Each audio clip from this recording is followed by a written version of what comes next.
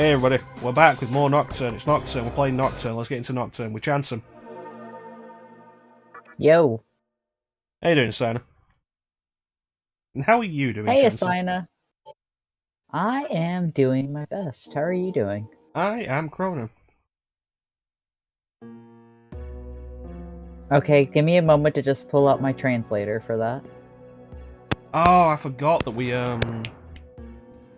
went into the Oh, Bandou Shrine, but we stopped entirely just because we didn't know where the save point would be. Back to the Bandou Shrine. yeah, we didn't know where the save point would be, and also I was, not feeling good. Yeah, ChanceEm was quietly dying off, just off mic. Yeah. And it had been So, 5 hours. It's Climothy! hey, Clem. And I feel that, Sina. I feel the exhaustion. Well, Sana's just finished his first week of his new job. Or his second Oh, week? I don't dang. remember. When was the 11th? Uh, Last week. Sana's finished his second week of his new job. ah, nice.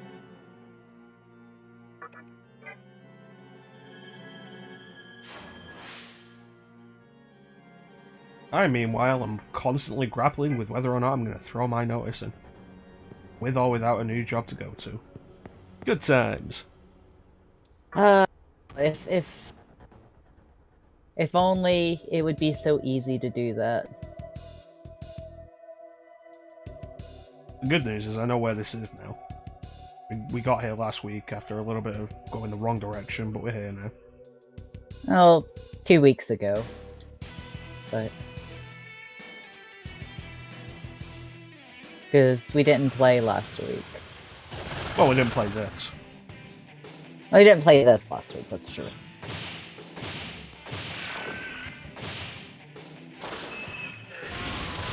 Oh man, I feel that, Sina. That's like the time I get up every morning to get ready for work. He's not telling you the benefits of being up at that time, though. I'm only up that early, because, Well, last week public was transportation sucks. Last week was just me messing around with the retro emulation system that I picked up. Super Console X, which I finally picked up. And the benefits of your job, more than anything, Simon, like the time off you get, which, I'd be up at that time if I got that much time off.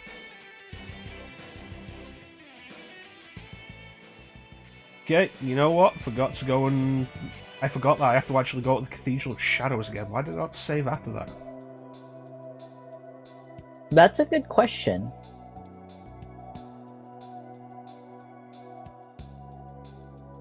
But yeah, last week, I picked up Super Console X, finally.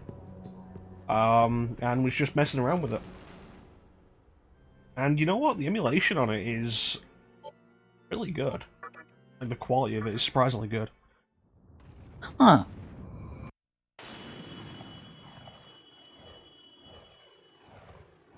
So that'll be how we play Shin Megami Tensei if.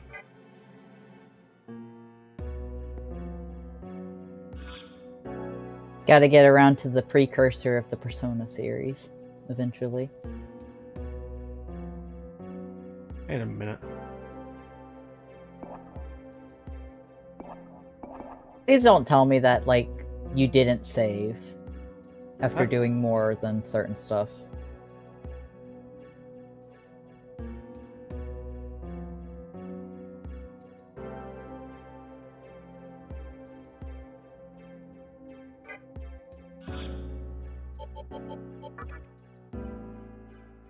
Chrono. Oh, how?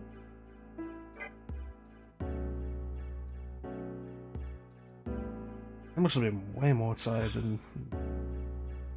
I thought you had saved. I should have saved. I remember At what point have I ever forgotten to save? This is Shin Megami Tensei, you don't forget to save. Apparently you do. You know what, fuck it, I'm not doing this again, because this was a pain in the ass last time. I'm gonna look up the pathway. which is what I did last time because I was tired of it. I was like, we already did our time on that. We're allowed to look at the guide.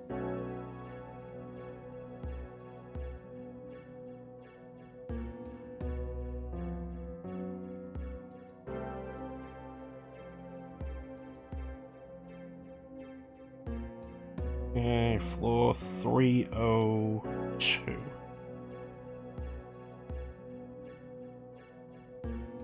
Map, pathway, I want to go...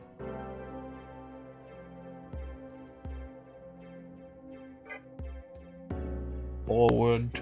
Keep an eye on the chat for me for a minute, will you, ChanceEm? I can't see it right now. I can do that. Second right. It's like ChanceEm said, like, we did this last, we're not fucking doing it again. I'm not relearning all these pathways again. These one-way pathways. I've gone the wrong way anyway, I remember this. It's like, let's follow the guide. Oh, gonna go the wrong way anyways. No, because the map that I'm looking at doesn't show the gaps in the floor that are going to stop us on this path. Well, there goes Daisoju. Oh. Well, that's a fun way to start it. Our MVP is dead. He's one of my many revival beads.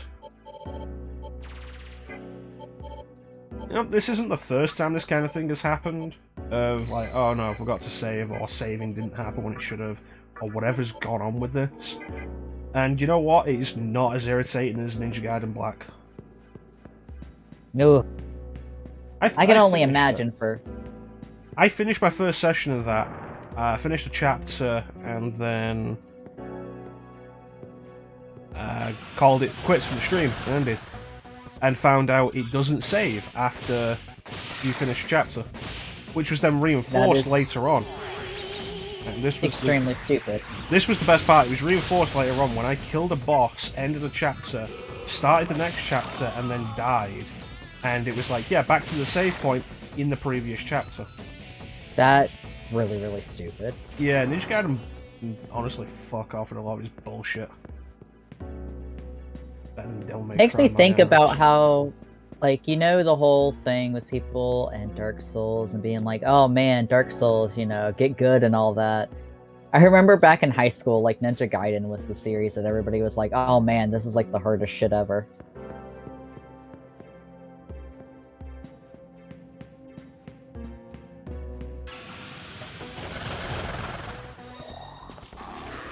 So the good news is this actually has worked out. This is the path we wanted to take.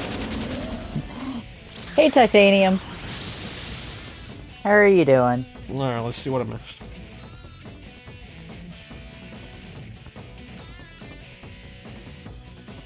To be fair, they've had it good for too long, Titanium. Look at them dodging my spear.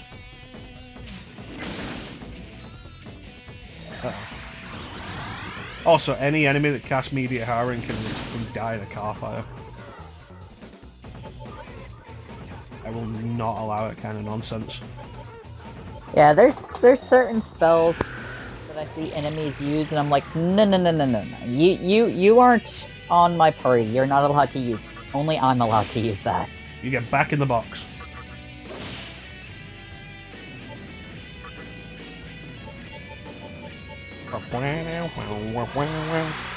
Car fire is actually not a new one. Where is it? Quote number 2, if you would, ChanceEm. Quote number 2? Quote number 2. Alright.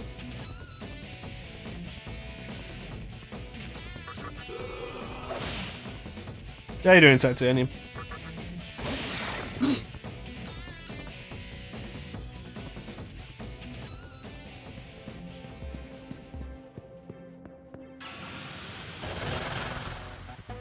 Oh, hey, Lilith. If I had space in my party, I would like to have her in the party. Too bad you don't have space in the party. I do not, so she must die.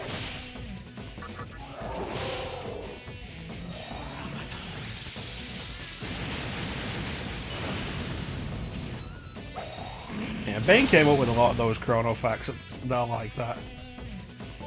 I hope Bane's doing well. I've not seen him in a while.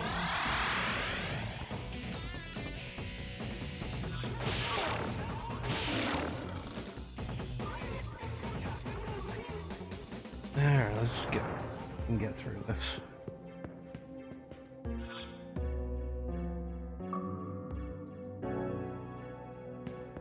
And going up.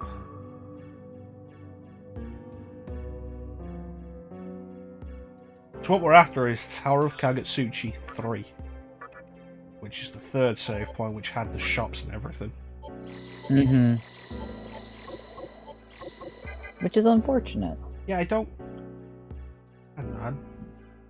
I'd have to look at the footage again, but I feel like I saved. I was pretty certain you had saved. Like, I remember you going to the actual save spot. And I was certain that you had saved unless you just went to the save screen and didn't save, which would be weird. Yeah, if I was that tired. It was like, story of my life lately, to be honest.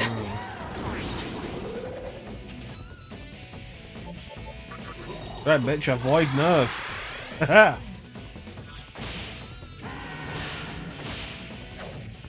Oh yeah, I just got reminded of this, but Atlas talking about SMT5 recently, and their whole thing of like showing off the different demons and stuff that are going to be in SMT5. It's like all the others, they've basically been like, here's a little description of everyone, and then like they showed off Mothman, and they're just like, Mothman, that's it. Mothman. It's like, we know what you want, guys. Here's Mothman. We don't have to say anything else.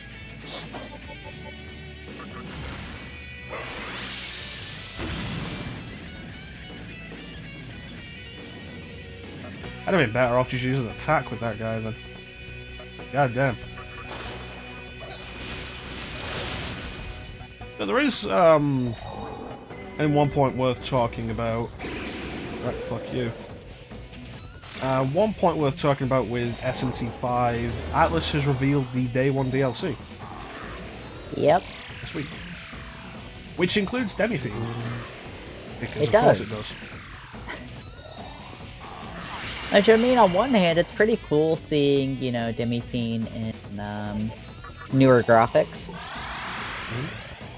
But it's, like, also kind of sad because it confirms that he's not gonna be in the story in any regard. But it's also the thing of Day 1 DLC. Hey, Icy. Like, don't worry about it, hey man. there, Icy. I assume whatever happened was, like, important and stuff. It's all good.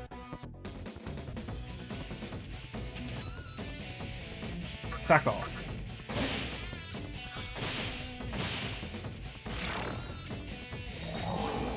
Yeah, Day 1 DLC. There was an interesting post I saw on the Mega Tense subreddit complaining that it's another appearance by Demi-Fiend when everybody else hasn't really appeared, like all the other protagonists. No, that's fair enough, Ice. In real life is, you know the saying on this stream, in real life always take priority. Yeah. But it was an interesting point. It was like at this point, Demi-Fiend has appeared in DDS, Imagine. He was part of the Messiahs of the Diamond Realm DLC in SMT4 Apocalypse. And now he's reappearing in 5. Mm-hmm. And the Messiahs of the Diamond Realm DLC in Apocalypse is also the only place where Hero, Aleph, and Flynn have appeared outside of their original games. In that regard. I was aware. Oh no, Aleph might have gotten one other appearance.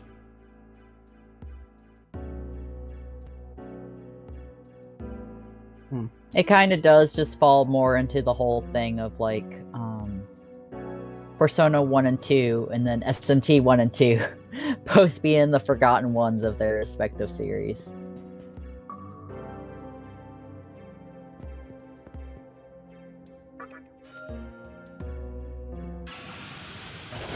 At some point I'm probably gonna have to stream Persona 1.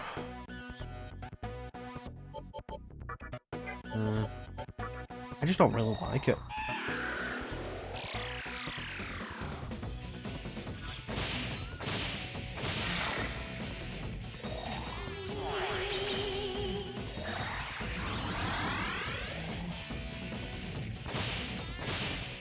It's not a bad game, honestly. It's just not there for me. I don't know. Maybe I'll basically shitpost the stream by doing the original Americanization version, Revelations Persona. I mean, it's basically the thing of like it's hard to go back to certain older games because there's been so much just quality of life improvements to games over time, as well as like I guess quality in general for some games. Yeah, it just makes it difficult. I know where you're coming from. I'm not entirely sure that is the case. The only game I really feel like that's the case with in Persona series is 3. And that's entirely because you can't control your party. I just think Persona 2 is a better incarnation of the mechanics with a more interesting story. Yeah, I mean, that's a part of what I mean by quality. Because, I mean, like, on the same, like, sentiment, let's go to Final Fantasy. It's like Final Fantasy 1 versus, like, Final Fantasy 3. Both have their charms, honestly, and I'll play them both for different reasons.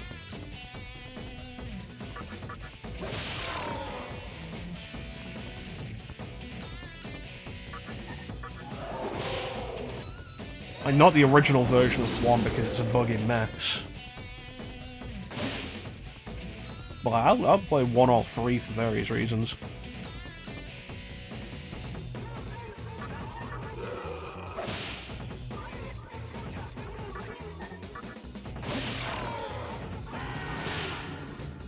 You son of a bitch. Really? A 3 round?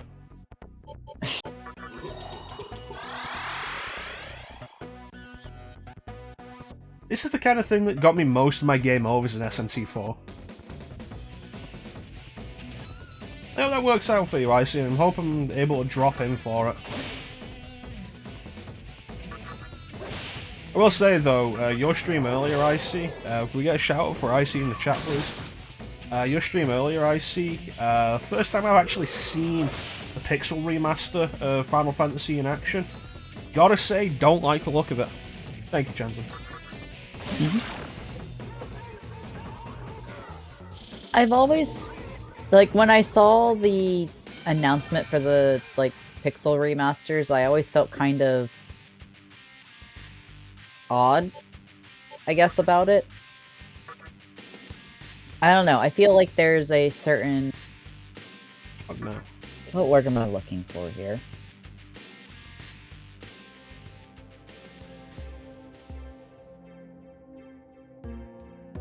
I guess it basically just comes down to, like, there's a certain retro aesthetic that when you start trying to remaster these Pixel games, it's like, it gets lost, if that makes sense. Well, there's the interesting case with FF1. In that it has been remastered and re-released, basically remade. The first remake being the WonderSwan color port, which was then basically ported to the PS1 as Origins and ported to the Game Boy Advance as Dawn of Souls. And then cleaned up for the PSP version, which was then ported to mobile, and I think that was it. I don't think it got a PC release.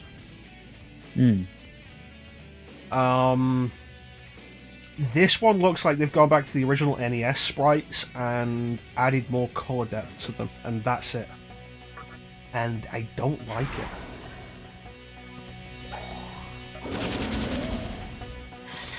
It's like, you take a look at the comparison between the Pixel remaster and like, the GBA version. And I think the Pixel remaster looks worse. And it makes me curious to see how 5 and 6 are going to look, because the art style was evolved with 6. Like, The art style was basically the same with FF1 through 5. Like your little... What was it? Like 10... Imagine like a 10 by 10 character design for your overworld sprites.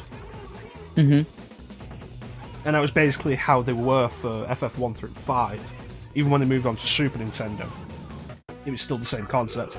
And then 6 had the same in-battle sprites as the overworld sprites. Hey, Amir. Oh, hey, Amir. Also, I miss bowling. I used to be on a bowling team. I have a couple trophies from it. I've only ever bowled when I've gone out with people for birthday parties and shit. I was on a bowling team when I was in middle school, I think. And then, like, I entered college and I needed, like, 1 extra credit just to max out and say I was full-time. And I was like, oh, hey, there's a bowling class. Should have taken that Simpsons class.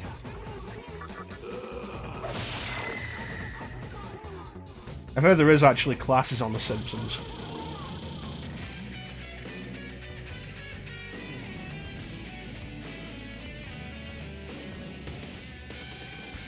With, I hope you had fun pet sitting. With that idea, I see 4 and 5 probably aren't as bad as like 1 looks in that regard. Because your 16-bit color depth was as good as it needed to be anyway. At that point, it's probably less remastered than it is just put it on a modern system so it doesn't look like smoothed over garbage.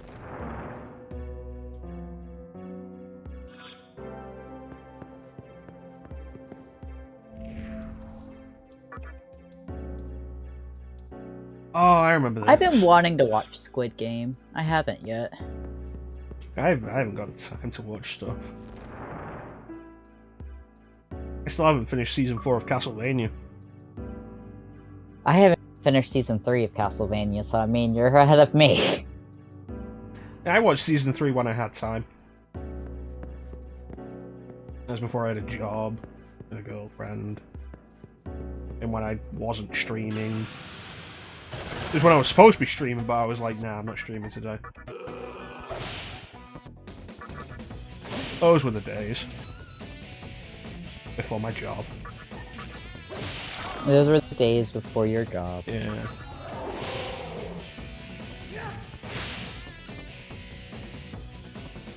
Get her.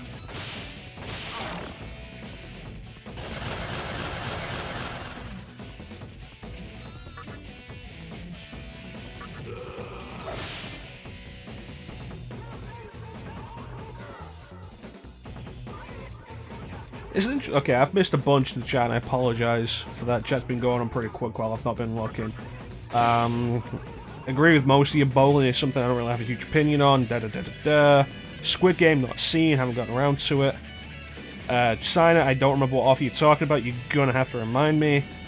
Icy, thank you for popping in, and very much appreciate the work. May Castlevania's worth a watch, though Season 3 is probably overlong. But like Seasons 1 and 2 are pretty good. I very much enjoyed Seasons 1 and 2 of Castlevania. Oh, the FF8 one. God knows when that'll be, since I'm streaming once a week at the minute, and ChanceEm is going overtime with me after we finish this, so we can do Persona 3.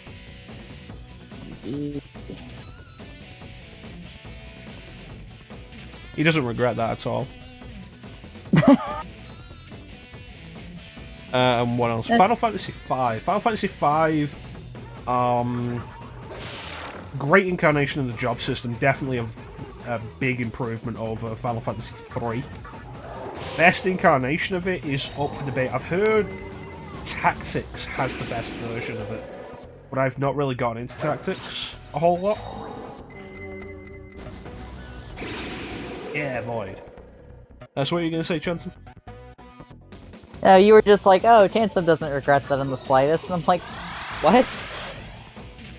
Yeah, ChanceEm doesn't regret committing, like, another however long this takes. Another 100-hour-long RPG right after this one. Yeah, it's fine. I can have Persona 3 done in, like, 70.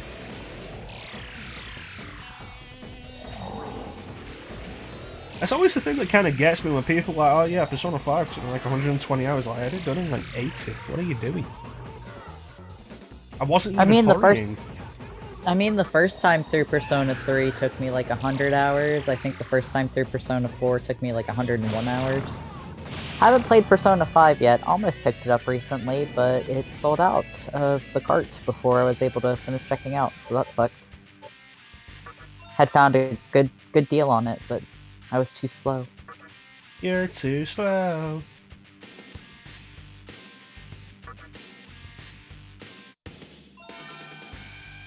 Speaking of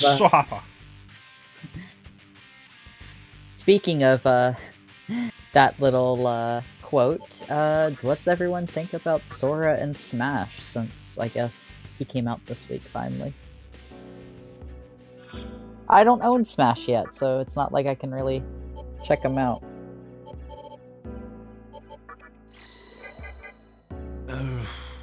I think I might discuss this with Zeke last week, or I don't know. I think ultimately my opinion is that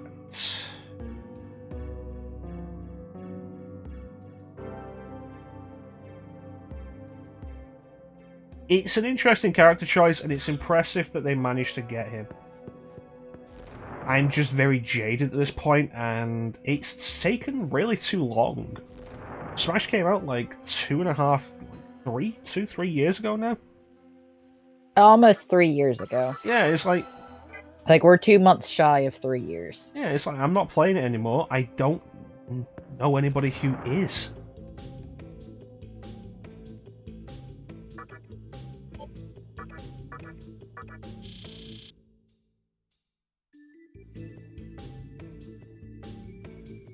I feel kind of funny about the Sora reveal, because I had made a joke to a friend the night before. I was like, oh yeah, you know, totally, it's gonna be Neku from The World Ends With You, why not? And then it's Sora. And I was like half right, kind of. Same team.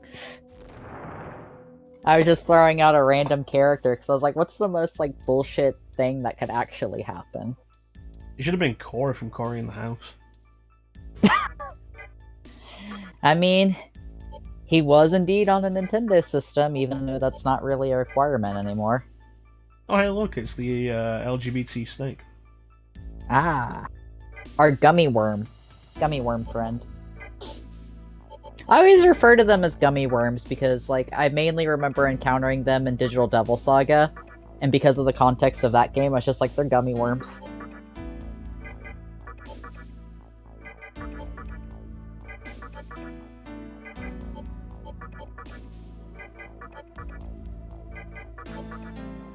Which also reminds me about the whole, like, SMT5 DLC. I've seen a few people making jokes about how people who've played Digital Devil Saga will be able to actually beat Demi-Fiend in SMT5. Yeah, we'll see. Be like, it's like, first time? Let me see. He did just give me the sword I need, didn't he? Lord Sword. Yes. Alright, now we can leave. After I save. Alright. And make sure to save. Don't mind me just immediately leaving. Fine. No. I'll just stock up on this stuff while I'm near a shop and I remember.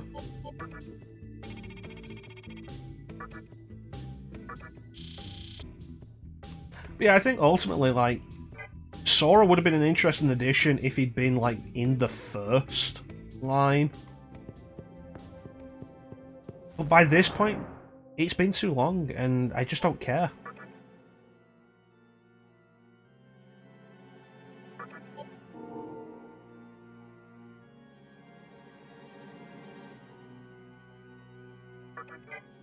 I remember how hyped it was when they announced Joker as the first character, and I was like, oh, it could be anybody in there now. So I got the first fighter packs, and was then disappointed with basically the rest of the entire rest of the lineup.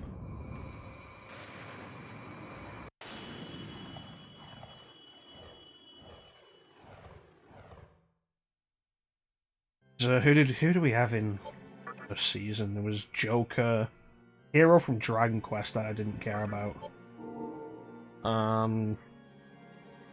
Banjo-Kazooie, which I didn't care about, but was pretty neat. Terry Bogard from Fatal Fury, which I was really disappointed in.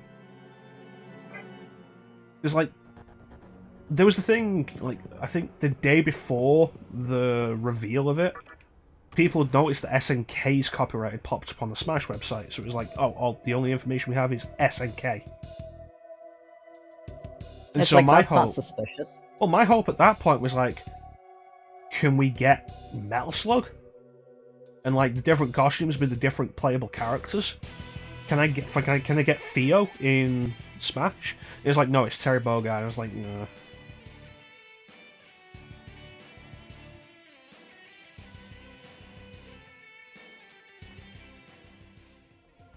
Speaking of studying The Simpsons, like one of my favourite lines from Grandpa at any point is in one of Homer's flashbacks, where Homer says to his father, like, you're not with it, man, you just don't get it. And Grandpa's like, I used to be with it. Then they changed what it is. Now what's it is young, is weird and scary to me. It'll happen to you. I remember that, actually. That's like one of the main things I remember from Simpsons.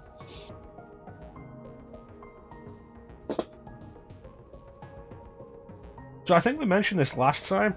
Interesting point here. This is playing the music from the Shinjuku Medical Center. The first dungeon. Yeah. I remember you bringing that up.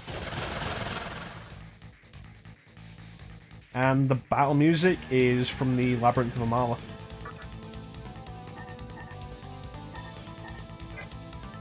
This is going to be painful. I feel it already. Go. Well, everybody just dodged that. It was fucking unbelievable.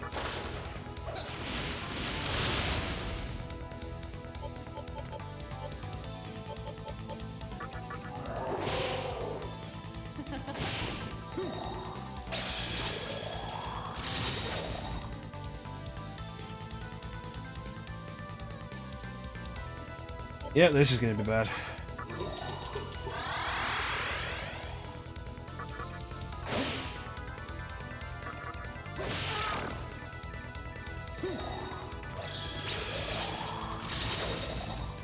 It's a godly light. Look at the damage that's doing. Which suggests to me that our first target should always be Amaterasu. There we go. Always gotta get rid of our glowing bird friend. I just always remember them being like a huge pain to deal with.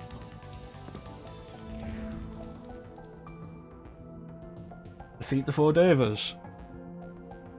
Which is not an unheard of concept in SMT. My first SMT, Devil Survivor, has it as a main part of the story. Mandatory, you have to defeat the four Devas. Tokyo.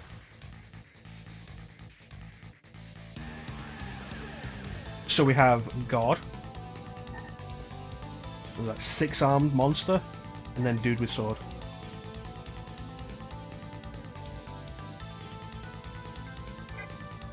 It's like obviously like red skin, but like a quick glance, this one just seems so incongruous. It's just like, oh, random dude with sword.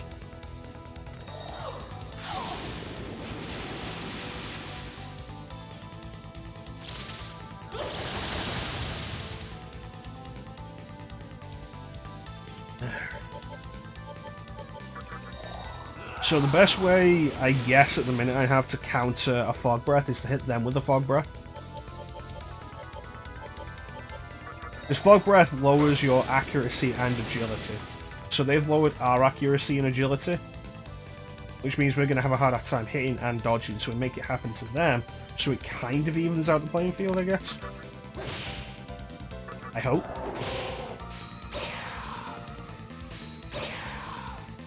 Why would you not learn from that? There we go.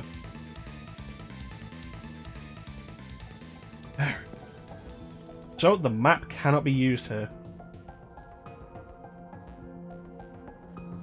Well, that's always not a good thing. Yeah, it's gonna be a problem. Chimera. Is it weird Chimera is a holy? I feel like that's weird.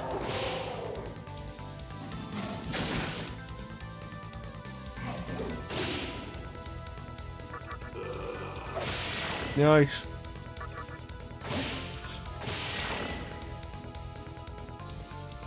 There it is. Keep going.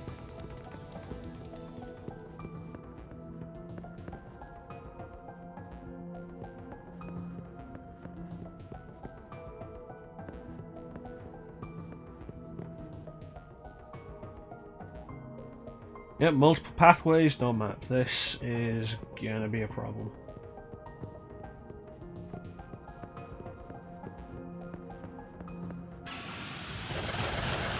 So this might be the entire stream today. Just doing this shrine? Oh yeah. I mean, you gotta kind of expect it with SMT anyway.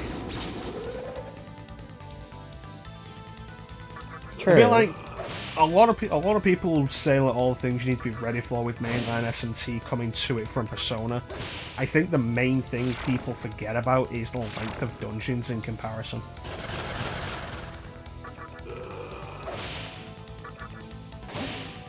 Like, your dungeons in Persona are probably at best like 2-hour affairs, maybe. Persona 5... It has more going on in its dungeons, but it's probably about the same length, maybe an extra hour or so at most. And then you've got your SMT back of, like, dungeons. Yeah, I was gonna say, thinking back to like Persona 3, like even then, like your dungeon crawling and that is just basically like, oh, let's go at it for I guess 30 minutes to an hour, maybe 2 hours, depending on how much you're trying to accomplish or your time limit that you're on, you know? Yeah, until you get tired.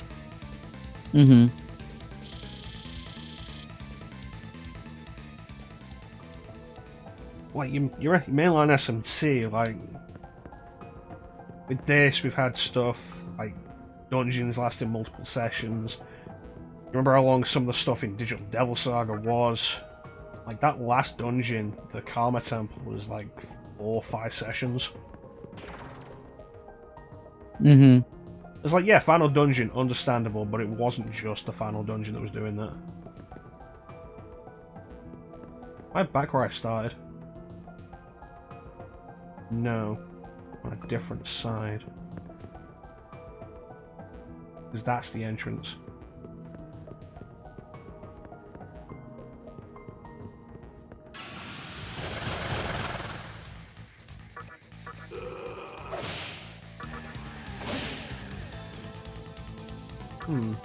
Called Baihu. What do you reckon the chances are that it's supposed to be Byakko?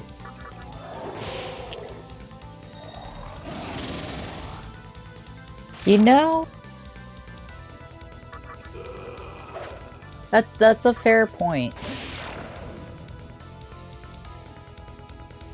Like, thinking back on older games and stuff like that, it's often a thing of forgetting that some stuff just wasn't translated properly. Yeah, we'll be here when you get back, Simon.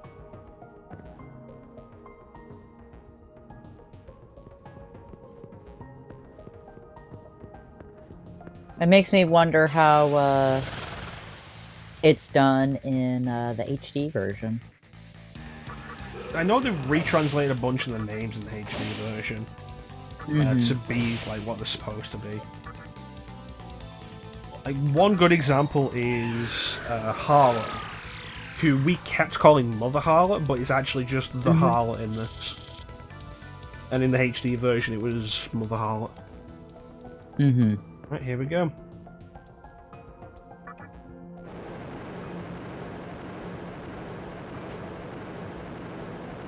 One pillar. And the first day of it. Oh, hey there, Bao. You think we should voice the Davis? Should we? I mean, we can. You wanna? Yeah, why not? You want to take the first one? Sure, why not? Are you attempting to lower this pillar? No, I'm succeeding in lowering this pillar. Let us find out if this battle is an ordeal or divine retribution. Prepare yourself. There, here we go. Standard boss tactics. Like such small amounts of dialogue. What do I have? Terrakaja. And Sukukaja.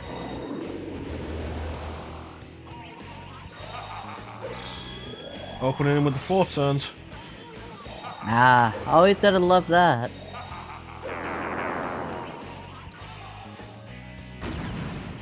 I also find it kind of funny because it's like, hey buddy, we got one of you on our team. I don't think it's actually... No, it's not the same one. It's like the same model though, that's what's funny about it. I think Bishamon is one of the 4 Devas. I just think he's different.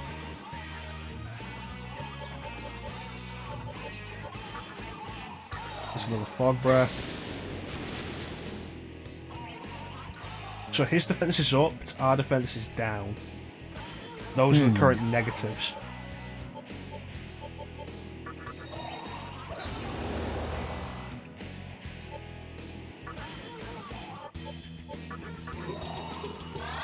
I'll need to keep that tallied in my head.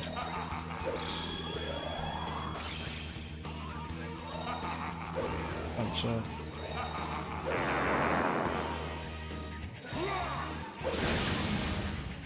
Oh, that's kind of painful. He's at his weakest now, but he's pushing us down, which is going to be a problem. I need a counter right there.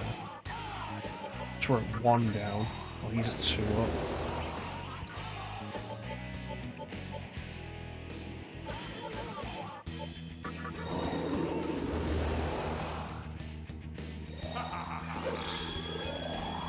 Accuracy and agility is going to be important here.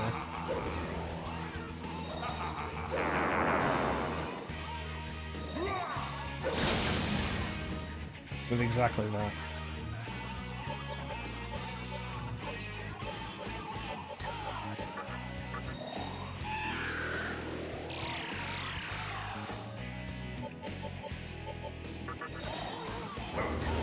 The Rakukaja like this, and there we go, Terukaja there.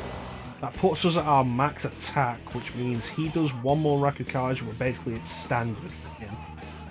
While currently being at -1 for us, but -4 for him, in terms of damage he can do.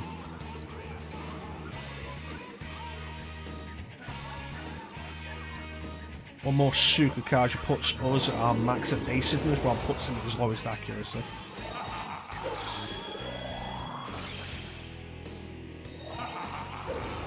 That's him maxed out with defense. Was bottomed out with defense. There you go. Accuracy, very important. He's weak to electricity. Oh, nice. That's always nice to know.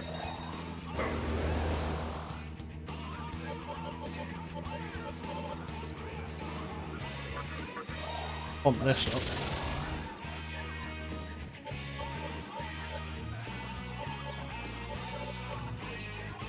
No, there's nothing more we can do with that. Oh, Void Force, good to know.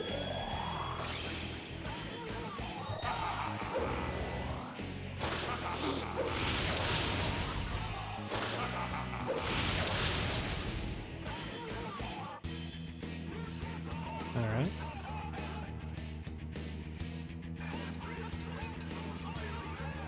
Wait, we're not bottomed out with defense. We're at -1. Because I've been backing it with Rakikaja. Alright. And then Bishamon doing Rakikaja again puts us at standard defense. Alright. Try to keep a tally of all this in my head. Try and make this entertaining.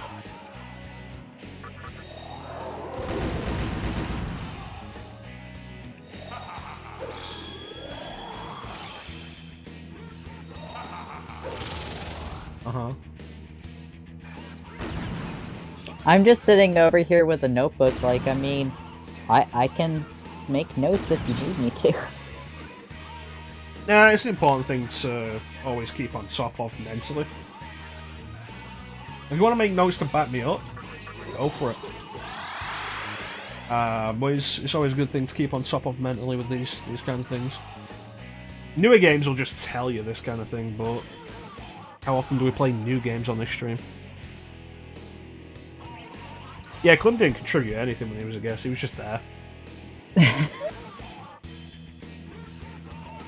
I keep a notebook trying to keep track of who all we voice and various other notes and stuff like that. Yeah, remember that one time I had Clem voice somebody in FF7?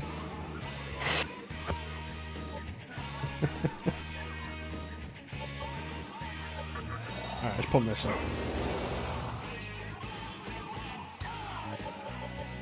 Rakikaja.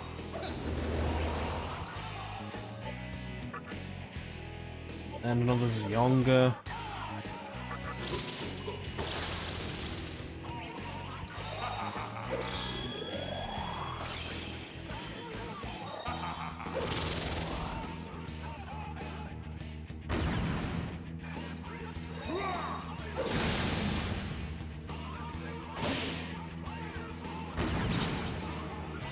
Okay, ideally I want to open with Zyonga.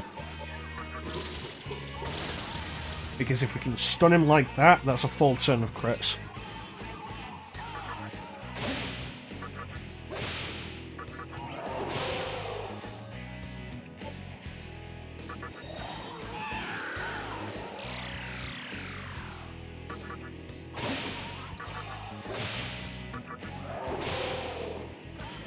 Which is not a bad thing.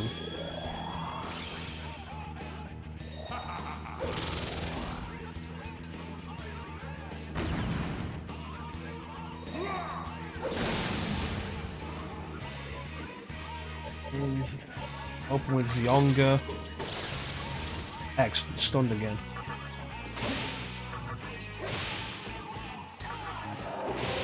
And now do prayer.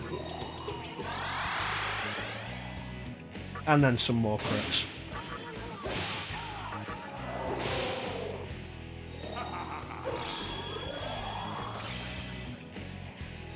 Worth remembering, this is only the first day ever.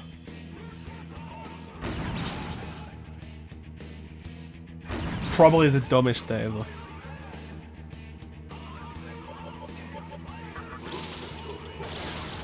I imagine none of the others are dumb dumbest one. Yeah, I imagine none of the others are dumb enough to attack something that avoids physical twice in a row.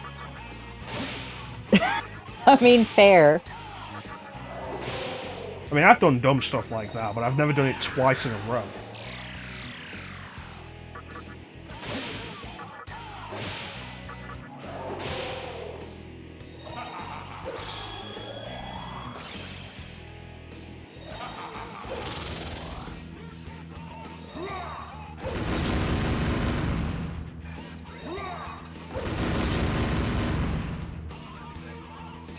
And another Zyonga. Damn it. And another Rakikaja then. And then just punch him. And let's pass you so we can do a meditation on this turn. And then another Rakikaja.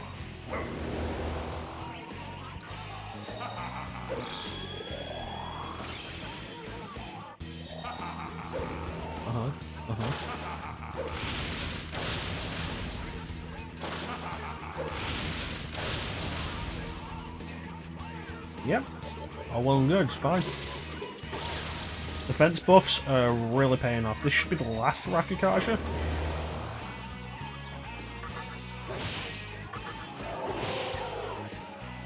And one more for Jenny and the Whip.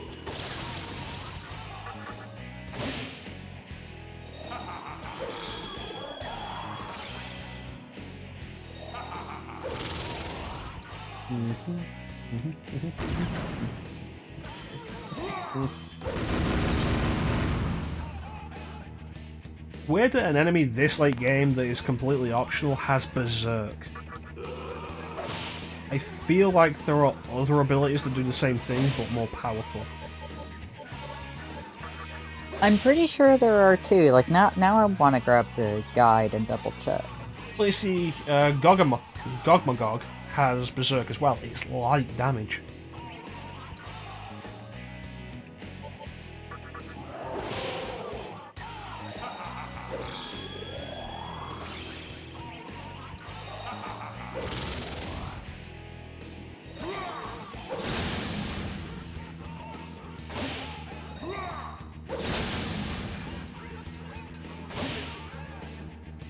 And another Zionga.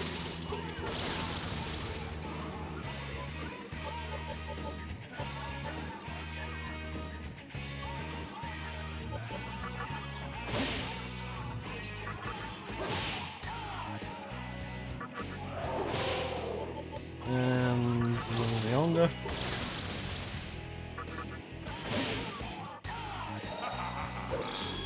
I think we are officially in the territory, though, of bosses having ridiculous health, though. I feel so, too. I mean, this is an optional place at the end of the game, but still.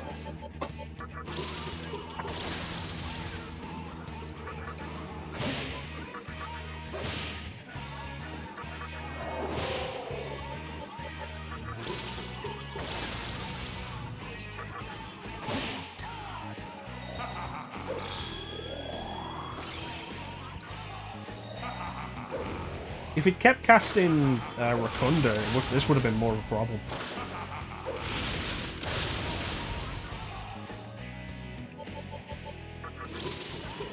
Like, having a counteract that every turn would have just been a pain.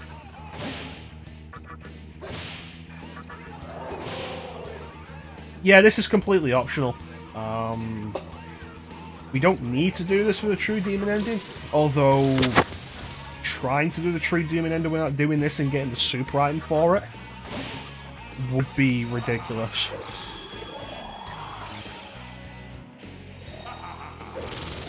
Also, I am looking in the game guide, trying to see if there are better skills than Berserk, and there are, actually. Just like I say, Berserk is light damage.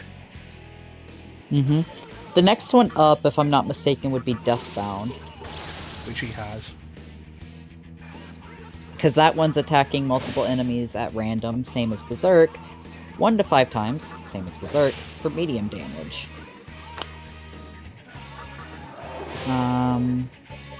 Then you also have Terror Blade, which, well, that one attacks for low damage, but has the chance of inflicting the panic status.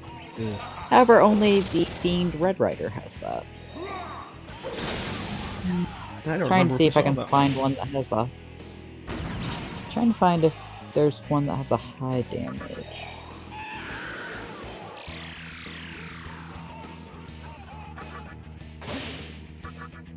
But yeah, I don't want to spoil what the super item we're going to get is, but it is very much worth it. And is going to tie into Digital Devil Saga, actually.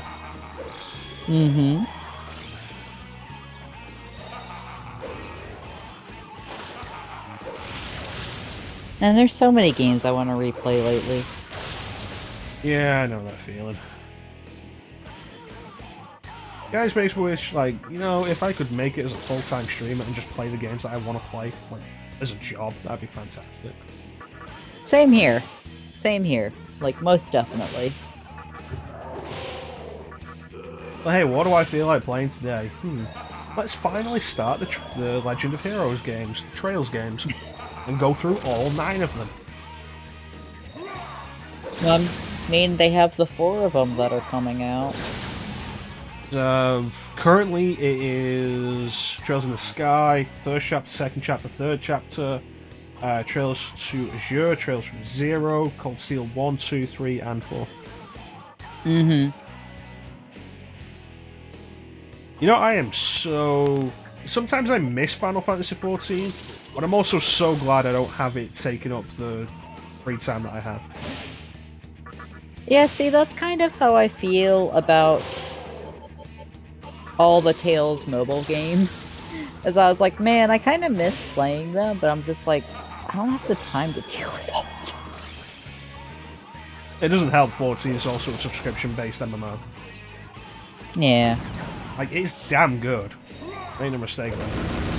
Oh, I had some of the music from Final Fantasy XIV shuffle into my playlist yesterday and I was like, well, damn, this is actually some really cool music. Of course, I mentioned that to a friend, and everyone starts spamming me with the whole, do you know that Final Fantasy XIV is free up to level 60? I'm like, oh god. It's like, no, I'm not gonna play it. Oh, there we go, he's dead. Yay. Well done. And I'm dead. Cool.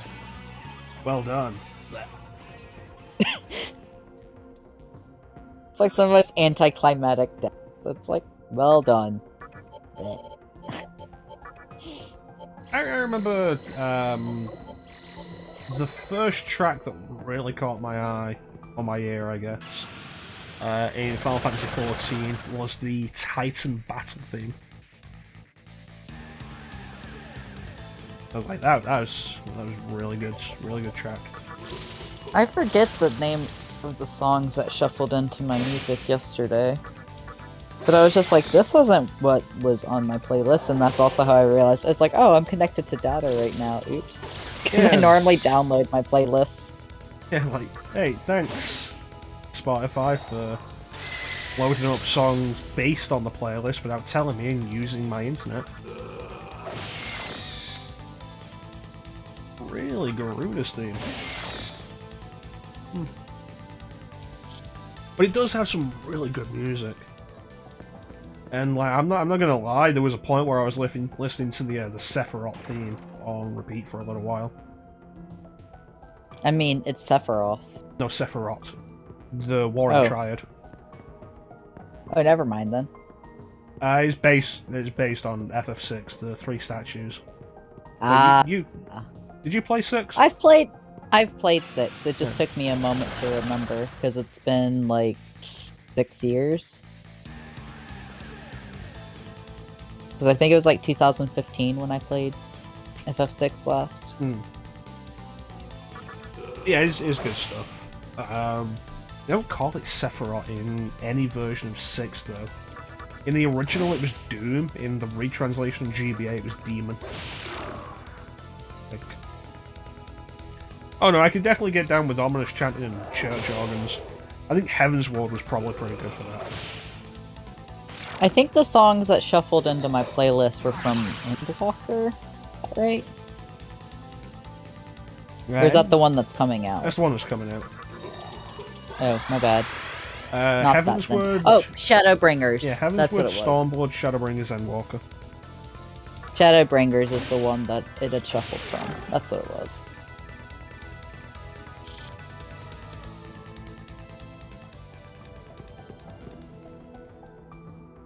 Yeah, FF14 is a good time.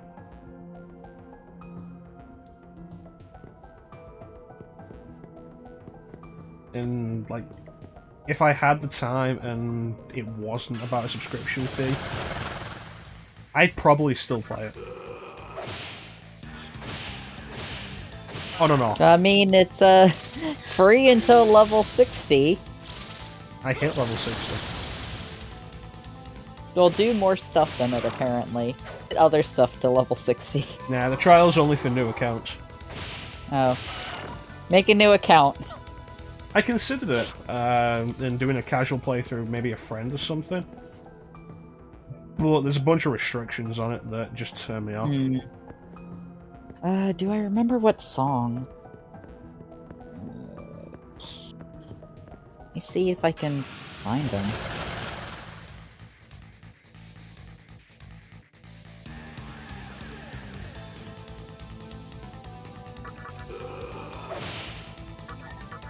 Let me see.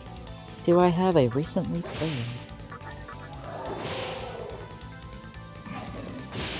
I like how I go to recently played and it's just like, these are your recent playlists. I'm like, you shuffled music into them. What? Oh.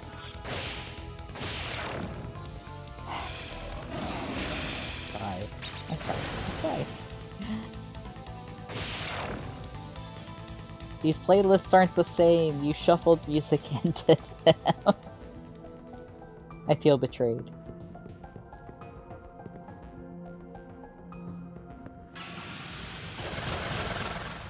Hey guys, can we tone down the encounter rate maybe?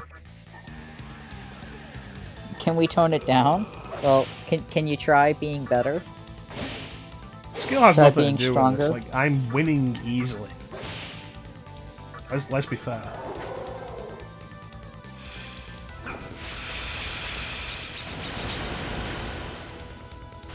Yeah, I can't find the song, so it kind of sucks.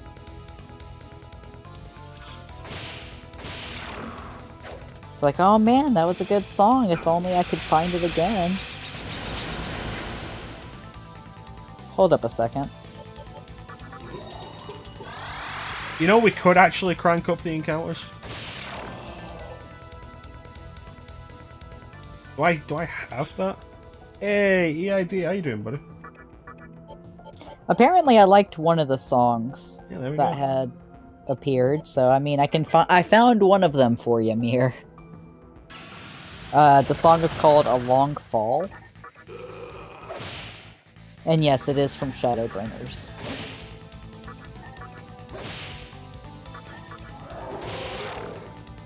You're doing pretty good. That's good to hear, man. Good to hear. Yeah.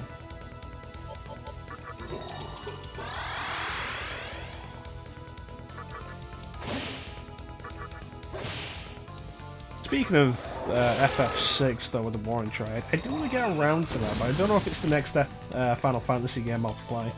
I don't know what the next Final Fantasy game I'll play is.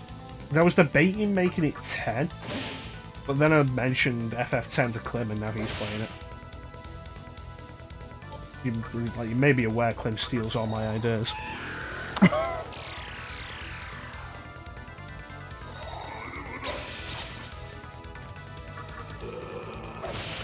But I don't know. Let's see. I've suggested to Signer doing an FF8 playthrough with him joining me on mic. FF8's his favourite. For fuck's sake, come on. Every 2 steps. Like, these last 4 battles have literally been 2 steps apart.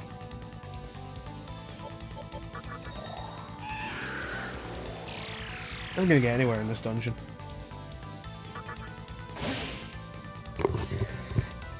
This is Clem's fault. It's gonna find a way to figure out how this is Clem's fault. We need to ban him again. It's just Clem's fault. He's done this to me.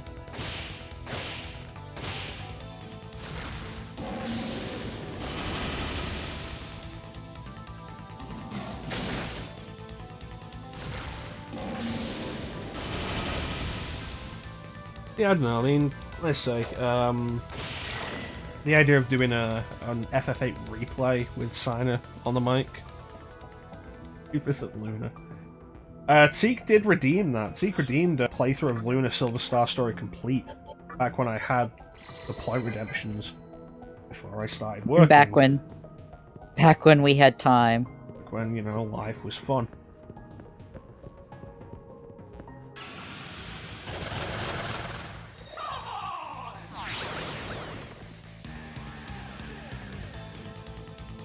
He actually asked me about that last week when he jumped in to the retro stream. He joined me on mic for that. He was like, "Hey, when are we doing Luna?" I have no idea. If we stream more than once a week, then maybe, but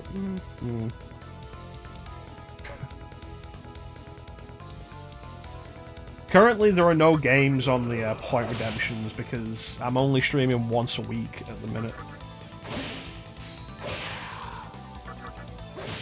Life is too busy for being able to have multiple games right now. I spend like 11 hours a day, 5 days a week out because of work. I feel that. I spend like 11 to 12 hours a day out. Well, I only 4 days a week, but I still spend like 8 hours out on that 5th day.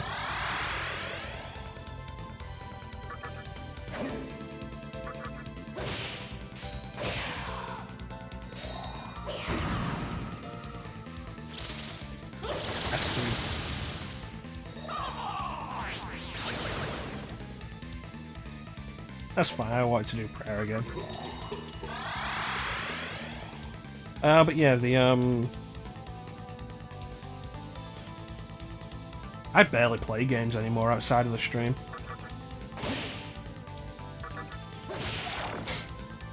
Yeah, FF8 with ChanceEm on mic.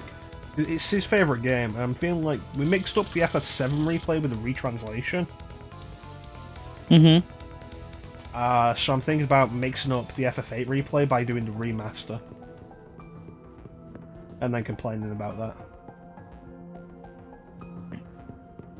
There are things to complain about.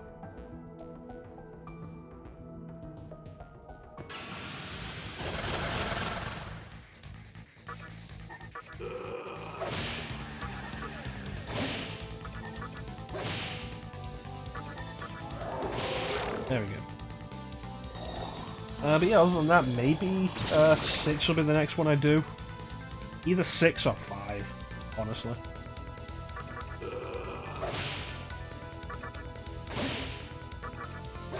I'm good for 5.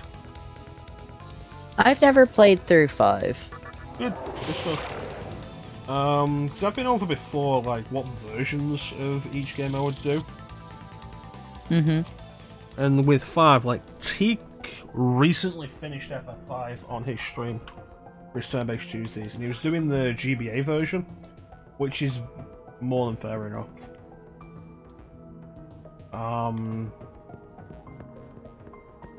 I managed to get a retranslation. There we go, there's another pillar. I got a retranslation of FF5 for Super Nintendo that basically takes the GBA version script and puts it in the Super Nintendo version. So I'm probably going to do that version over the GBA version, pretty much entirely for the resolution. It'll look better on stream if I'm doing a version made for a console.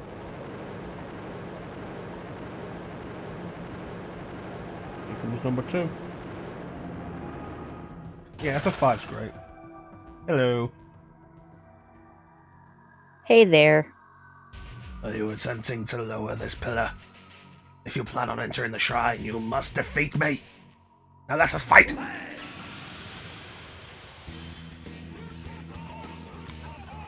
I've only ever played, I've only ever played FF, or, yeah, FF6, 7, 8, 9, 10, 10, 2. I played a little bit of 12, never beat it. And I've played and beaten 13, and I've started 13 too, but didn't get past the prologue. I was just one of those things of like, okay, this is neat, and then I just didn't touch it again. I have done 1, 2, 3, 4, 5, 6, 7, 8, 9, 10. I've played 11, I've played 12, I haven't finished 12. I finished 13 twice. You guys saw the last time I did that on stream. I threw probably like 400 hours into 14. I've beaten 15 but haven't done any of the DLC.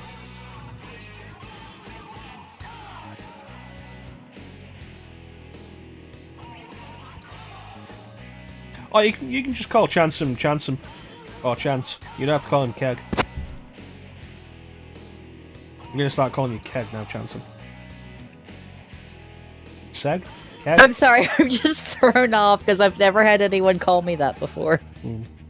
Keggers.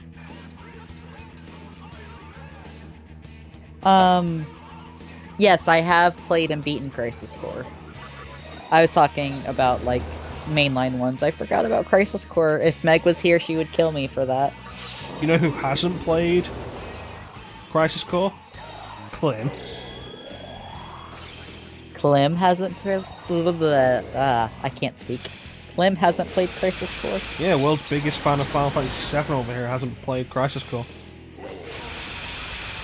Has he played Dirge to Cerberus? I don't remember. Played Final Fantasy VII Remake? He's done Remake, yeah. I'm on the final chapter of Remake. I've already seen the final chapter, so I'm just, like, keep forgetting that I need to go beat it. I still haven't done Remake yet. I got it, and, like, I want to stream my first playthrough. My original plan was, like, we did 7, and I was going to go through Dirge Cerberus, and then Crisis Core, and then do Remake.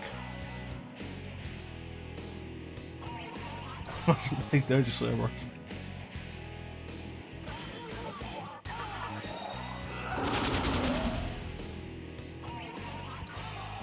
I mean, that's true. Out of all, like, the Final Fantasy, like, 7 related games, I'm surprised, they haven't re-released Crisis Core in some format. It's weird Crisis Core doesn't even have a digital release. Mm-hmm.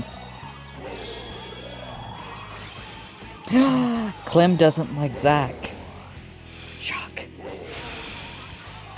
And yes, I have the collector's edition for the Advent Children DVD set. I did not buy it brand new. I happened to find it at a secondhand shop for like $15, and I was like, I am not passing this up. I also have Advent Children Complete on Blu-ray. Advent Children Complete is the only Blu-ray I own.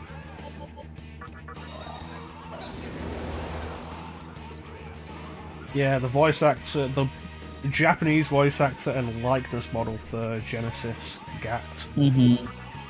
Yep. That's basically what I've been hearing as well about it. It can't be that hard to replace him, though. I mean, look at the thing that happened with Judgment, where one of the guys in it... Because, like, Judgment is, like, everybody is modeled, face-modeled, and voiced by an actual person. Mm-hmm. And one of the people involved with it was arrested for drug possession or drug use in Japan, which is, like, a big, big no-no in Japan. So they completely replaced him in the game with somebody else. Oh, damn. Mm-hmm. By the time it came out over here, he'd been completely replaced. Like, it can't be too hard to do with that. Gapped. It might also be, like, a copyright thing. Like, maybe GAC has enough control over it, somehow. I doubt it. I mean, there was the whole thing of Steve Burton having it in his contract that he was the only person allowed to voice Cloud in English. But they got around that, so yeah, that's why Cloud in Smash is only voiced in Japanese. Because it's a non-union project. I did not know that. But they got around it somehow for a new voice actor for... Remake. Is Sephiroth only in Japanese in Smash? I think so, yeah. I guess they at least had to find a way to keep it, consistent.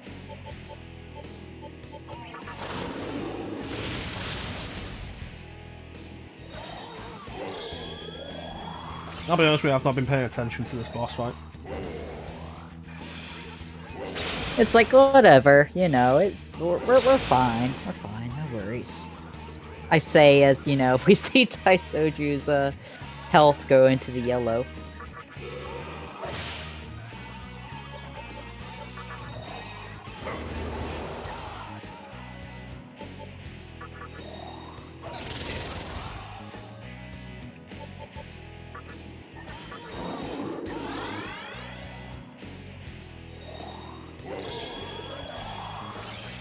Yeah, I do want to get around to doing FF7 at some point.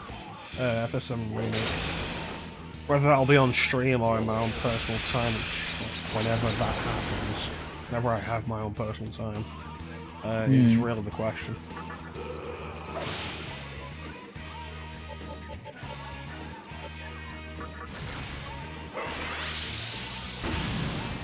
Eats a fire, there we go.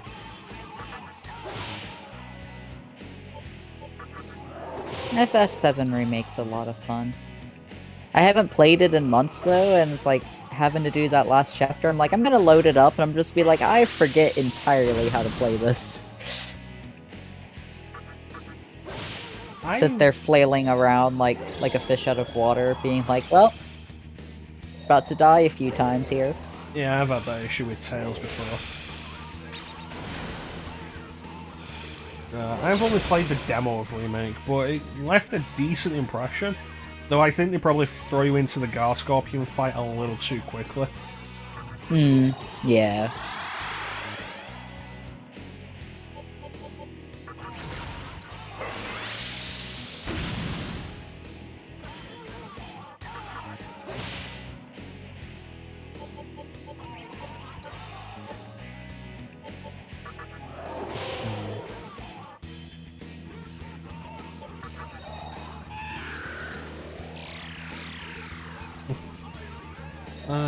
I've left.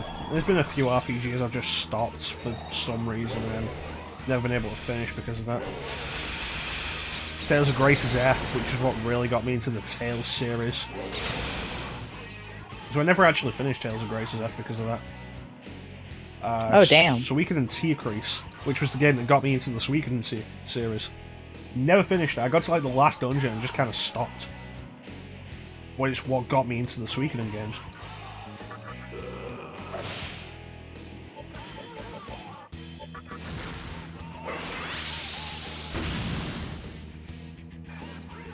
That's interesting, because what turned me off to the series for a long time was Xillia 2.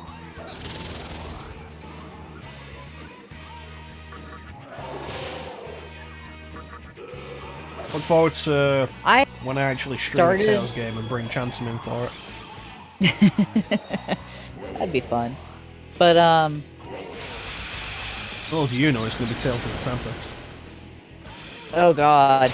I actually haven't, well, I played a little bit of Tales of the Tempest. I used to have it on DS, like an actual cartridge of it. But trying to use a translation guide, I only got like a couple hours in, and I was just like, okay, I don't have the mental capacity to keep this up. No, it actually has a full fan translation there. Yes, I do know that. I have it on my desktop, it's just I don't have the space for my desktop computer at the moment. I mean, y'all heard nothing. Emulation's bad. Cough, cough. Yeah, I'm not going to say that. I was emulating shit last week. I said that. I was emulating shit yesterday. But I was emulating shit on stream last week. I didn't even get to the final boss, so I don't even know what you're talking about. There's stuff in Tales of Graces that I'm like, I like it, but there's other stuff in it that I'm just like, why did y'all make that decision? Why do you keep going to Space Tales? It's not that interesting. Because, like, I understand why the world map is the way it is in Tales of Graces F. It was originally a Wii game, similar with how Tales of Symphonia Dawn of the New World was. They had the very much point-and-click type of world map in between places, because the Wii just couldn't handle a big world. And yet, somehow, Xenoblade Chronicles exists on Wii. Am I saying Bandai is probably lazy? Yes.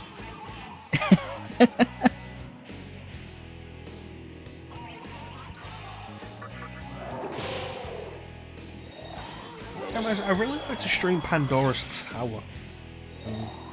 God knows when I'll get the only one of the three Operation, was it Rainfall? Yeah, it was Rainfall. Operation Rainfall titles. Because for a moment I was like, if there's Operation Rainfall, Operation Moonfall. Moonfall was for Majora's Mask, though. Yeah, it's easy to remember because the plot of the game is the moon's falling. That's why they called it Moonfall. Then there was Operation Skyfall, which was more commonly just known as Skyfall, which was a Bond movie. And then there was Downfall, which was a movie about Hitler.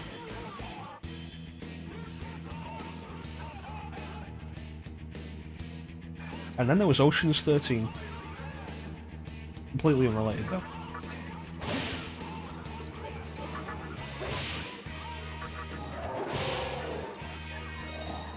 Yeah, I think, like,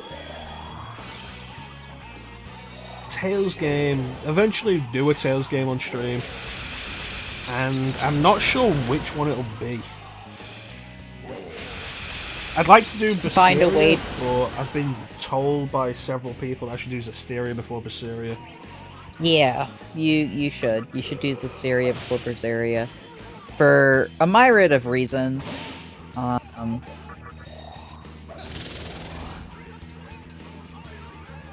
Berseria kind of... The gameplay of Berseria, like, you can tell that they took fan criticism from stuff about Zestiria and kind of improved upon it. So on a playability thing, it is easier to do Zestiria before Berseria. There's also stuff in Berseria that will make more sense if you know context of Zestiria. So...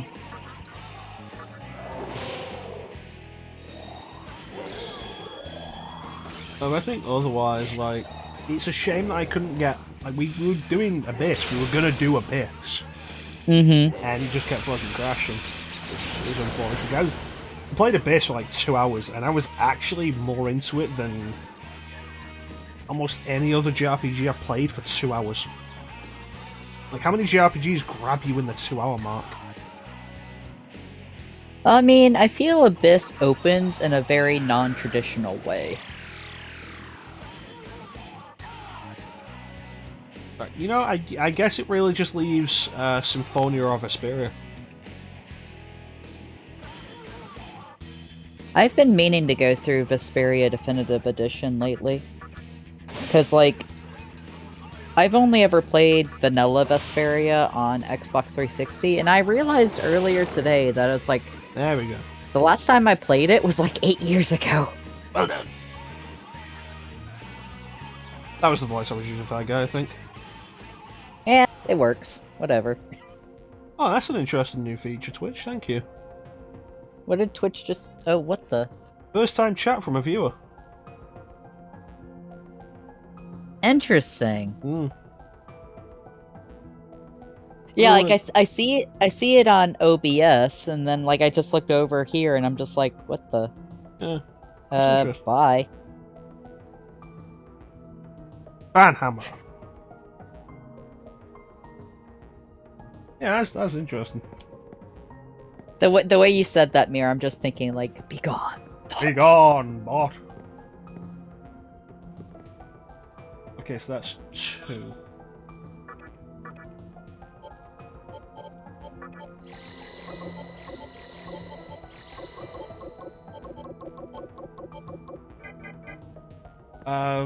Vesperia, though. I have Vesperia original on 360, because when I got 360, it was like, okay, there are 5 JRPGs I'm after that aren't on PS3.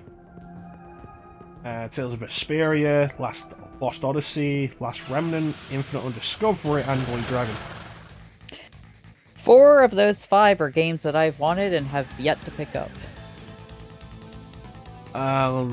Let's see. Lost Odyssey I have started twice. Once was on stream and I stopped for logistical and OCD reasons, and I should really restart it. Blue Dragon I played for like a half hour. There's not really anything against Blue Dragon, just an issue I have. Really of actually maintaining any kind of interest like that.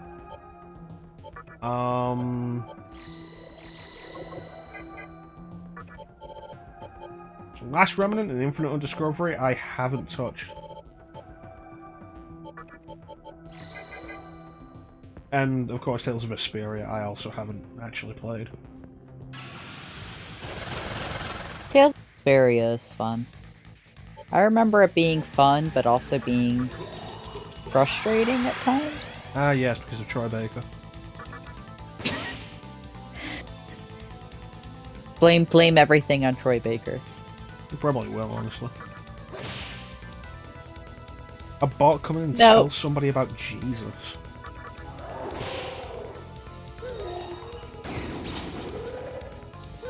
Weird.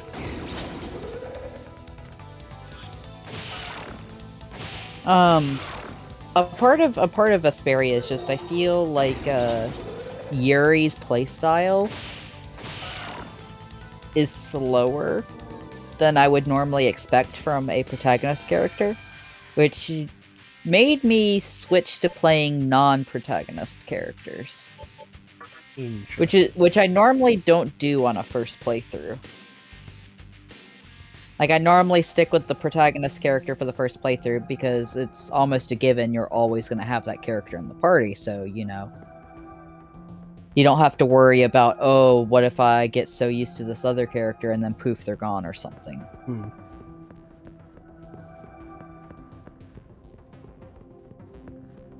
I think this is the way I want to go.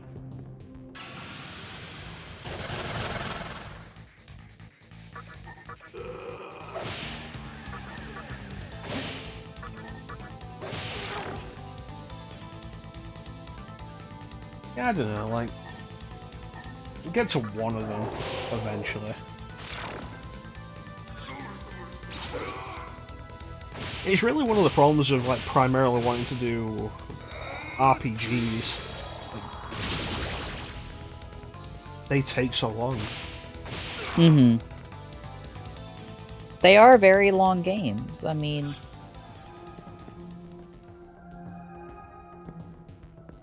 I wonder how much of it can be cut out by doing grinding off-stream. Oh, you look at this. We've only done grinding off-stream once, and that was for Matador. Yeah. We haven't really had to grind since. It's like, that's kind of the other problem. Is that it mainly just is a lot of story, and a lot of, like, actually getting through places.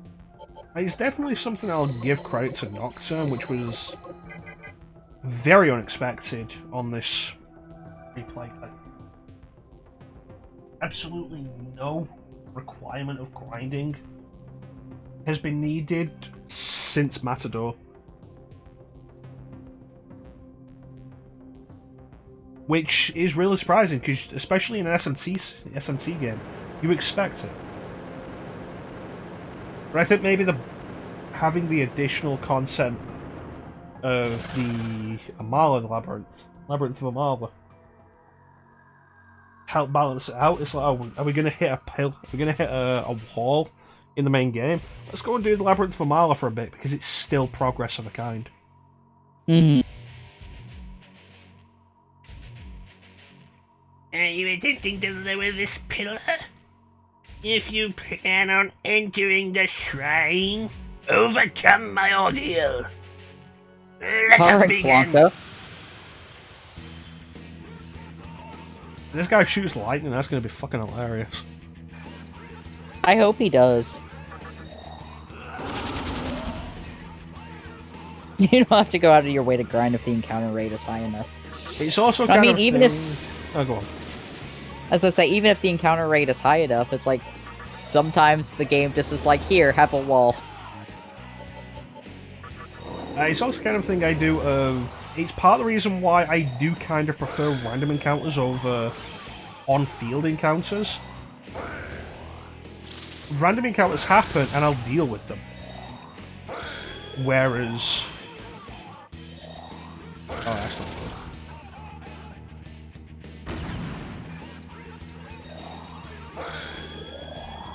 Oh boy.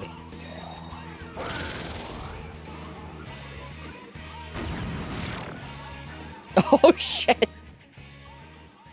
You can just fucking chain Beast Eye?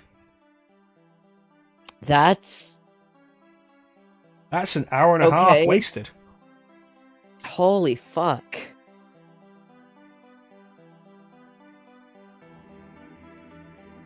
God damn. Okay, I apologize for calling him Blanca.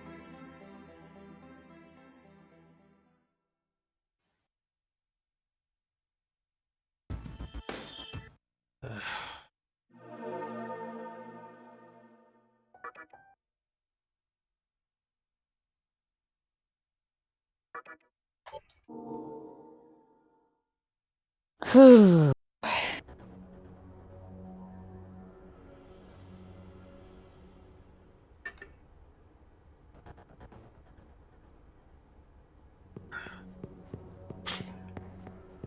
So yeah, generally don't tend to run from random encounters. I'll deal with them as they pop up, which inevitably leads to greater experience gains. Whereas when they're on the field, I always feel the temptation to just ignore them, which isn't great.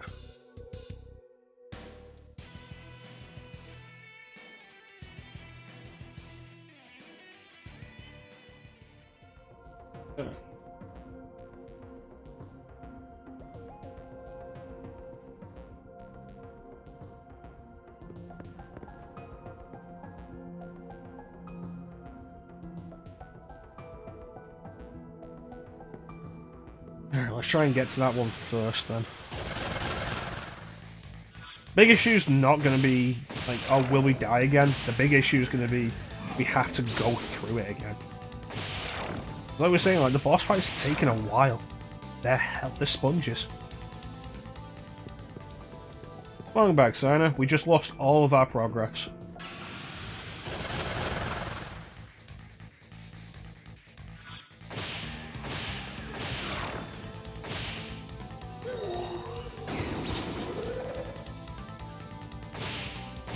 A boss decided to be a dick. Can't believe you can fucking chain. We were on boss number 3 out of 4, and it decided to just, yeah. Chain beast. Like, why the fuck can you do that? That is broken. That is very broken. Like, out of anything that you can chain, why give the enemy the ability to chain a skill that lets you give yourself, like, multiple turns? Like, I don't think we can even do that. We'd need multiple party members to have B-Star. It'd be doable, but we'd need multiple party members to have B-Star, which I don't think is a possibility. Yeah, you're like, we need to do this, but I don't think it's possible.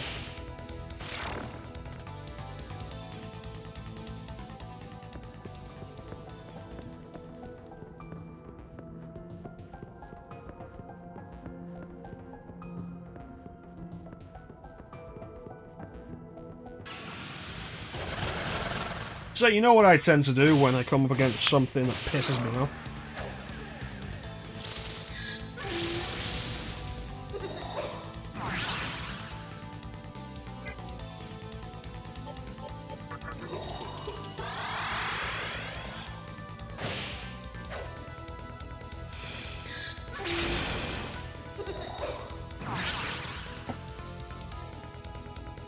No, that's just fun, Clem.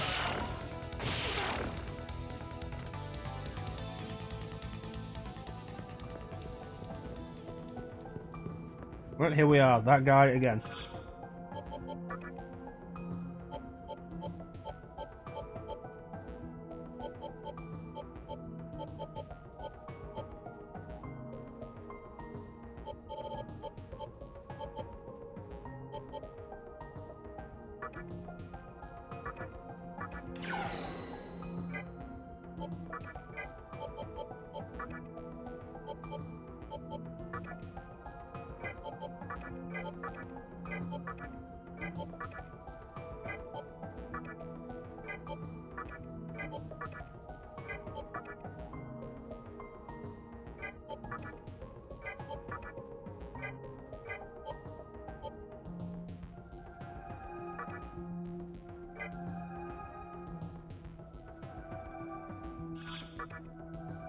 Alright, so we're at the first pillar now? We're at that guy that killed us. Oh, we're gonna do him first. I mean, we're going to fight him first.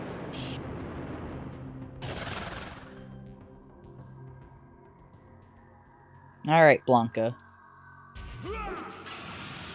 Or Ganondorf, I suppose.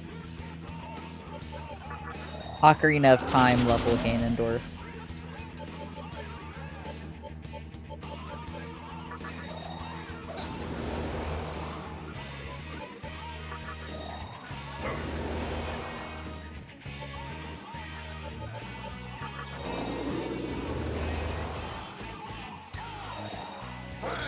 Okay, Dragon Eye +4. Paying attention to see if he's gonna try chaining him again. There's your bullshit. Yep. Wow.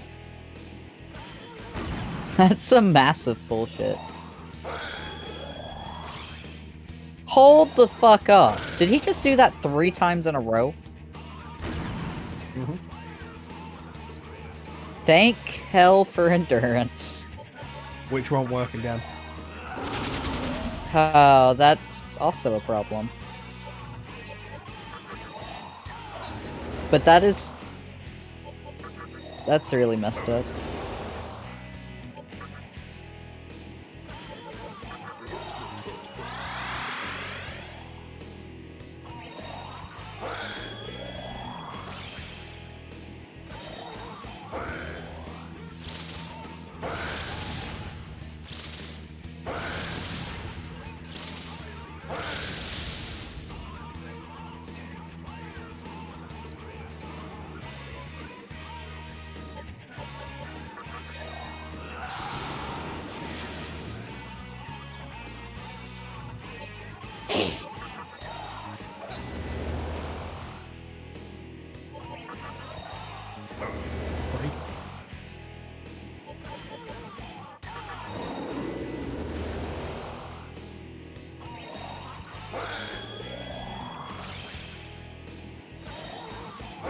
Let's see what he does this time around.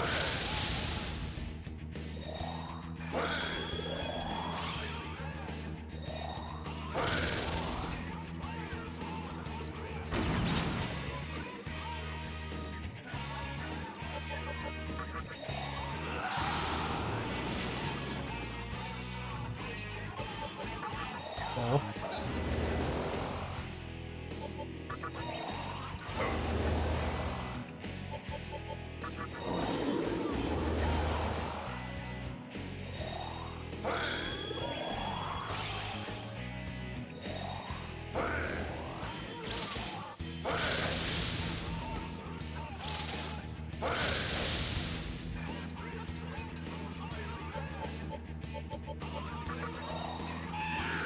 So electricity suggests the weakness will be force.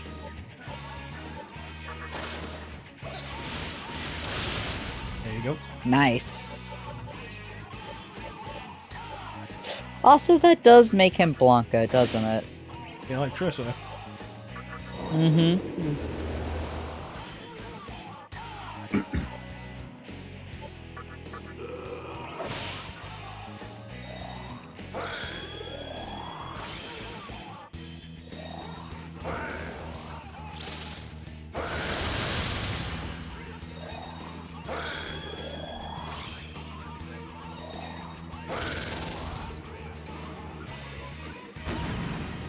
Like, I also have to question the whole using Beast Eye again on an already half turn. Yeah, you'd think it wouldn't work. No, like, it doesn't make sense that it would work.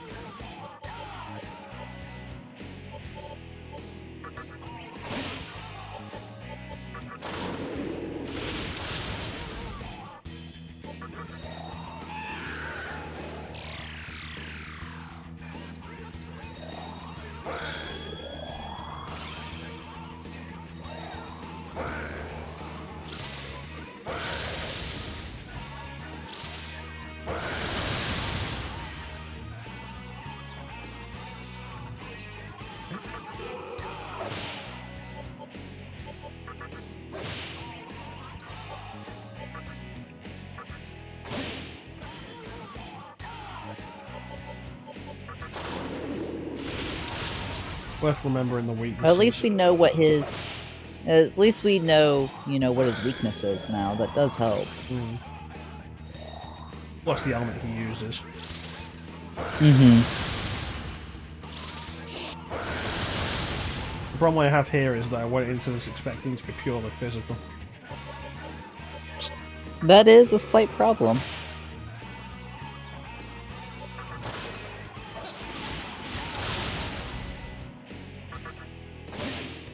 Not too bad though.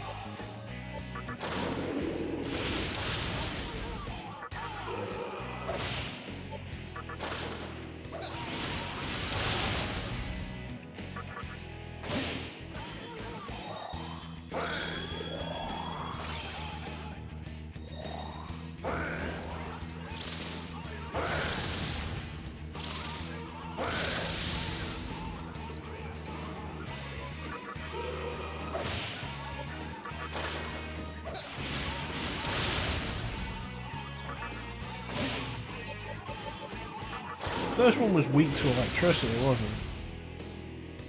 Yes. The second one was weak to fire. Makes it seem like the fourth one might be weak to ice. Elementals, but need to remember the positions and orders. Mm. Next time. Hopefully make it go quicker.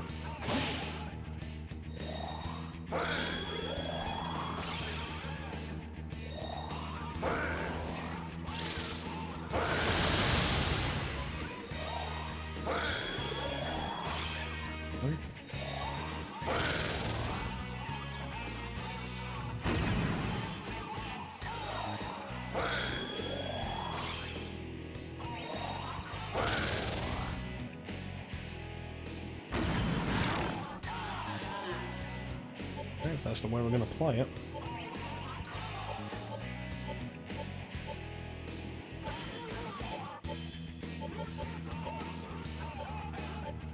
Just somebody else has I just don't remember who.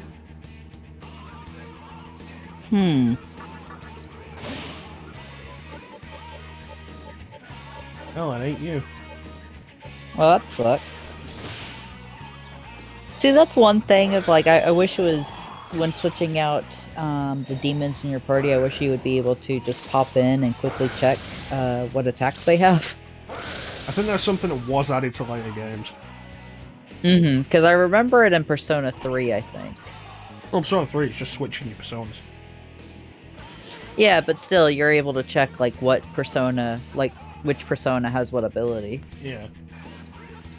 The entire stat list.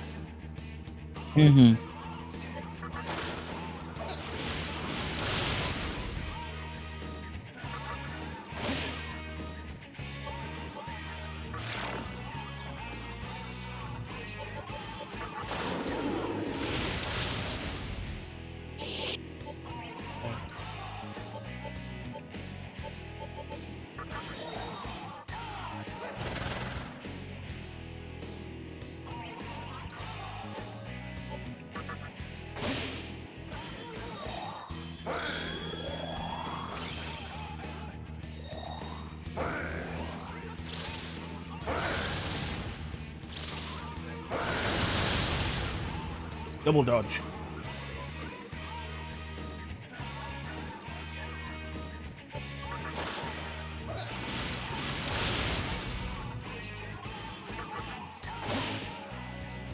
There we go.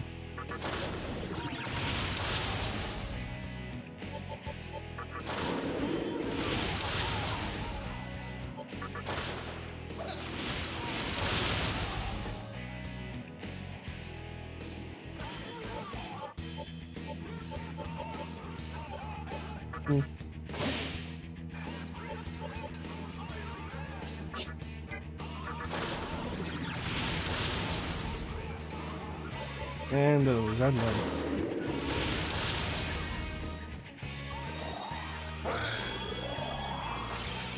Also, a point that I do actually have Makakaja on Demi-Fiend.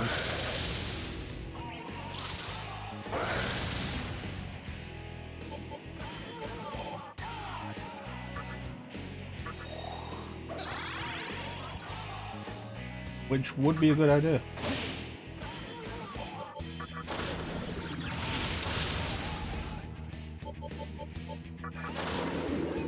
We spend so long prioritizing physical attacks.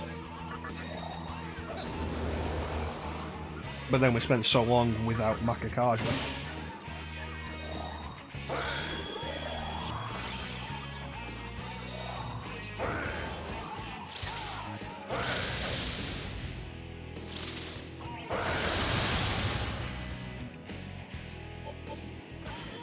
That is actually kind of a surprise that Bishamon survived that. Yeah, I was expecting him to die so I could replace him. It's just like, oh, you're not needed anymore. Just, you know, just die. Well, he didn't die, so I healed him. Not heartless. I suppose if you were, you'd kind of have like a red tattoo on you.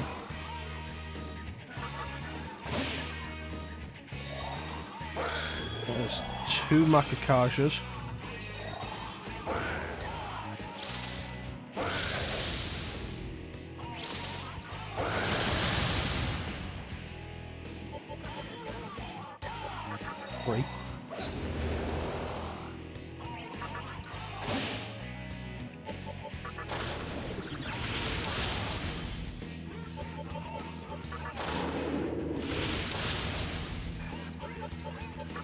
Oh.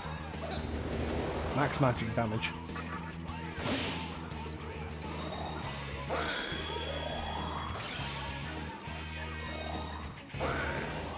Plus, since Bishamon's a physical hitter, he also does have 4 stacks of Tarot Kaja on him.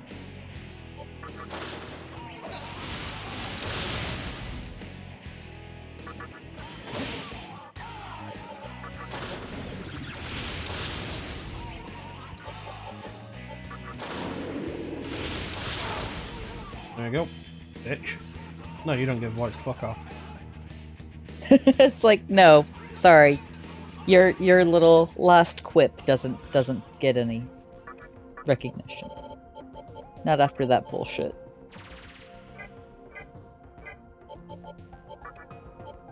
Alright, return the Caribia, summon Daisoju. Heals.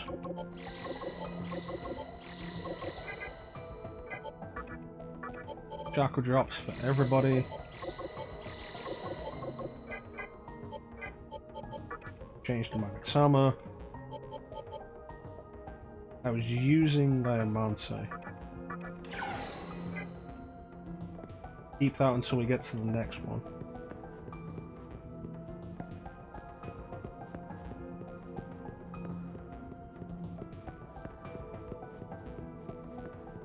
The one we went onto the ground for was fire. The one before that was... oh, weak to lightning. So prepare for that before we actually go into those fights. Hopefully we can make this go a little quicker this time. And I guess we get to show off once again the difference between winging it and preparation. Mm-hmm.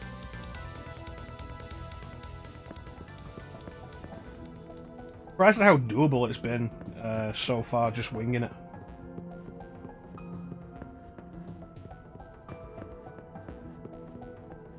Like all of this. It's like just showing up and being like, But I mean, I'd be pretty impressed if you had managed to remember every boss in this game. It's kind of the thing, like, you remember back to Digital Devil Saga 1 and 2, where after a certain point, which was, to be fair, very early on,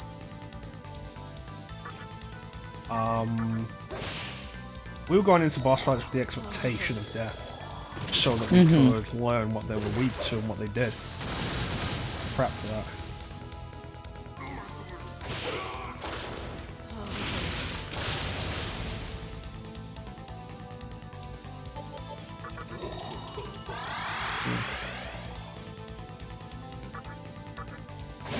I feel like in Digital Devil Saga it was a lot easier to do that though, because normally they would just throw a save right before a boss, whereas in this game it's like, well, have fun with that. Yeah, they're both harder than each other in different ways. Mm-hmm.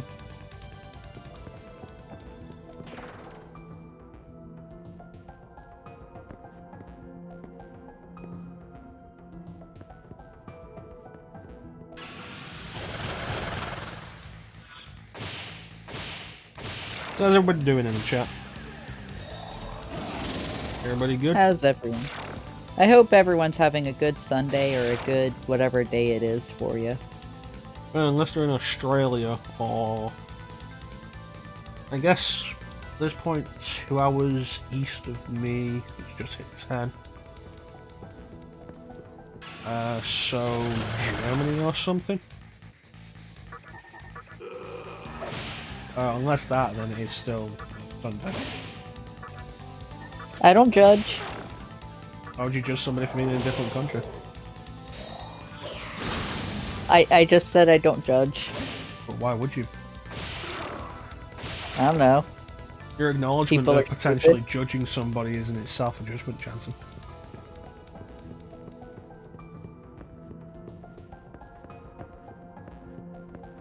I was just over here trying to be silly, and Chrono's trying to like make assumptions about me.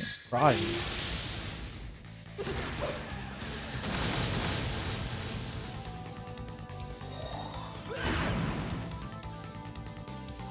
Alright, let's get this done. But no, we're all good friends here. Except for Clint. Except for Clint. Except for Clint. That's good stuff. We should do a co-op thing with Clint again at some point. It's like, Chrono, why do you judge people for being cloned? I don't judge people for being Clint, I judge Clint for being a bad person. I feel like there's a difference.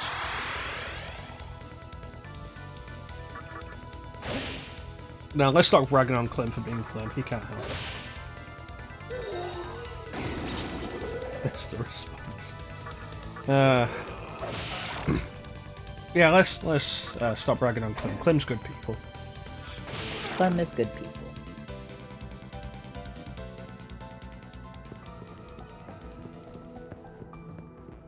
Alright, here we go. This one was force.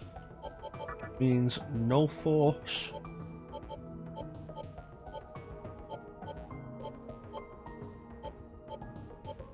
Damn, I mastered drain force already.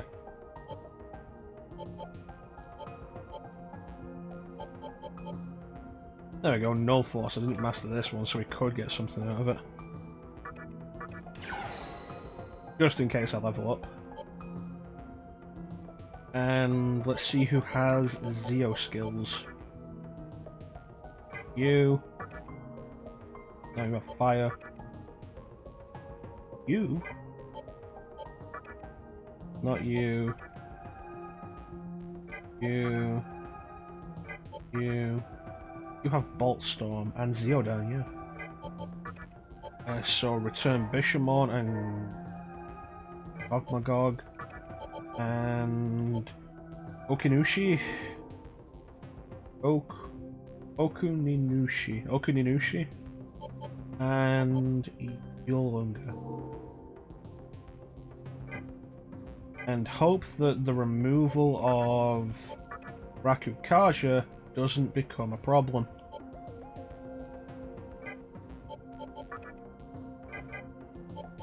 Because this is the one that hits us with Rakunda, but multiple times, if you remember. Mm-hmm.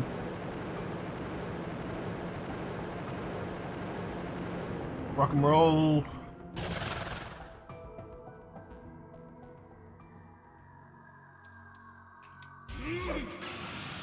Fucking do it. Alright. So, of course, to try and counteract Rakunda, we do 2 War Cries, which will lower his attack.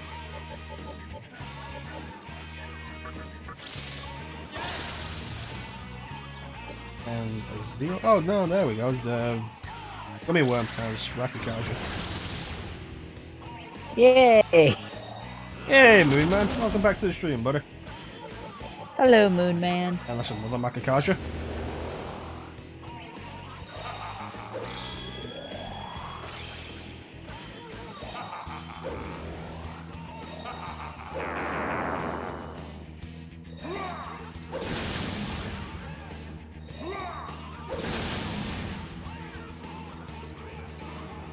Somebody's a dick.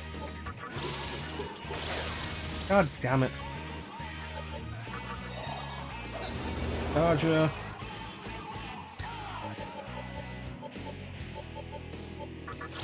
Younger. Really?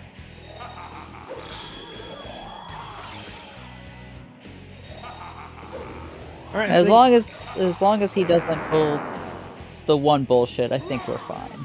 Oh, he doesn't. Okay, that was bullshit. I like how I'm just like, as long as he doesn't pull the one bullshit, and you're like, he doesn't. Oh wait, that's bullshit. It was different bullshit. Still though. See, the problem is everybody keeps fucking missing. There's not even a good reason for it.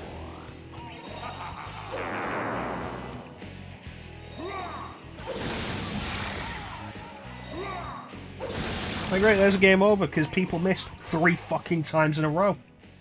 Holy shit. fucking hate this game sometimes. Did that just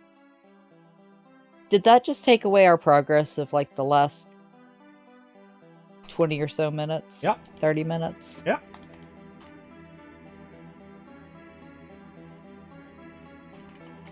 What's that? You were prepared to just breeze through this? How about we fuck you over? So tired of missing in RPGs.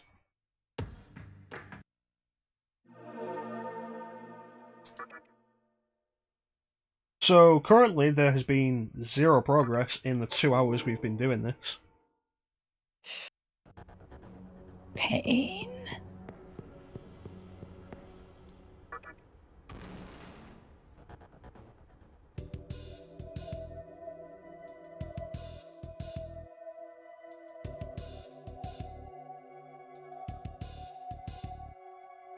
Press turn is a good battle system, but honestly, missing is so fucking irritating. And the fact that it just happened 3 times in a row. Mm-hmm. Like, press turn is nice, and we've commented on it before because it's a very fair system. What affects you affects enemies and vice versa. But it feels like such fucking bullshit when you miss. It's like, yes, it's fair because, like, the rules are the same for both sides. But it definitely feels like such bullshit.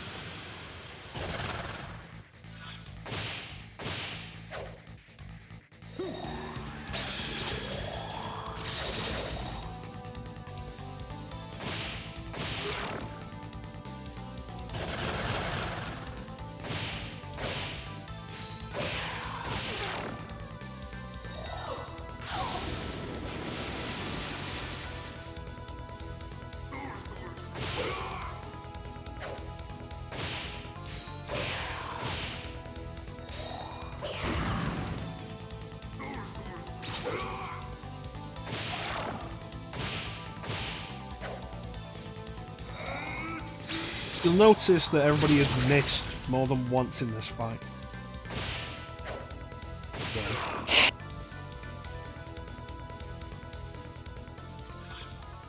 In a simple fight, nope, people have to keep missing.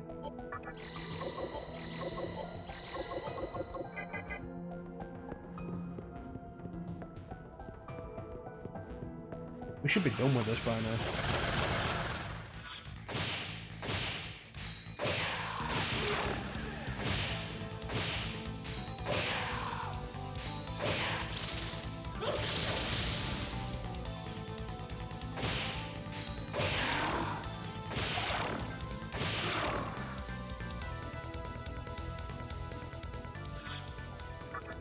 And make sure we bring Daisoju back. Mm-hmm. It's like our MVP, but also constantly dying. I feel like Avenge doesn't work often enough for me.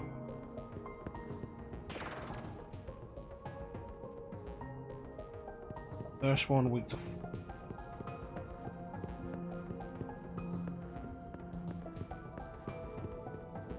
Weak to Force, uses Lightning, so let's Null or... Repel? No, let's not Repel, just Null it. Repel's always the worst idea.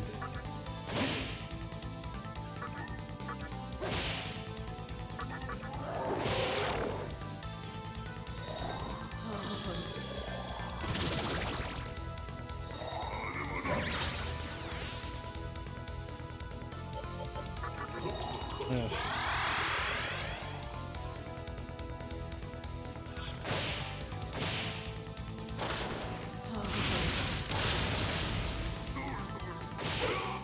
So people didn't answer how they were doing. No, they didn't.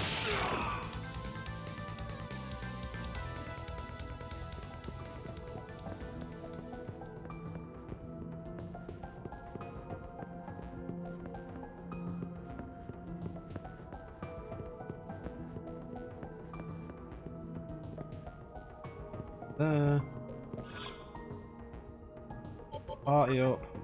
Power.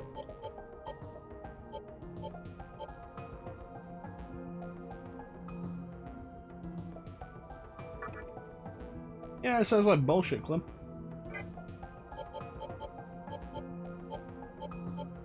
You mastered no electric. Hunting for collectibles in an area where if you stay too long, you die.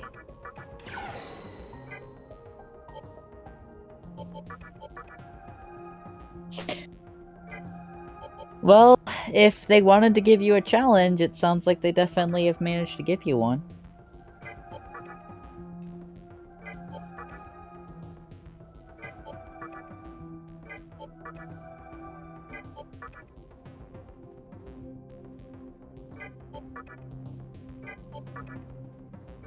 Okay, I have one other with Zandai, so I'm gonna remove Gogmagog.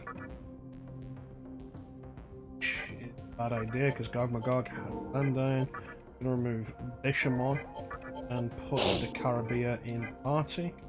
And we're gonna do this.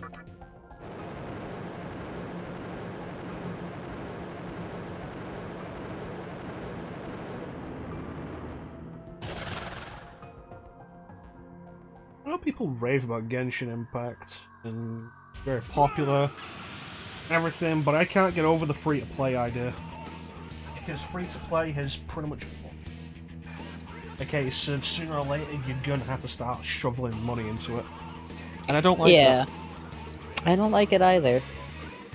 Like, when Genshin first came out, I downloaded it on my PS4, but I've never once loaded it up. I remember being interested in the idea until it came out that it was free to play. Free to play.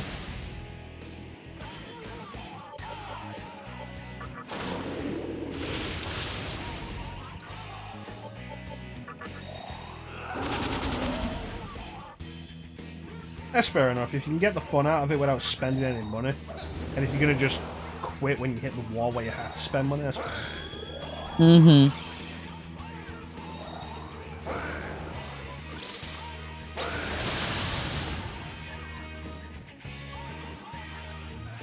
Yeah, gacha just doesn't appeal to me in any sense.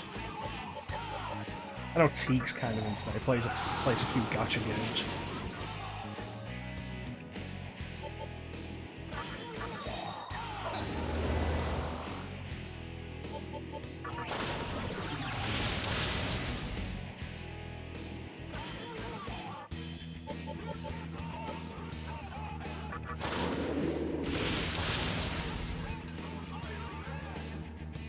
And another fog breath. And one less Makikaja.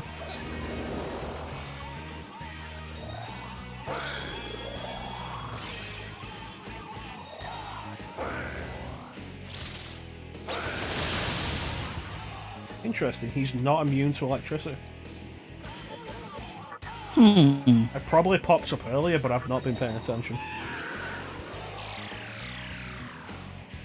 I feel like this game has really pushed itself too far for me to really bother paying attention right now.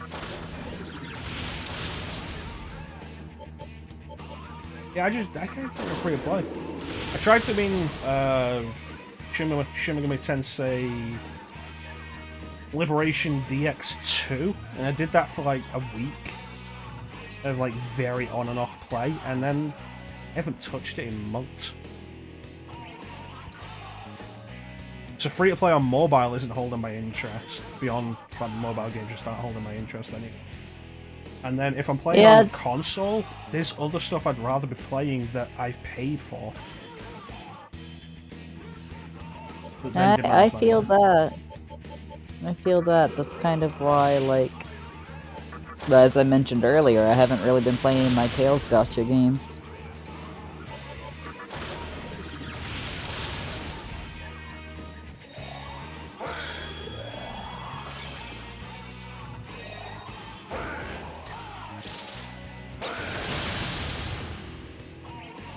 The best thing you can have with Repel is just that it runs the turn.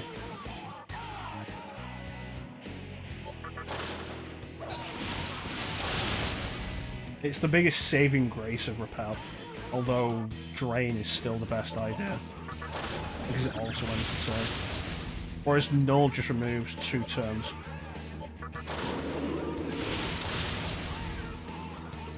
Yeah, I'd much rather just instantly end my opponent's turn rather than take away turns.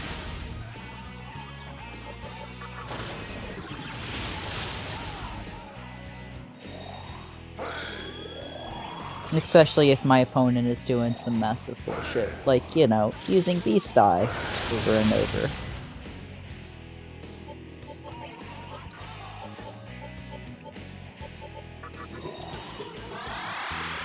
Even better if the enemy doesn't absorb their own element.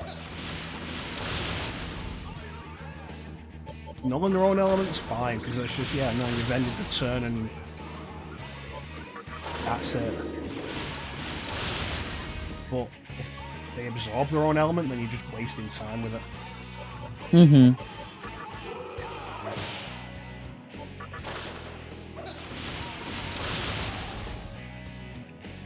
And Zandon.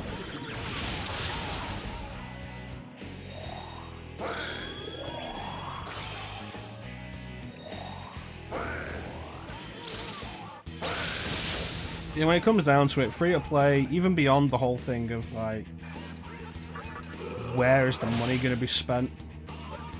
Where am I spending money on this? I've got games that I've paid actual money for that I'm not playing. I probably should be playing over free to play stuff because I've actually spent money on them.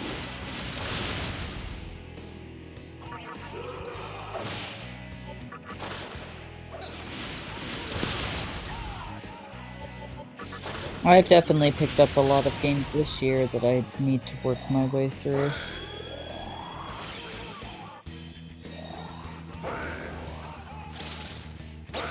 I got a bunch of games early this month. Like, I finally picked up Hades, which I've not played. I picked up Hades earlier this year and I have not played it.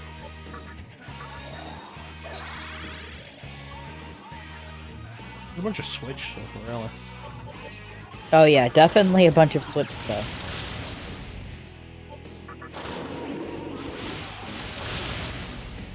SMT5's coming out and I pre-ordered that. Then when am I going to play it? Yeah, see, that's the thing with me too. It's like I need to pre-order it, but I'm like, when am I gonna get around to playing it? I haven't even started Tales of Arise yet.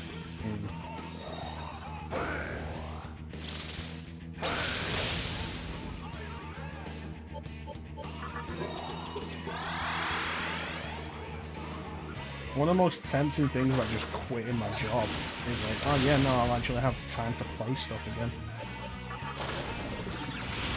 As opposed to coming home after work and just falling asleep if I try. Yeah, I feel that one.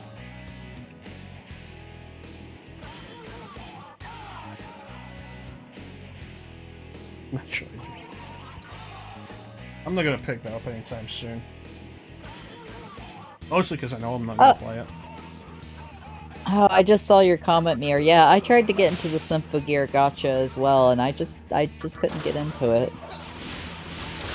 And then it was like 2 weeks after I tried getting into it, they were like, and we're canceling the global version. I'm like, yeah, that sounds about right. Well, I could pick up Metroid Dread, but you know, maybe I'll just play Fusion again.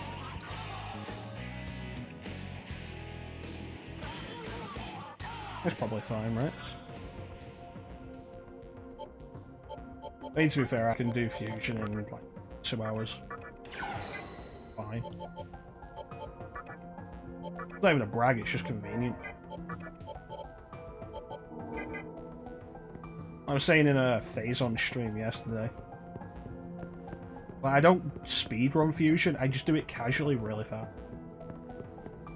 With speedrun, I could probably knock down another 20 minutes off it. Which doesn't sound like a whole lot, but if you're speedrunning, it is a lot.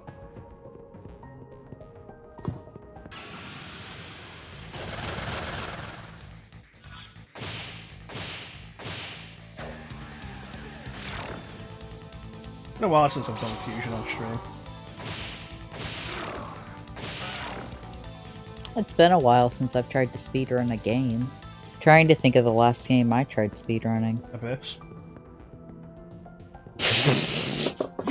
There was an attempt, and then I gave up after the first 3 hours. And then my playthrough ended up being 74 hours long because I went for every side quest. Because that's what I do. Yeah, I've heard very little but praise for Metroid Dread, but considering it's Mercury Steam who also did Samus Returns, I can understand what your problem might be, what some of your problems might be with it now. It's like, you know what, I enjoyed Samus Returns, I never want to play it again.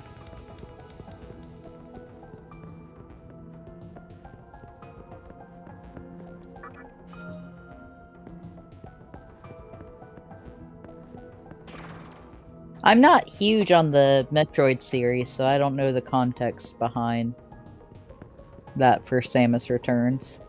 It had some bullshit bosses and a few insta-kill sections and stuff. There was that one machine that chased you that was an insta-kill and caught you. But it was really hard to know exactly where you need to go. The final boss fight felt like bullshit. It took like 10 attempts.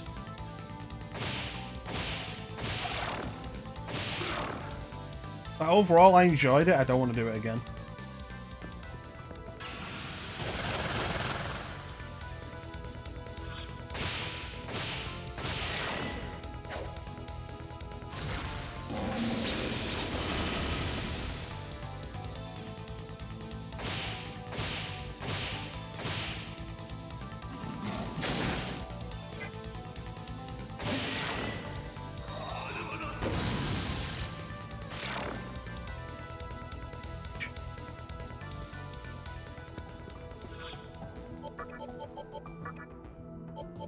What is that shit? You hit me and then run away?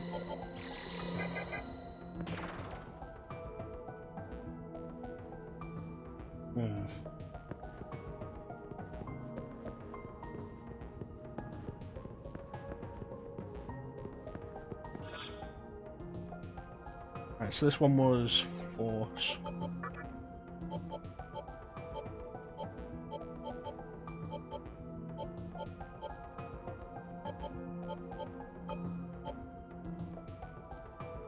Yeah, fuck it, just Force. That sounds fun, Mir.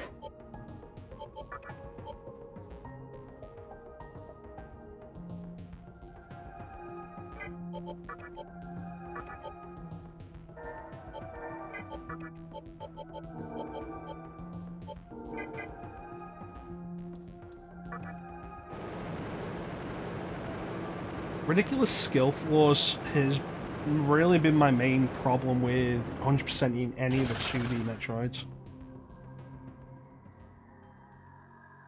Like, I've 100%ed Prime before.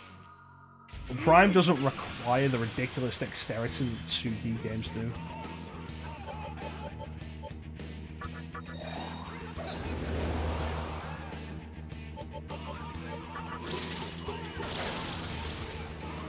Are we really doing this fucking bullshit again?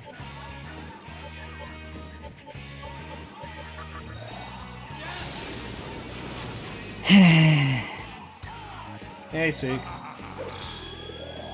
Hey, Atik.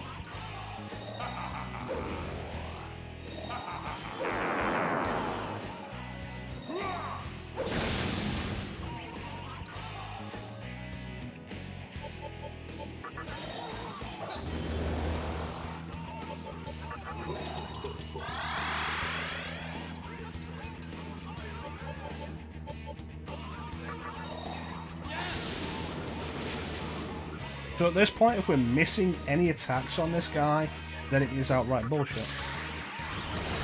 That's double fog breath.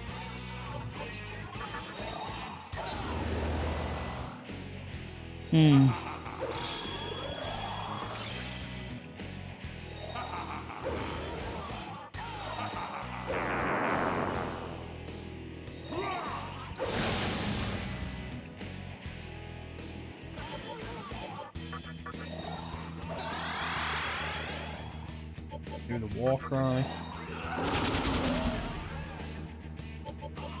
Longer. Theodine. Akaja. And another war cry.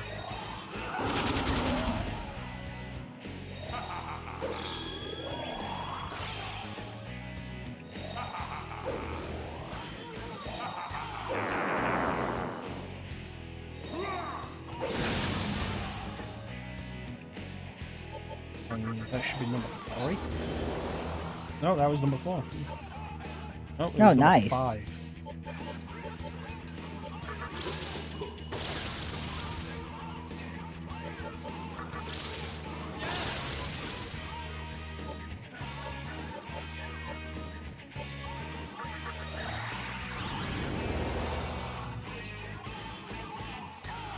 I think Zero Mission is less bullshit and precise than Fusion is.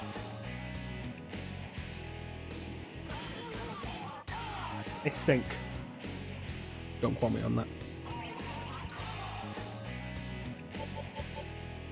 I enjoy. I enjoy the hell out of Fusion. I enjoy Zero Mission to a lesser extent.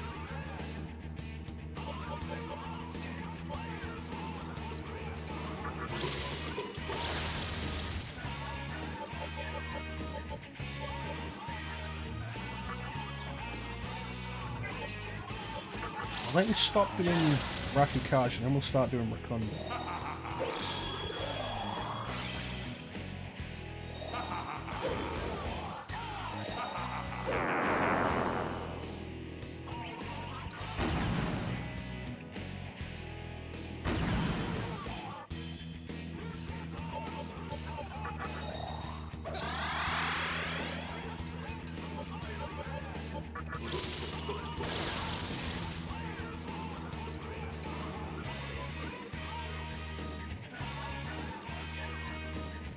You know, that idea's been in the Metroid series for a long time. Only ever for secret stuff, though. Like, if that's required stuff, then at that point, yeah, that is pretty bullshit.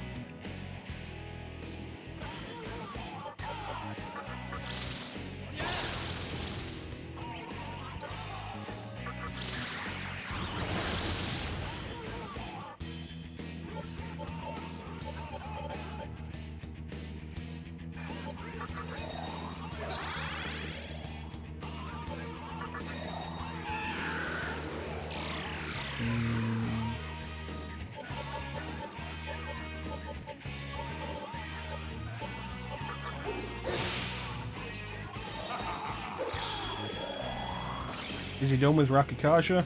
Yes.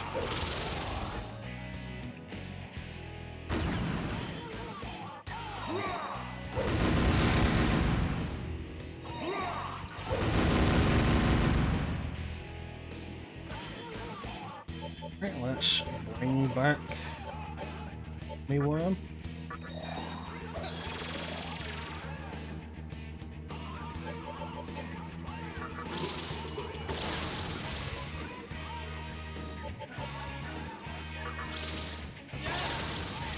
And now Gummy Worm is not going to have the stacks of Rakikaja. Makakaja. I mean, you still managed to stun him right now.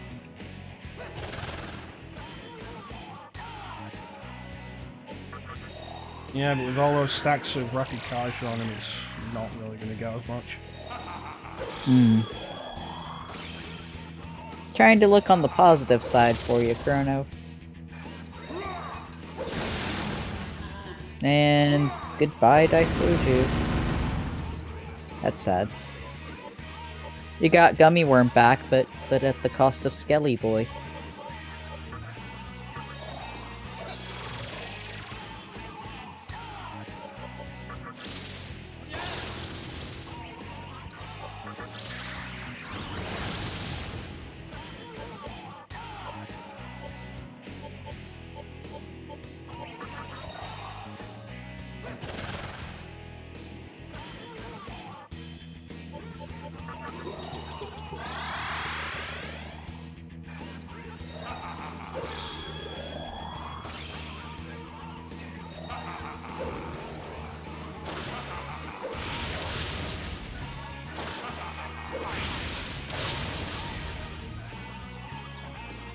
Now he's finally doing that.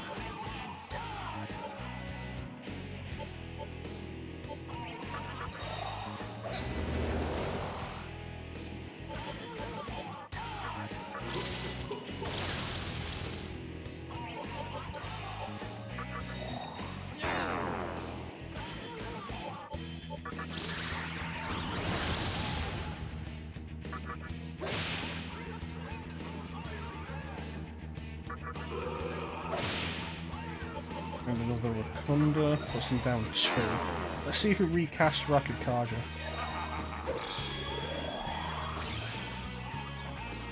No. Alright.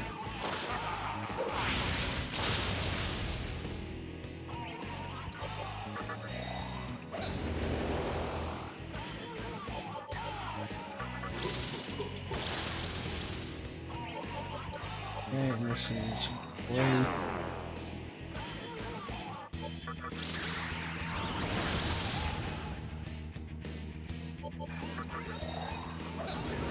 This should put everyone back to max.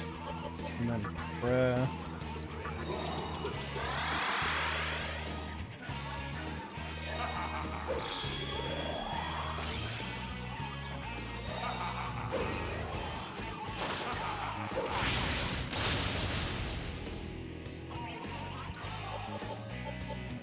Okay. I'm gonna do Terrakash, might as well just myself.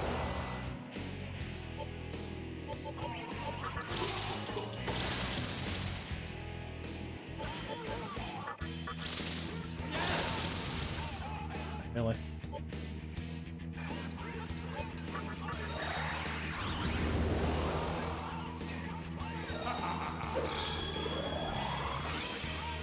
Yeah, then once we're done here, Okuninushi is not coming back in the party.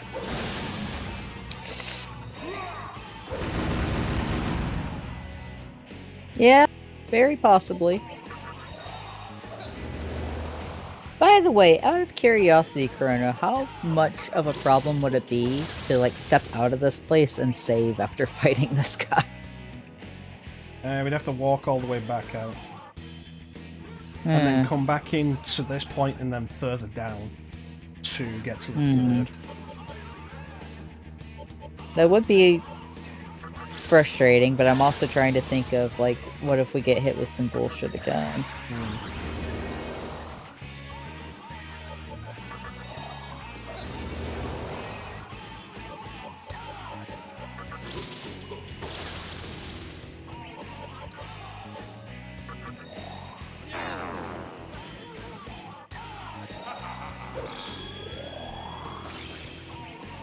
It's a fair point, it's something I've considered.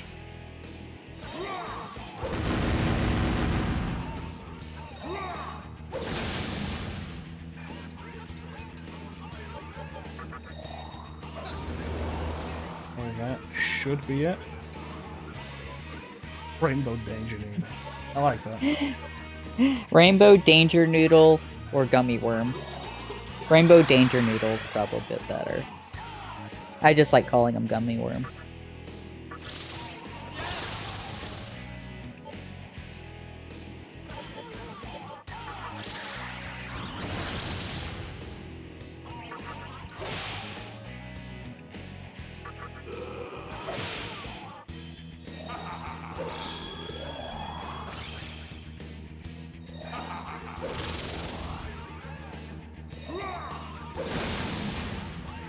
Good.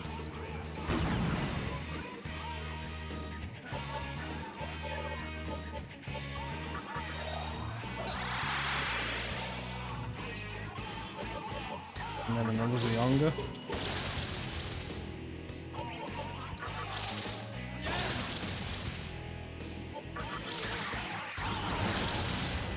There we go. Ooh, nice crit.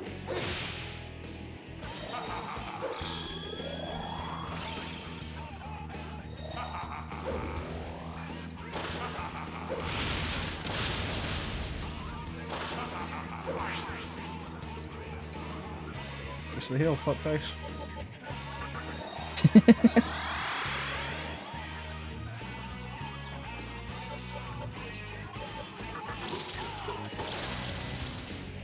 Nice.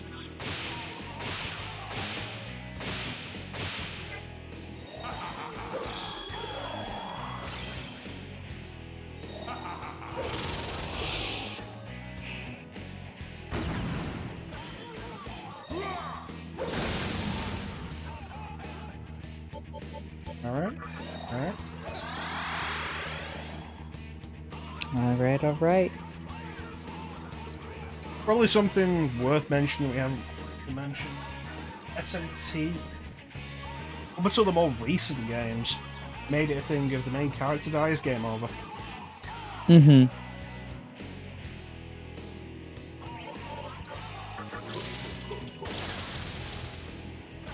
Which honestly is one of the most nerve-wracking things.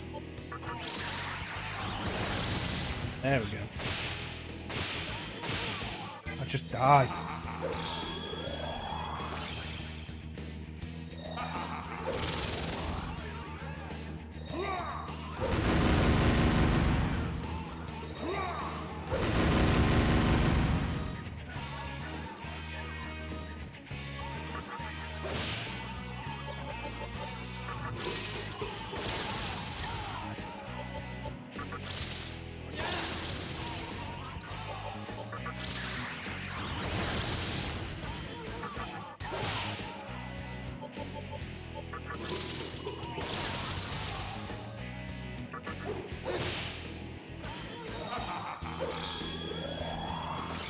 Yeah, it reminds me of playing Mario and Luigi Superstar Saga. Of it just being a case of, yeah, look, we've got the boss fight, for fuck's sake, don't make you play it for another 10 minutes. That was definitely an issue I had with Superstar Saga. Boss fight's just going on for way too long. And of course it's worse in Mario and Luigi because you can dodge all their attacks. And so if I'm consistently dodging all the attacks, it's not a challenge anymore. It's just happening. Mm-hmm.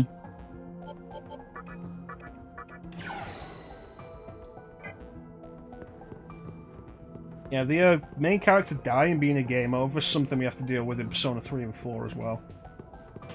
I think they changed it in 5, but I can't remember. I felt like they probably did, because they changed it in SMT 4.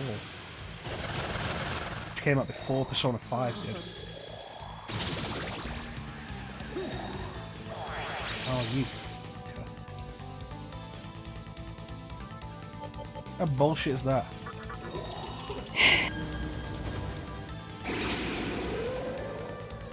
You think it's still a thing in P5? I can't remember. I haven't played Persona 5, so I'm not sure.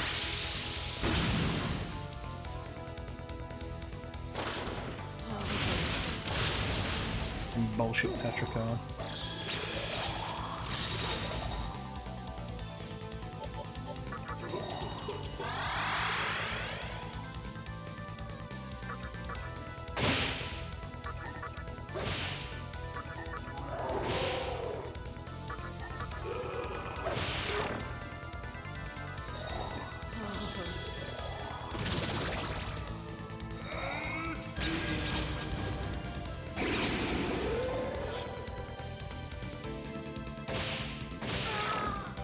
Yeah, it's something that makes Mudun and Mamudun, along with Hammer and Mahammer and yada yada, makes them like the worst attacks to deal with. They don't need to hit everybody, it just needs to hit the main character. Mm-hmm.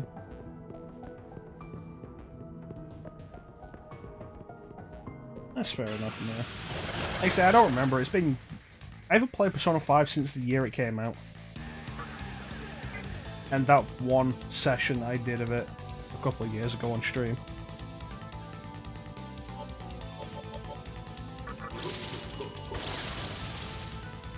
There was a point where I was unsure about what I was actually going to be streaming. I started Persona 5 and I never went back to it.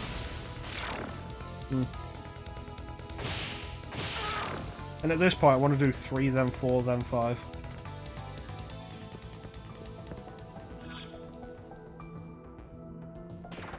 I think it's important for the kids to know where we came from.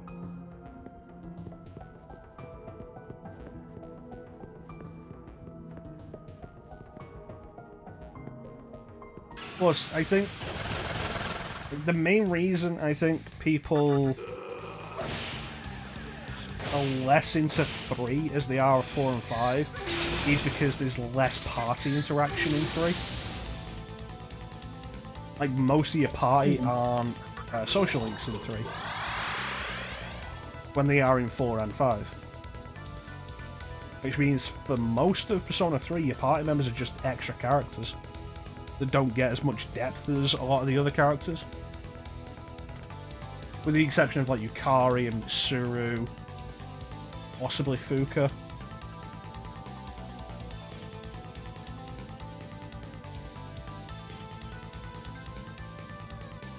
Yeah, I can definitely agree with that.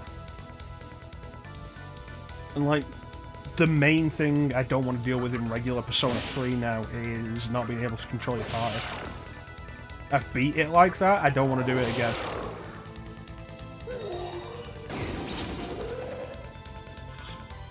That said, after playing Persona 5, it was a little hard to go back to 3 and 4, just because 5's menu design is so good, and I can't believe other JRPGs haven't done that. It's like, hey, instead of giving you a menu, how about we make all the buttons on your controller do a different thing? It's like, oh, you know what, that's actually a really good idea. So rather than selecting attack, you just press X. Rather than summoning your persona, choosing to change your persona, you press triangle. Rather than choosing a persona skill, you press square. Rather than choosing gun, you press up. It was such a good idea. It made battles so much faster. I'm going to do vanilla P5 over Royal anyway. I've not finished downloading Royal.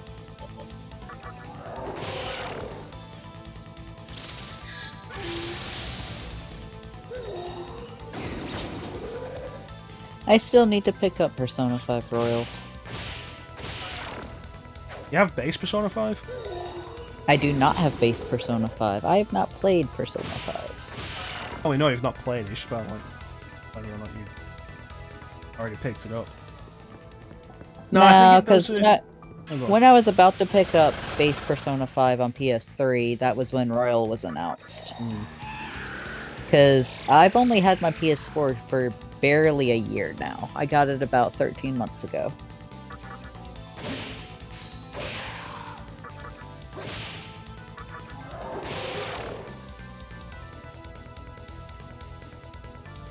Yeah, I think it works better than Mario RPG does too. I think the main thing it does better than Mario RPG is not have a boring battle system.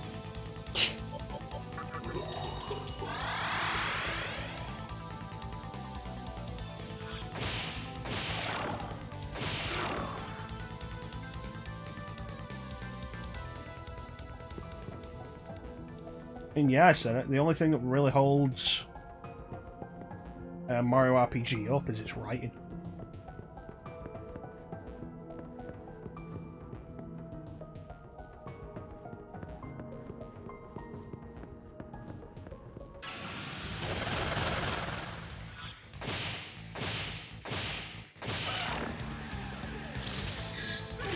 Yep, I said it and I don't regret it.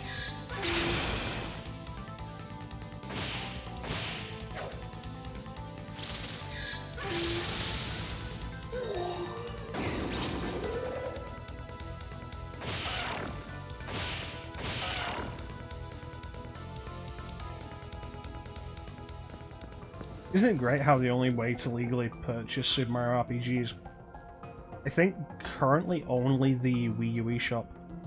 It is on Wii U eShop, isn't it? The Virtual Console. Yes. Yeah. Because I've been debating picking it up there. It's the only way to legally get it. Especially since they stopped production of the Super Nintendo Mini.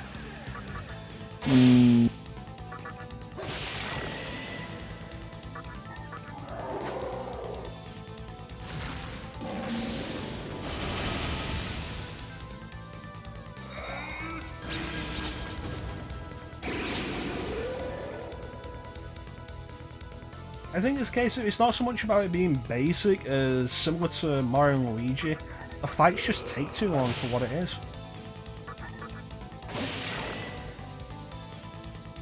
And it's always where that kind of thing runs into the issue of becoming tedious. When it's not difficult, but it takes a while.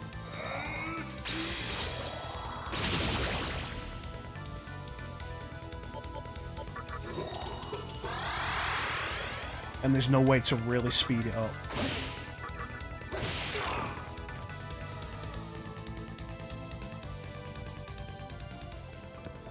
Alright, so this one was to fire.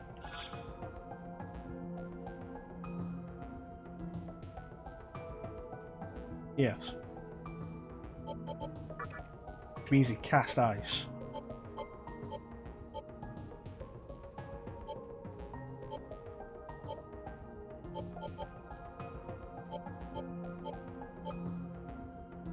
Where's my drain ice?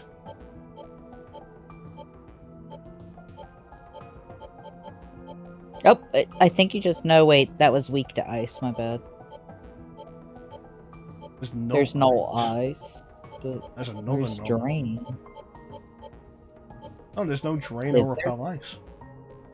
Yeah, I was about to say, I don't think there is, like, looking over all of the ones there.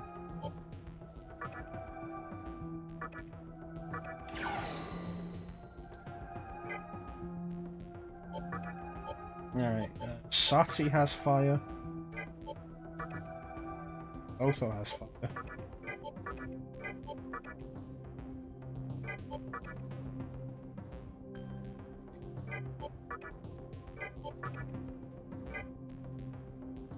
Just Sati and Clotho?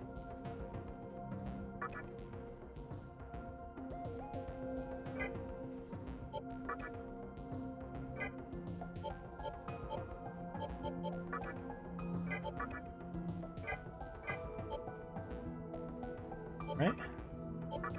Shimon and Gog Magog out then. Sati and Clotho in.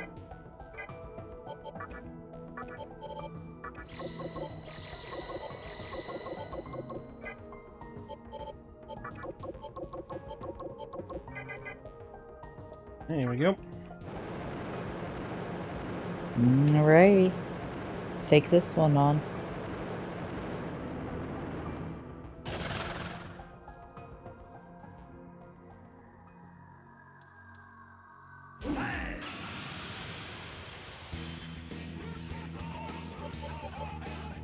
Right, fog breath immediately.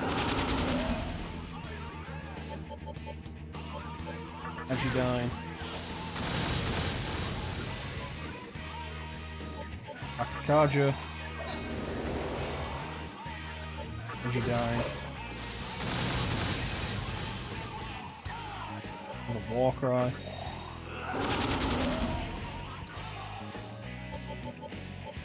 As you die. And another Makakaja.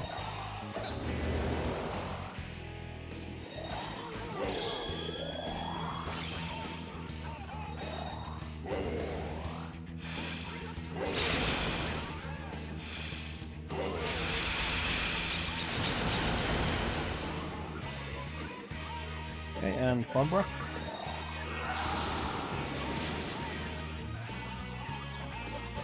As you die. I've got a spare media harem there, so that's good. 3 characters and 4 healers. And Makakaja number 3. And another Ajidai. And another Fog Breath.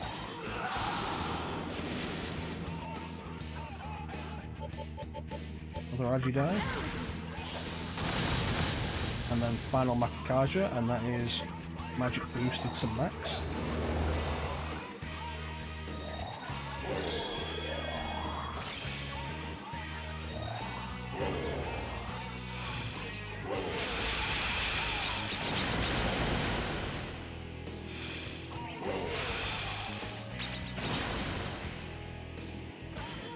Okay, good work.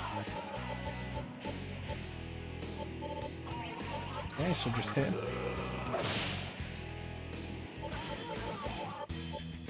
Got all of our buffs and debuffs and all that set up. No, I'm gonna throw down some. Oh, that was nice damage. Daisoju and myself don't have fire, so I'm gonna throw down some Terracards just to boost our attacks as well. That's a good point.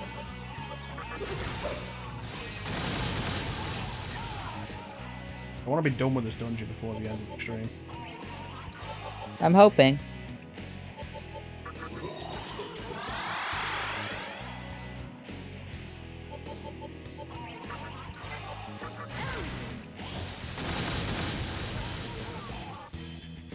Both would have been good to bring for the previous fight.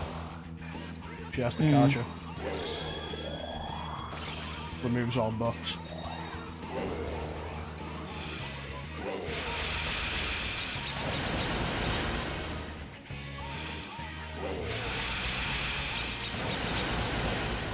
Having anything to deal with ice, since he's focusing more on hitting everybody with ice rather than single targets mostly.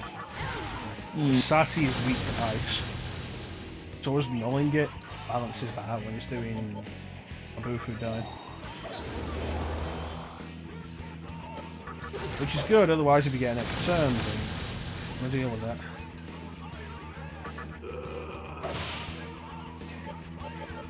Completely understandable.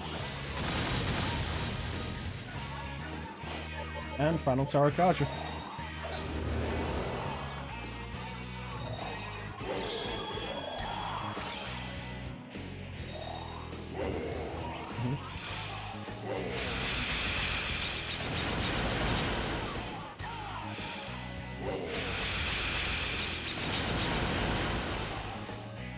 Yeah, that's fine.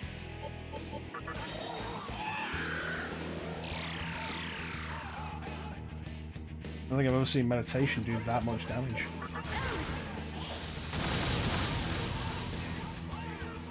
I think it's rare that it'll do over 100 damage and just 200. Jeez. On that. Throw down a safety prayer. Over Ajidine, which takes us back to me, who just has focus. Come on, give me those quad digits. Bada bam. Ooh, nice.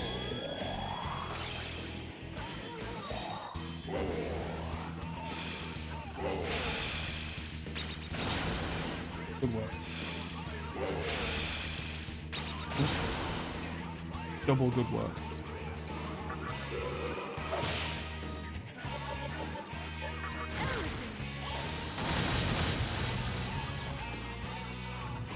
See, when Nocturne goes right, this is what your boss fights are. Just picking them apart. Mm-hmm.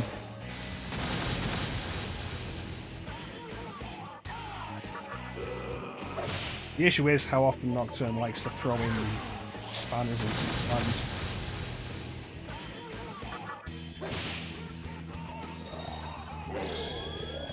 Usually with like second phases. Which these guys haven't been doing, which is kind of surprising. Oh, there's bullshit.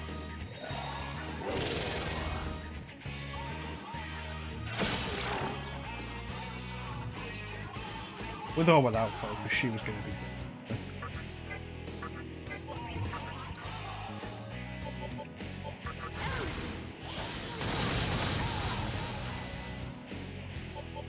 Let me get me that. Enough rising.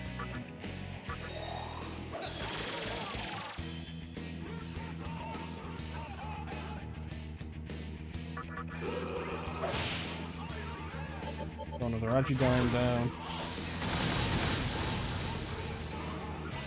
And resummon Sati, who will now not have buffs. Always the best part about a character going down in boss fights. That kind of sucks.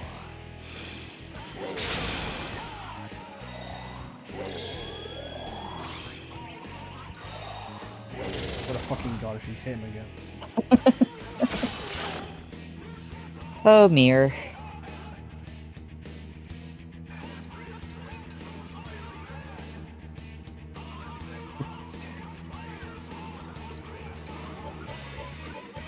Axe.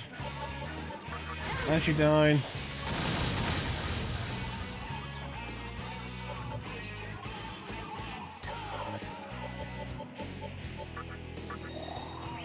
If I had anybody else with fire, I'd just pull them out.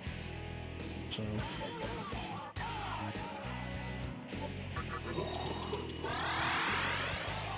Yeah, that time when I was supposed to be wrapping up, and so I put Marvel vs. Capcom 2 on for a quick wrap up. For 30 minutes. Something going on, and it was on for like 30 minutes. On the character select screen.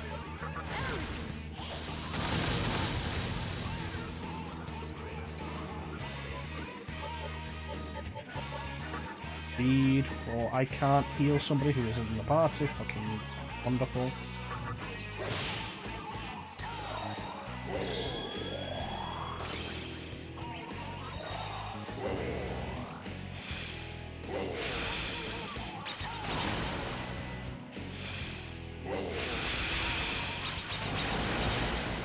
It was a good time. Good times we had by all. Marvel vs. Capcom 2 on PS3 does actually have online play. And I would invite anybody to play it against me, except they took that thing off sale years ago. Yeah, you can't buy it anymore. That's unfortunate. There's a bunch of stuff that happened with the Marvel vs. Capcom Origins collection, which was Marvel Superheroes and Marvel vs. Capcom 1. The Ninja Turtles, the remake of Turtles in Time, the Simpsons arcade game they put up, the X-Men arcade game they put up, and they're all gone.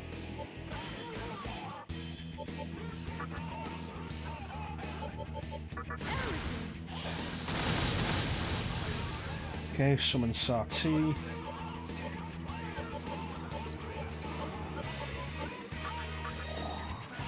Of course, the main issue is I don't have bombs of Rising to keep spending on people.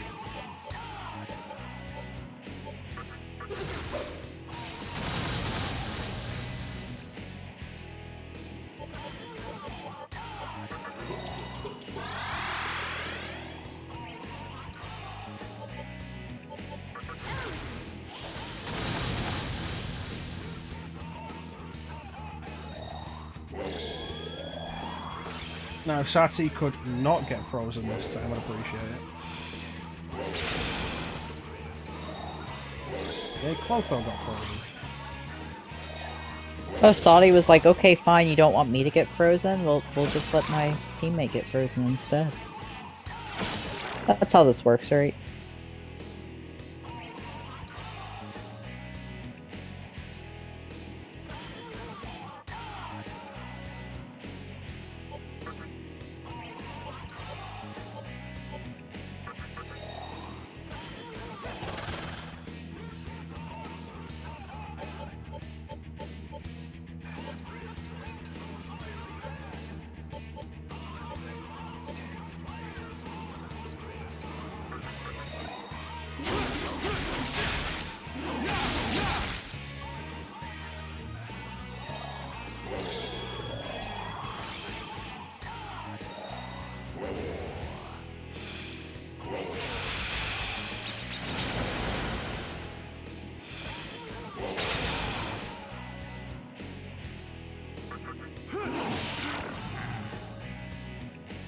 Shit. No, at least he's down. Alright, 3. Means the last one has to be weak to ice. Which I still don't think we're doing very well for.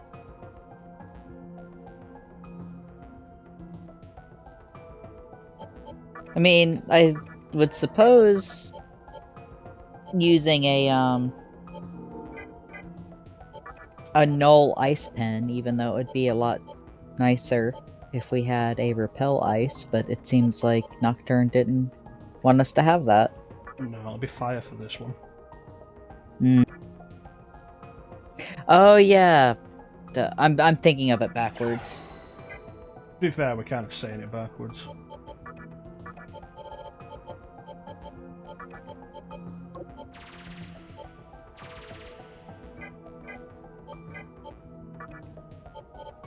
But I think with this one, we are going to have to go past the entrance. Before you go to it, would you like to stop and make a save? Slices. Then we're gonna have to go past the entrance to the last one, so yeah, that's really my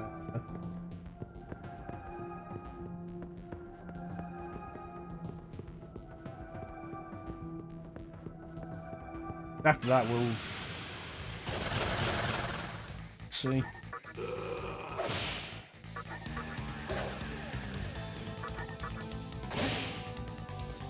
That's right, Clem. Tensei. Prompt T Devil May Cry series.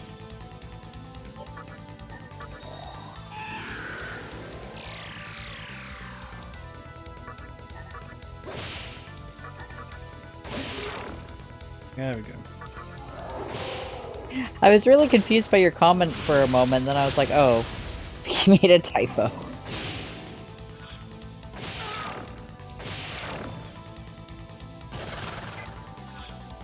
I guess this is just another situation of roast Clem.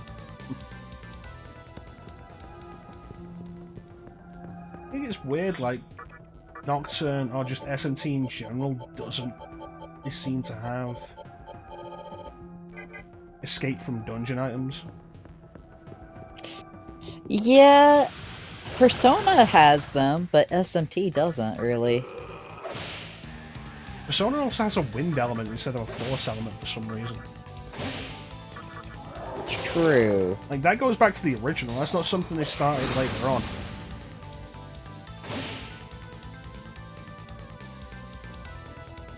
Like, Persona 1 has Garu instead of Zan, which is wind instead of force. Also has nuclear as an element, which is weird.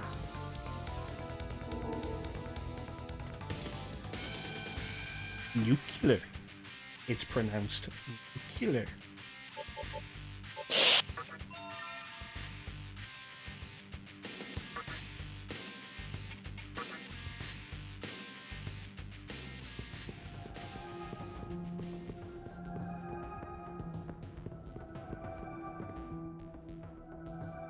I think this takes it.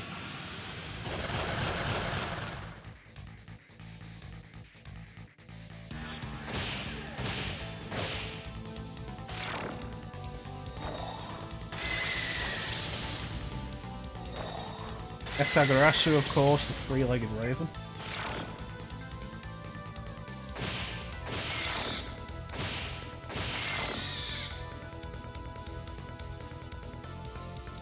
Yatsagarasu features factors heavily into the plot of Ace Attorney Investigations, with the great thief Yatsagarasu, whose calling card is the three-legged raven.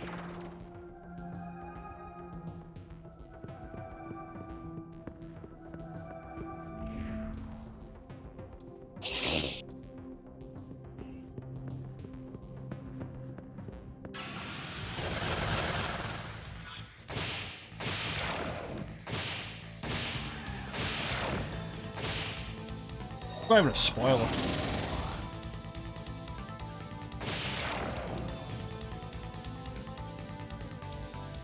And the card itself appears at the end of the tutorial case.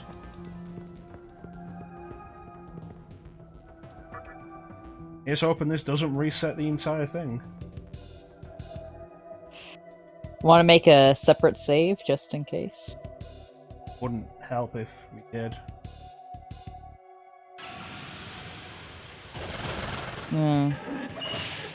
True, because it would be the same difference regardless. And then I'd be over here being like, wow, I feel like an ass for being like, hey, Chrono, go save. It's like, how many times have we died today? Go save. It's been twice, but the issue's been like after how much time without saving. I'm making a certain amount of progress and then losing it because I've not been able to save for it.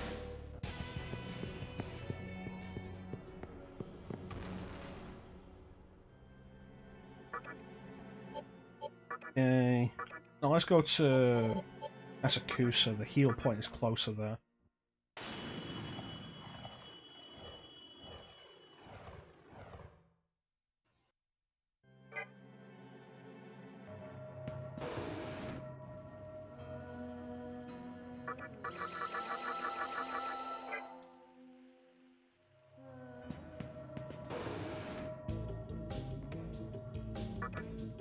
There's some more revival beads. Really, still disappointing that I can't buy Arms of Revival. And this shop just doesn't have chakra drops, so yeah, it's fine. It's like, oh yes, the one thing that I'm really needing, I cannot get. I mean, I'm not. I've still got plenty. It's just like to be fully stocked whenever I pass by a shop. You never know when the next opportunity will be. And save.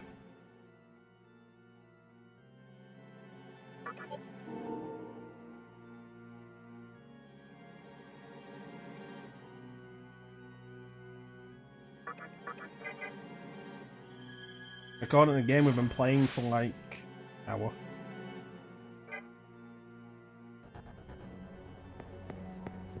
When we look at the timer on in the game, it's like you can't trust that as an indicator of how long we've been playing. It's like we've been playing for an hour, and then you look over on Streamlabs, and it's like 3 hours and 4 minutes. It's like, concern. Oh no, please don't make me unable to cast magic. It's like all I can do is cast magic. Oh, just kidding. I have guns.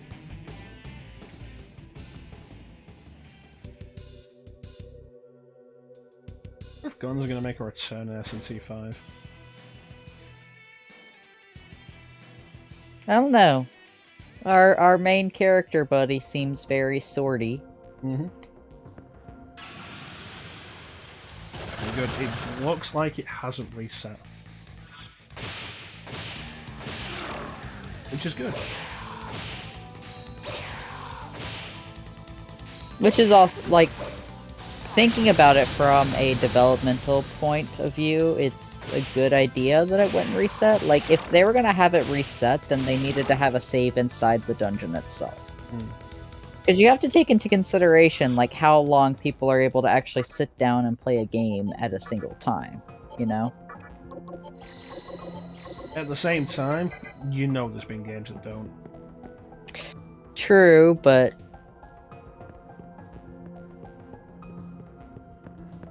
Right, here we go. The other side.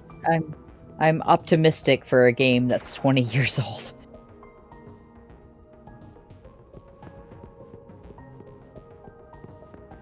So, we briefly mentioned... Oh, it's just right here. We briefly mentioned the SNT5 Day 1 DLC. How do you feel that the Fiends are DLC?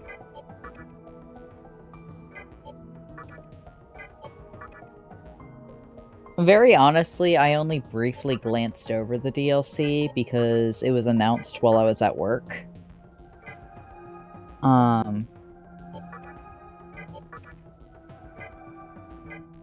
And my general gist of the DLC is like, okay, so Demi-Fiend is here. There's also like some training ground stuff. And I think it was like along the lines of like to get all the DLC is like $25, I think. And the concept of the fact that there's like significant gameplay DLC day one for $25 has me very uncomfortable. See, that's one we've got. Oh, hi, Bishamon. He's also somebody we have met before.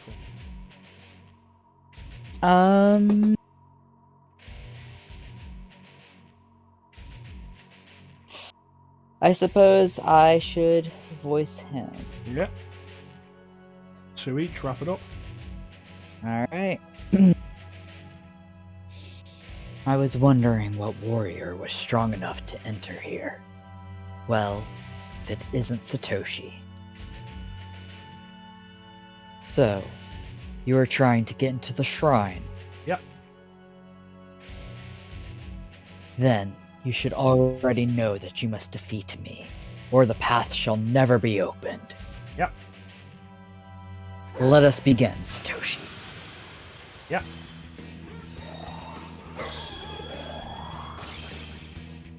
It's like, hey, we have you on our party. Can't y'all just be like, yo, we're chill. We don't have to do this.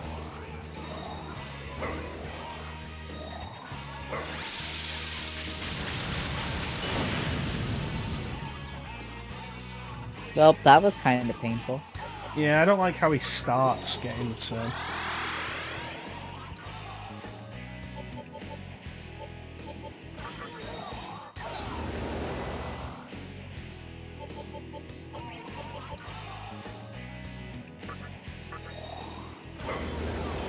Also, ours is small.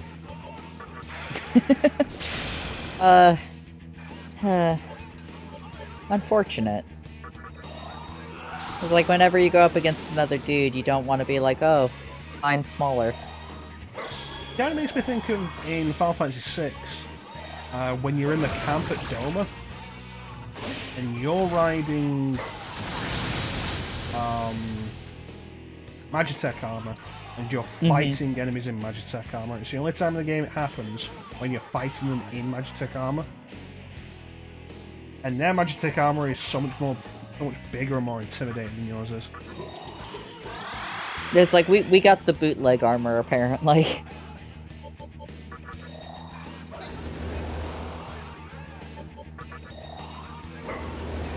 Aku and Glacial Blast.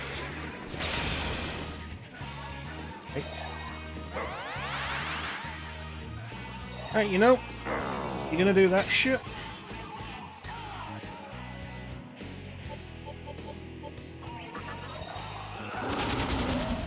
Gonna play it that way?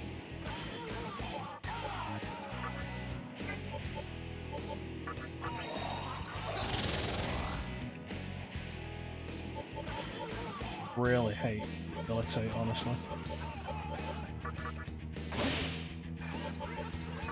Let's take care of yours.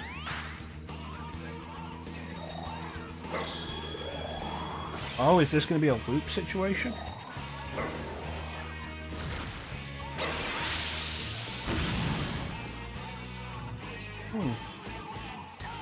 Interesting. It's like, I do something, you do something.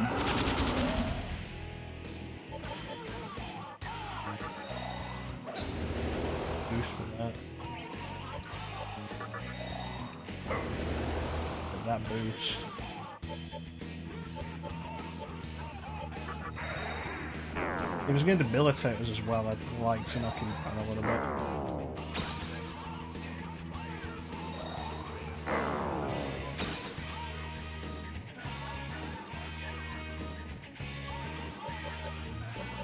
That's just not polite.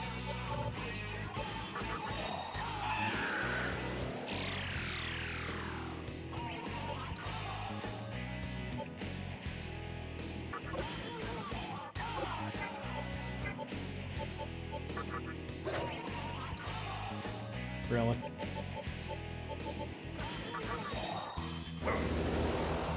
I don't remember who has Dekunda.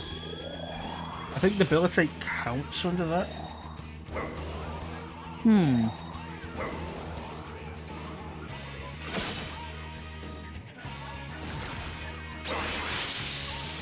Never like seeing an enemy with 5 turns, just saying. Even if 4 of them are half turns. Still counts.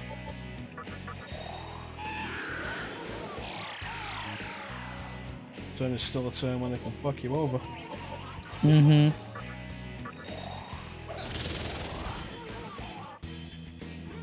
Okay, and attack. And Dekaja. And he's then going to cast Dragonite and then redo Makakaja. Alright.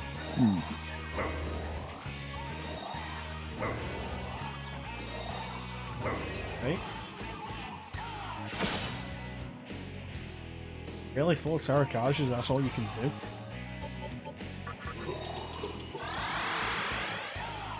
It's pretty weak. Yeah, it's like one Terrakaja.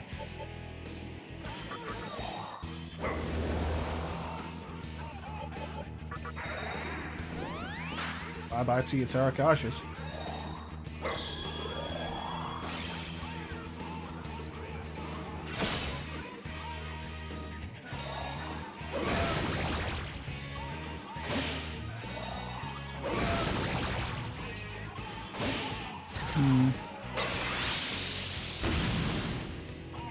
Could have done with that hitting me. Because it's a fire attack and I'm draining fire at the minute.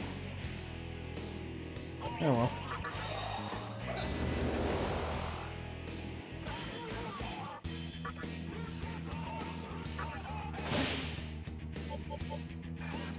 And Glacier Drop. Shin Quetzalcoatl is the last in line to take a turn, because if we can freeze him, then that's a full set of criticals. But since Quetzalcoatl is the last one to take a turn,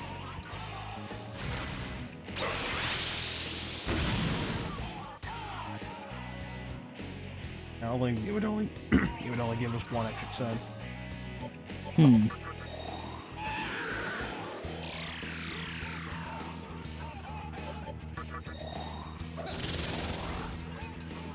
For the big punch.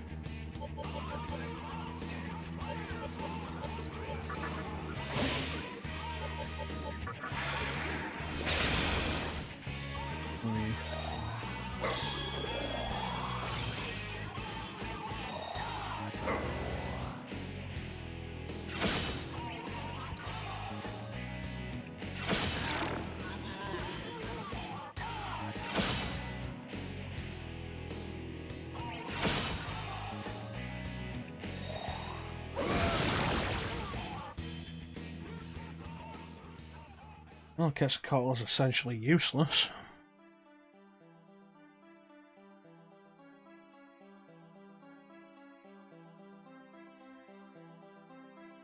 I think Clotho has the Kaja. Get somebody who has the Kunda as well. I think I do have somebody with that. Well, it was a good thing we saved before doing that. Was not going to leave that up to chance. But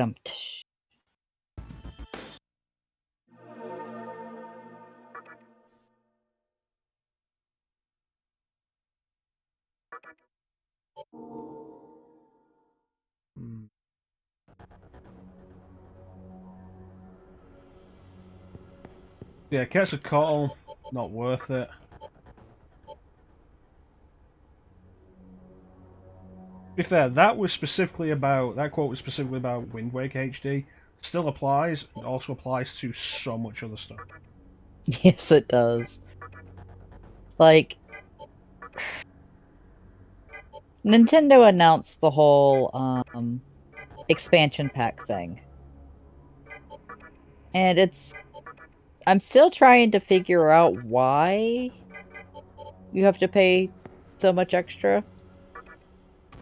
Let alone, like, I feel like it should be a thing of if you already have a Switch Online subscription, that they should be like, okay, like, you should have access to it until, like, your subscription has to renew or something like that, you know? Because imagine, like, just getting a subscription and then them announcing this, and it's like, oh yeah, you have to buy a completely different subscription to actually access it. Oh no, it's not a completely different subscription, it's the next tier of that subscription. You can't have one or the other. You have to have both.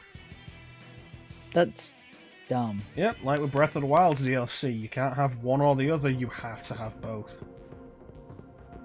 At least Breath of the Wild's DLC is only $20 for all of it. Still wasn't worth it. It actually went on sale a few months ago for like $13. I was kind of surprised. I was like, Nintendo putting their DLC on sale? What?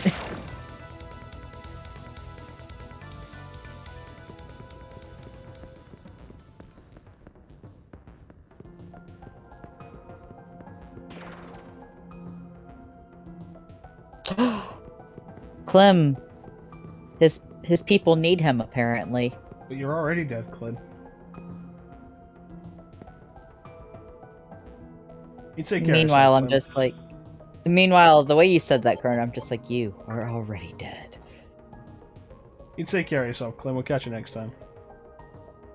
Have a good night, Clem. Thanks for hanging out. It's the Simpsons thing, isn't it? The poocher.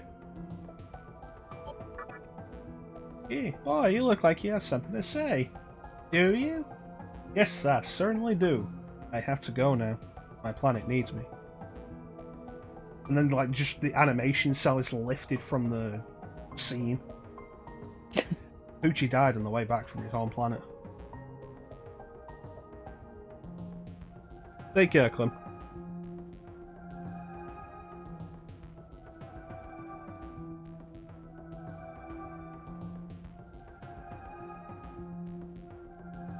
Alright. Chiclotho has the Kaja. Caribia has Tetraca.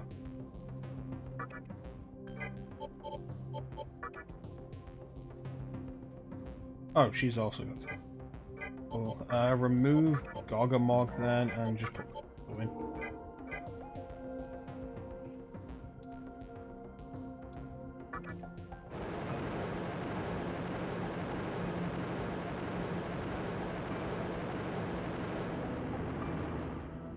Am I going to spam Tetracon for this? You know what? I fucking might.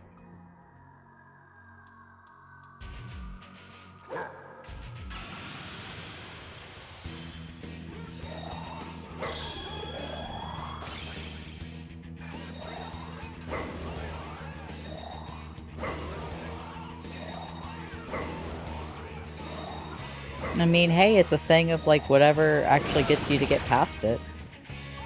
Like, some people are like, oh, it's lame for you to just, like, constantly spam stuff. And I'm just like, look.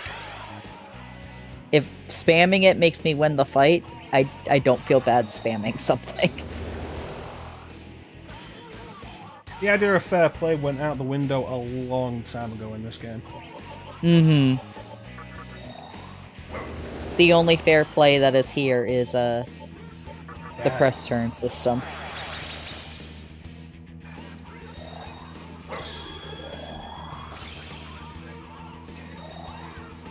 Don't fucking do it, you coward.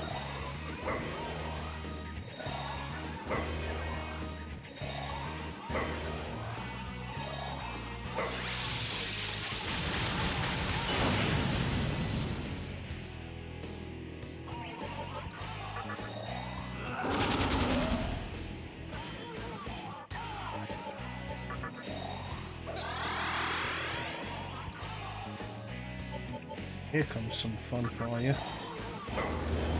What's that? 4 stacks of Rakukaja and Tarakaja? Any more?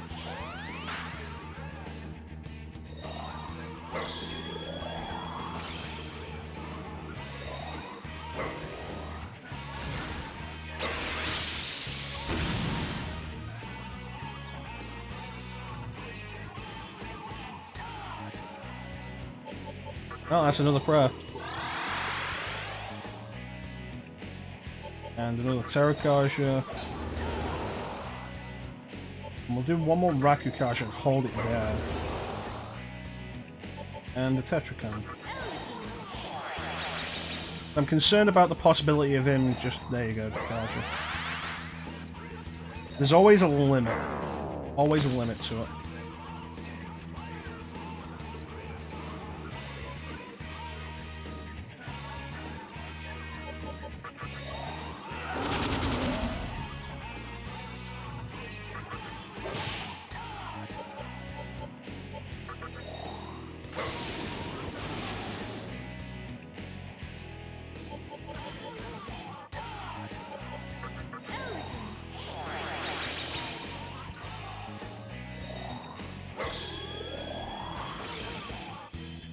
If they're kind of, that's how people who do that kind of shit wishes that would work. Because what is prayer here? Full heal and removal of status ailments.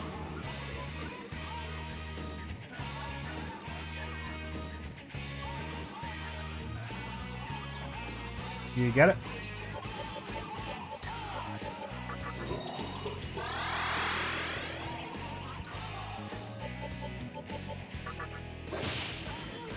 This is going to take.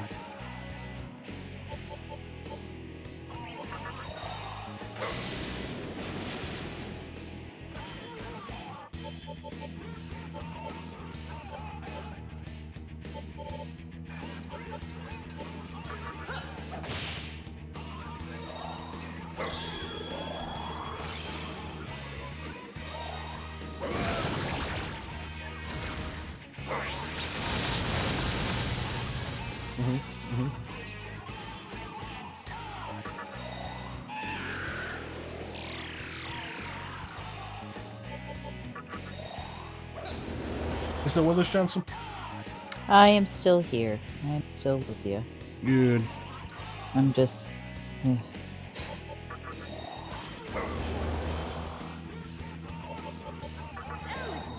What do you reckon the chances are that now we've cast Tetsukan again, he doesn't do a physical attack?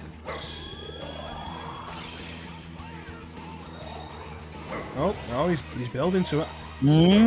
Go on, do it. 3, 4. Yeah, you fucking coward. Seriously? He's like, ah, yes, let me just build up physical, and then I'll just use magic instead. So, here's the fun part. I am now officially fucking done. You know what that means?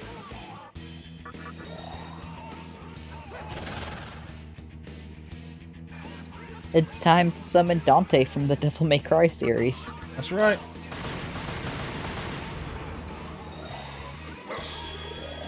I appreciate you still being here, Sana. I appreciate you still being here too, Simon.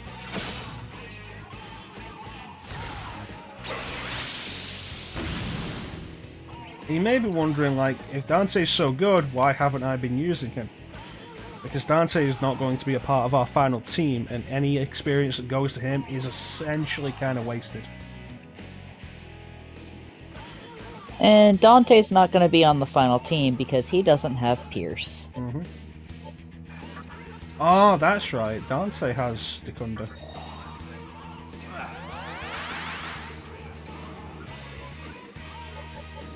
It's just not called Dekunda. No, it's called Holy Star.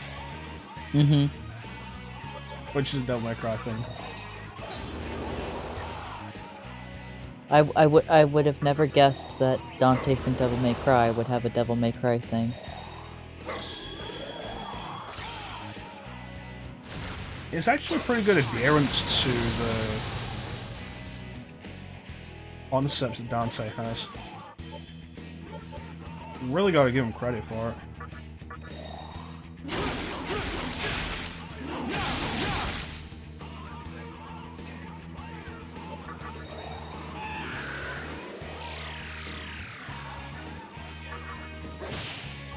I'm gonna just punch you in the dick.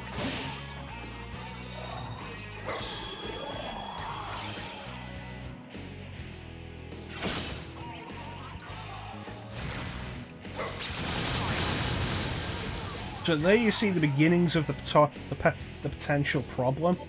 If he just decides to attack me 3 or 4 times in a row, then that's it. There's nothing we can do.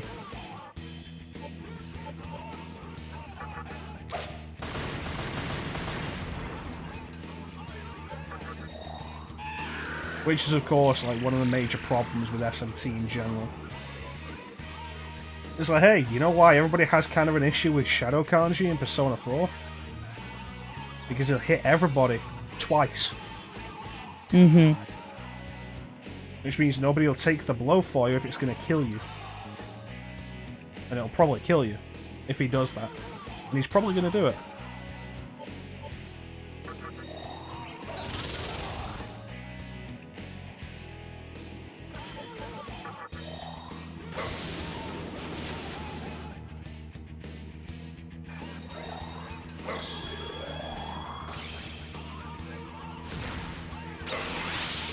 Shadow Kanji is where I got up to the first time I started playing Persona 4 and went, wow, I'm fucked, and restarted my playthrough. What did I do? I hit the end of the timer, and have you ever gotten to the point where it's like, oh no, you're too late? No, actually, I don't think I ever managed to do that in Persona 4. Ego sends you back a week. He does? I don't know if it's actually a specific in-game thing, but you get sent back a week. It's not a case of, oh, you're trapped here now and from where your last save is. They'll send you back a week. That's... Yeah, I would never have expected that. As someone who played the Atelier games, and they're just like, oh, you missed the deadline? Game over. Sucks to be you. I'm surprised that Persona 4 is just like, oh yeah, no, let's just time travel, you're fine.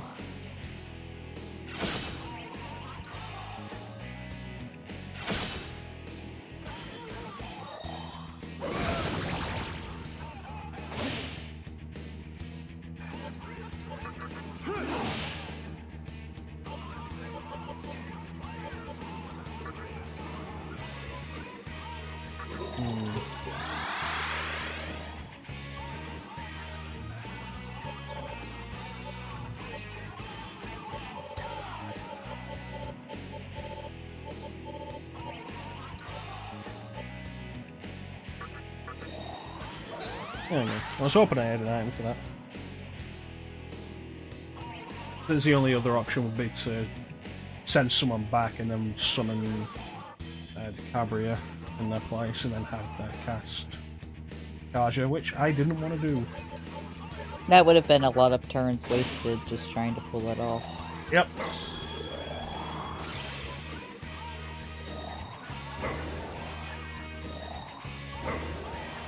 I'm gonna do this.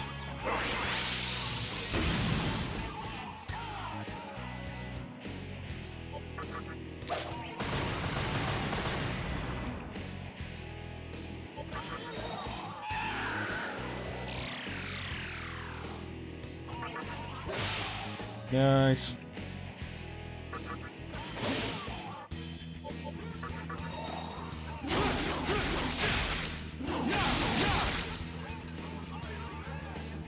No, for something with a high crit chance, that's the first time I've seen it crit.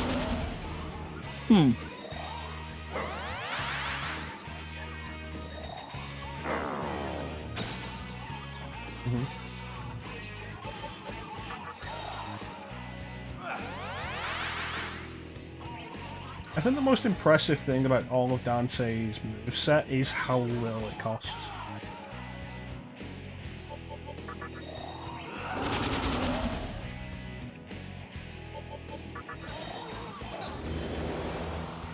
Specifically that.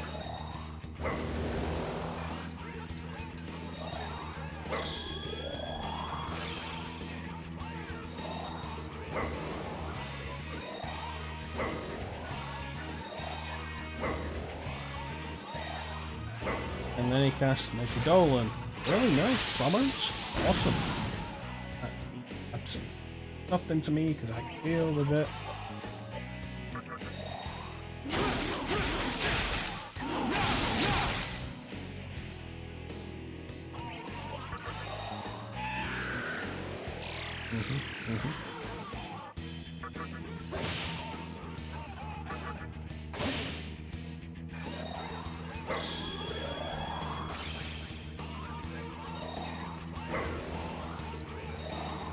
Yeah, I know what we're doing next turn.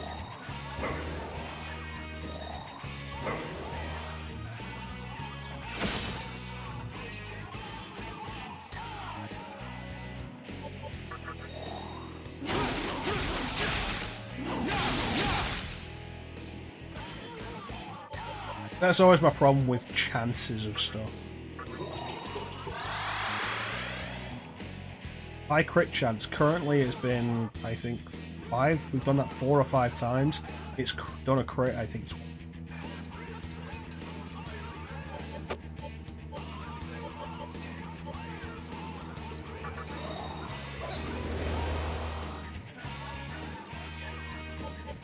No, it is the issue of like the odds of something happening versus the chances of it happening.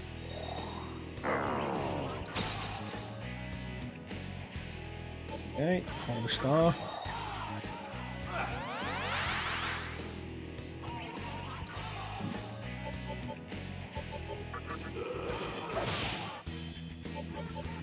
And another Dakaja.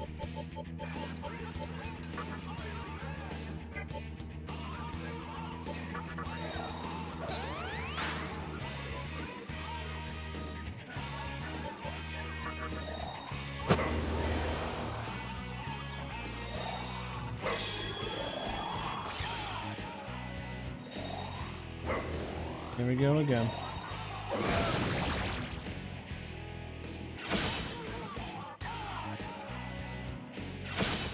Worth noting that Dante resists physical.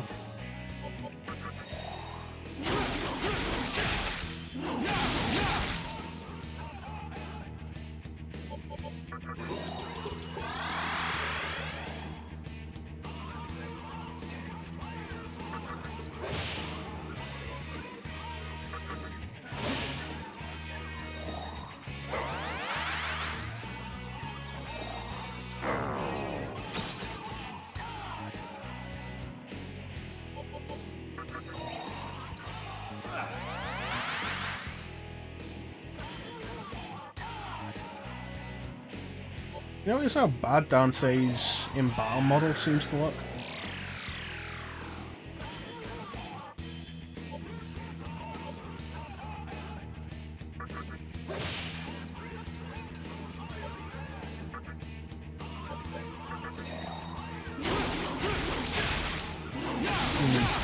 Maybe it's just when he's doing Holy Star.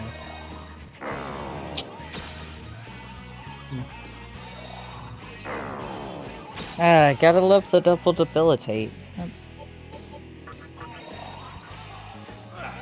It's like, okay.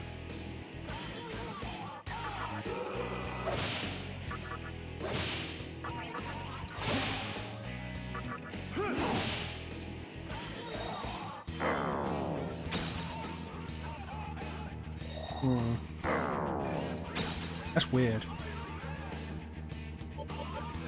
What is? That's 2 turns where he's just been debilitated.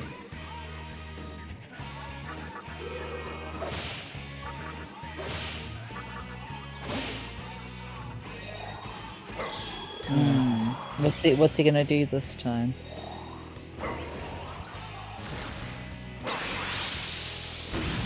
It's his turn.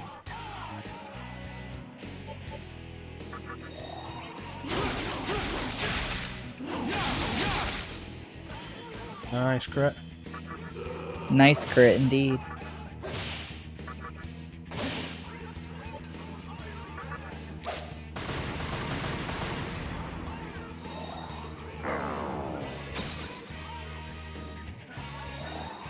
Alright, so we got the double debilitate again. Yeah.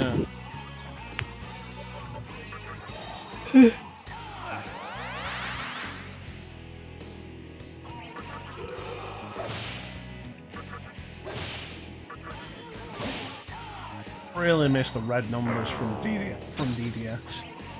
Yeah, I was just thinking about that. I was like, you know, the inclusion of red numbers helps so much.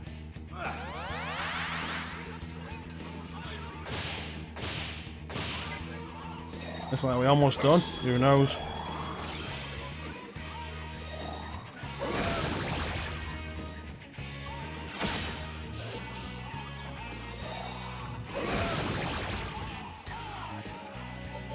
They do a rebellion. Have that social do a prayer.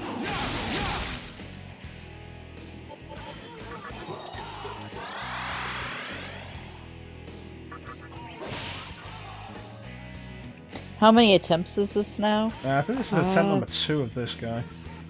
Yeah, of this particular boss, this is attempt number 2. Of the bosses overall, yeah, I was like 3, and then I was like, that'd be 4 because we died the one time.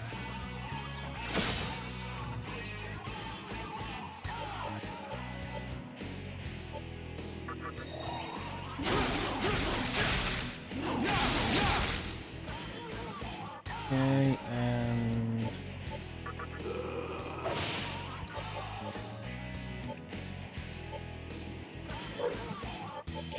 Oh, fuck it, just summon Kali. Yeah, we have Bishamon in the party. He just died. Yeah. He's attacking the boss with himself. It's like, yeah, that's just kind of happening. Might be the first time I've ever actually had that happen in the series. Like, in any of my playthroughs of any of the games in the series. Well, I feel it's also kind of the thing of you tend to not get boss demons on your party before you fight them as a boss. Yeah, there is that.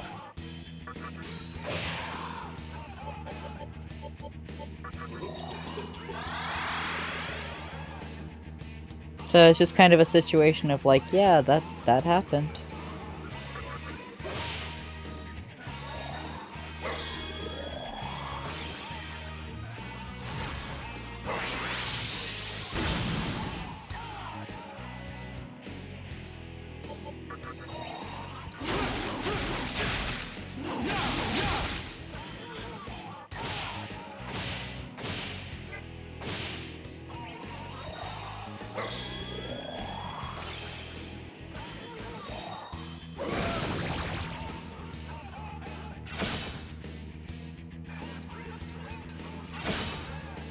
If people could dodge more, that would be very much appreciated. Nope, alright. It's like you aren't paying me enough to dodge. He's the one that wanted to flip for it.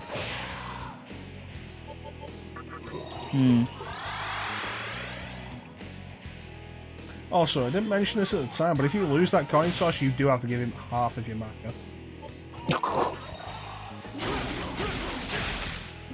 Yeah, that's... Jeez. That's definitely one of those situations where it's like, you know what, I think I'm just gonna look up the answer to this because I don't feel like wasting that much money.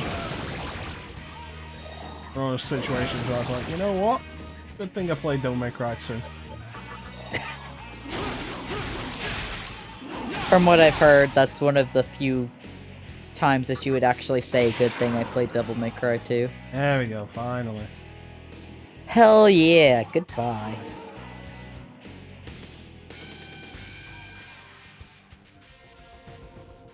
All the pillars have been lowered. How do we get in? So I got a question. Should you save again? Yes.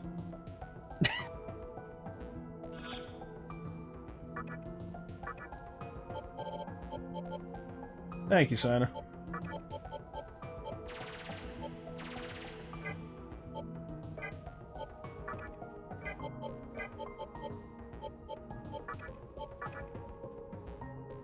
Return dancing Ali, Shaun, and Ogamog back.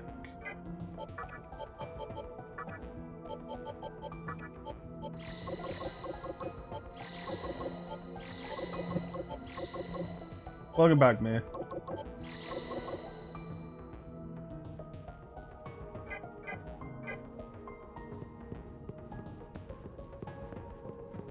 Okay, so the fortunate thing is, like, this just takes us right back to the entrance.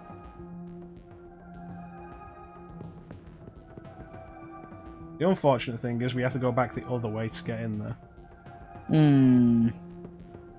But again, we're walking past the entrance, so let's go save.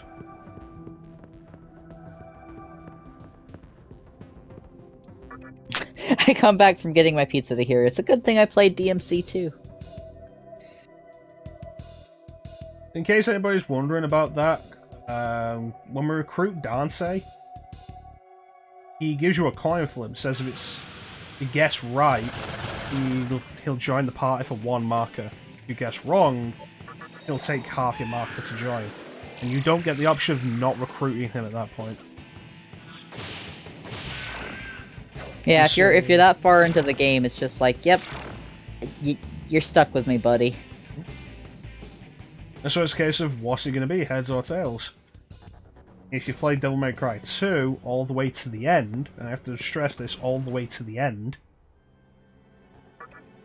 then you'll find out the coin Dante uses in Devil May Cry 2 is a double-headed coin.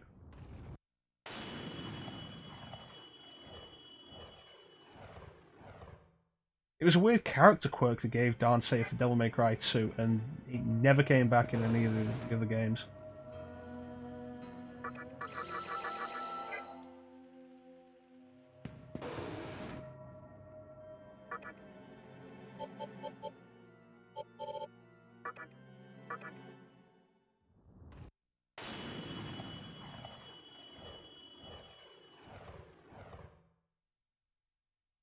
Right, and we'll save it.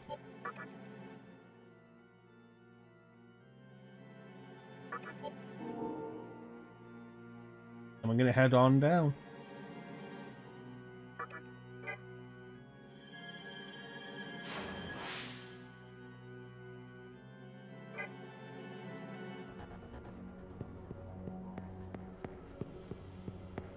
At least we don't have to worry about those 4 bosses. We can say that progress has indeed been made now. Let's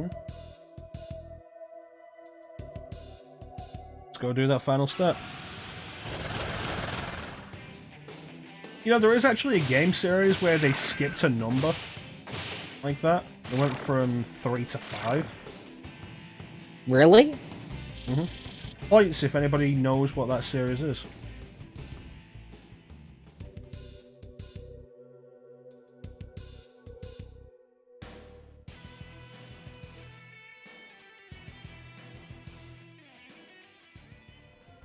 Okay, we take the left.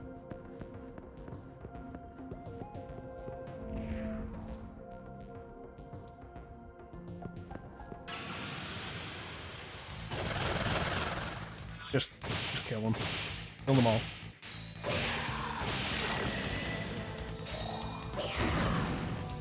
Anybody?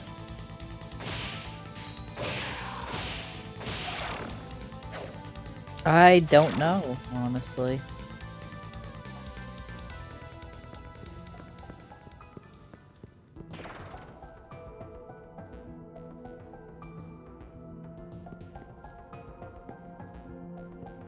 The entrance is right there, apparently. No idea? Yeah, no, the entrance is right there. No, don't have to fuck around with it. Great. Awesome. I said it was going to be a pain to get back to.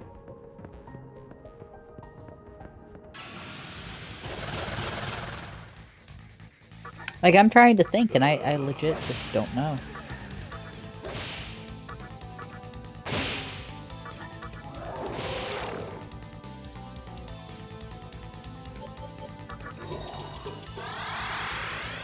The answer is Leisure Suit Larry.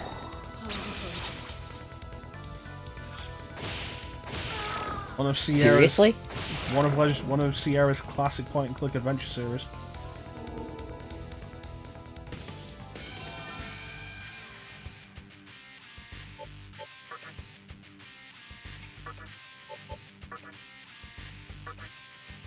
Leisure Suit Larry 3 was basically intended to be an ending, so they wrote themselves into a corner.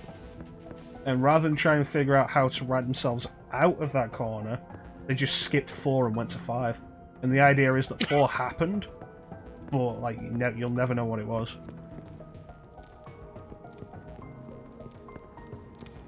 That's kind of funny.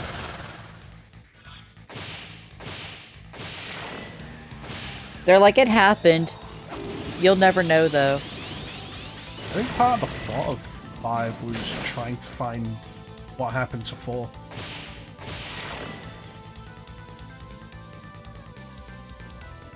These Sierra games were kind of self-aware at the time.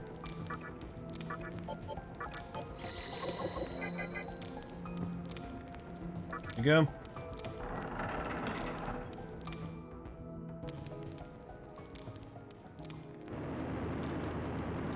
Alright, what awaits us here? You want to say this one? Or should I?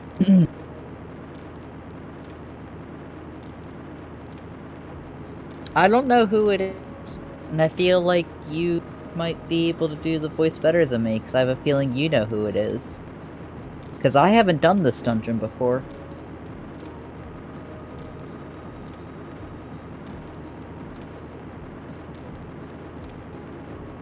Who doth awaken me from my slumber?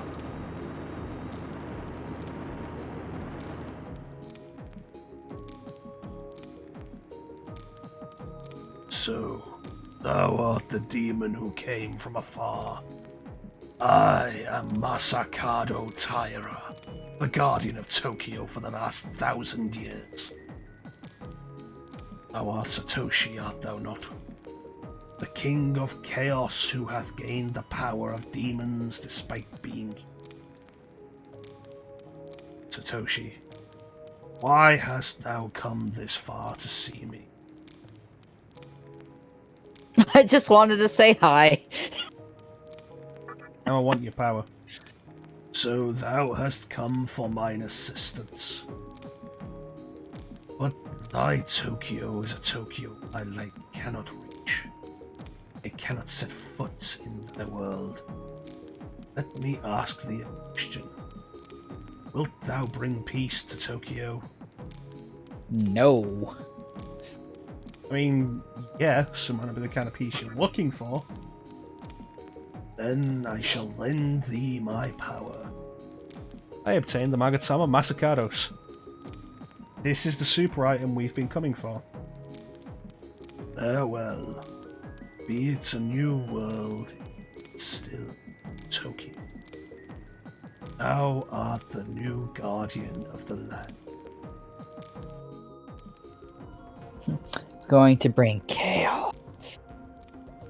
So, As long as you don't start playing Limp Bizkit, I think we're fine. There it is, Masacados at the bottom. It's just chilling down there. Was it worth it? What does it give you? Holy shit!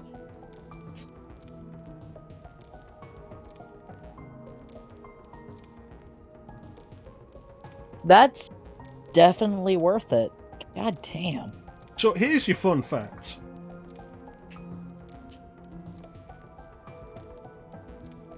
When you meet Demi-Fiend in Digital Devil Saga, he is equipped with Masacados.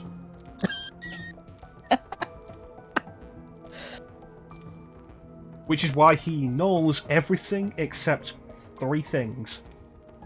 Almighty, Earth, and Gun.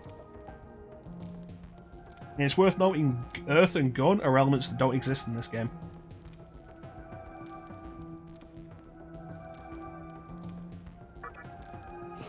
Oh my god.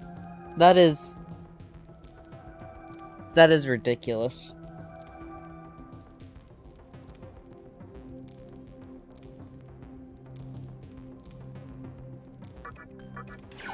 Yeah, I'm equipped this.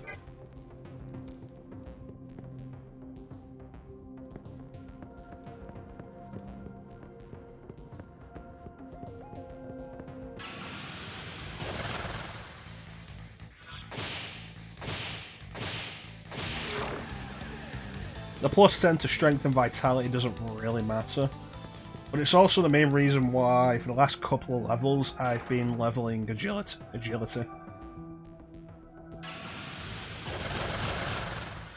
Because we were basically coming up to this anyway, and throwing a few extra points into strength or vitality to make them natively hit 40 would be a waste.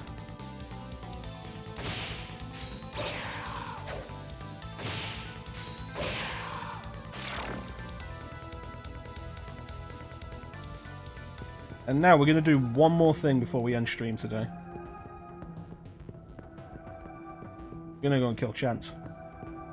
Wait, what? Yep. Why am I getting killed? If it's your time, it's your time.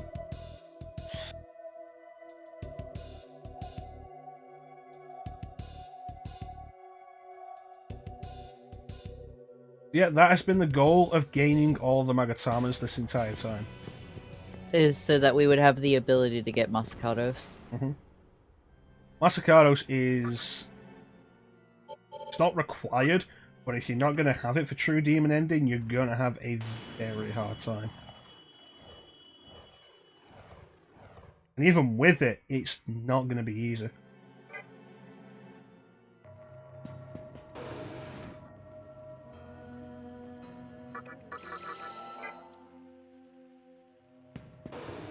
Like, that's how bullshit True Demon Ending's gonna get.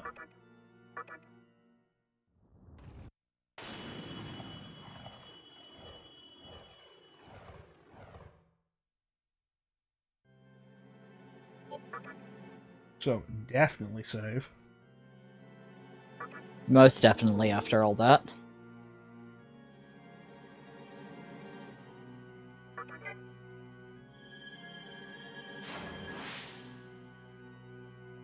Yeah, Masacados, you want it, really, because of its nullification for everything except Almighty.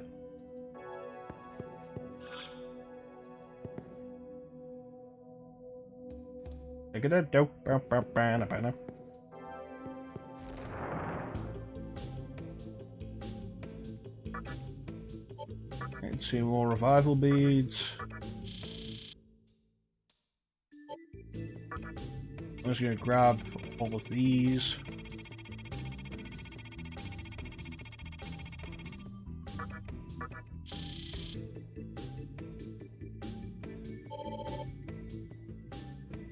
Some more of these.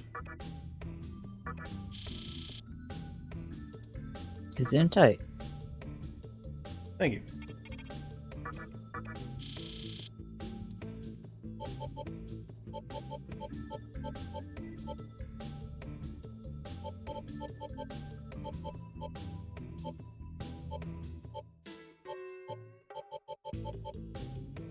Yeah, that's good.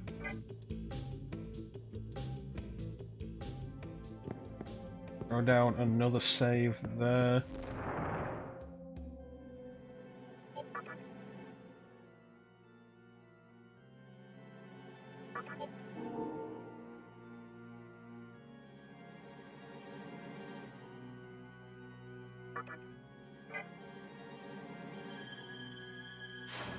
And let's go and say goodbye to a friend.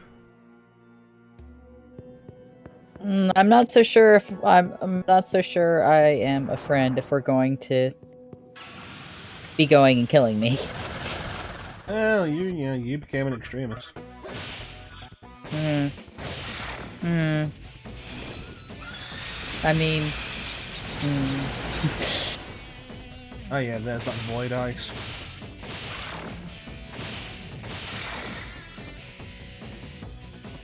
To be fair, it's really the way that mainline S&T goes. Your friends become extremists. And you either side with one of them and kill the rest, or kill all of them.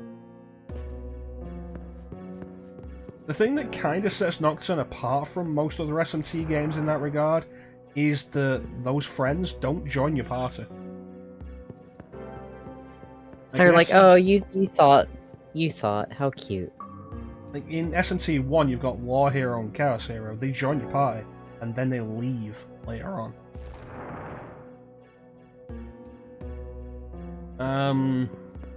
Strange Journey kind of has a similar thing with Jimenez and Zelenin, which if you can't tell their Law and Chaos, then you're not paying attention. Why else do you think they're on the cover?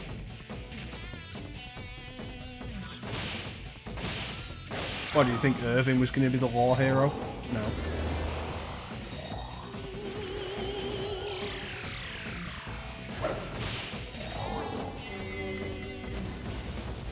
No, bitch!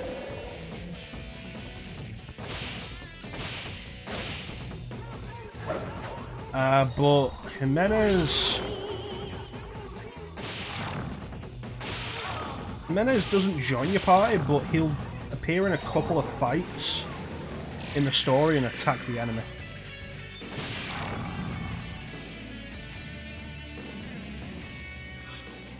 SMT 4 plays it a little closer to how it was in SMT 1, but you'll have your party and then you'll have the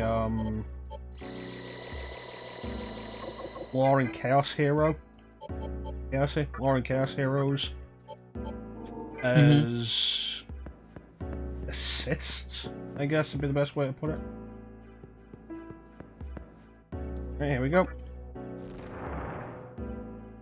Let's go kill Space Hippo ChanceEm.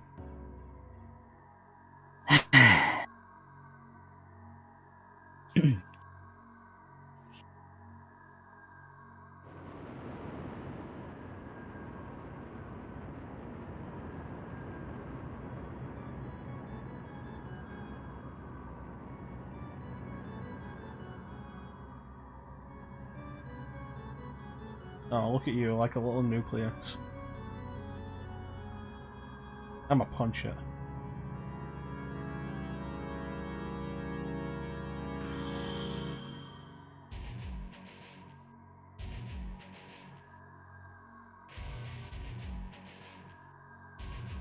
You came all the way here just to get killed.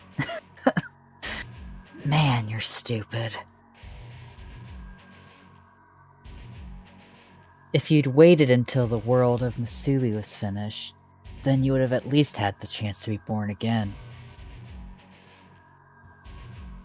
No one's gonna mess with my plans. Not even an old friend. See? Extremist. Sorry, but it's time to say goodbye. Forever. So I want to make the point that I have been nothing but passive to all of this. I'm not going to say supportive because I absolutely fucking have not been. I've been nothing but passive to all of this. You started this fight, so when you die, I need you to remember that.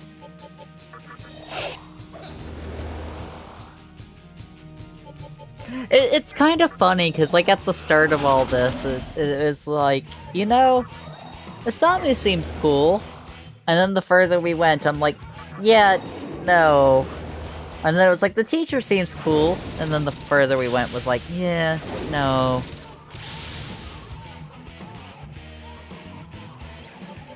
Edging whose voice, Sina? Shouldn't have been me, I was just spitting facts. There you go, ChanceEm's got the edge. Hey! I'm glad I could get the 90s scene kid vibe.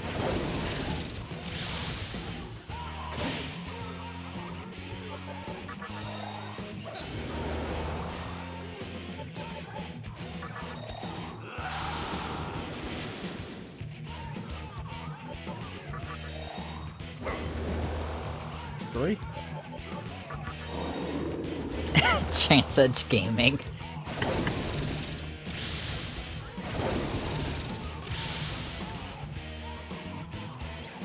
Interesting, that doesn't count as a physical attack.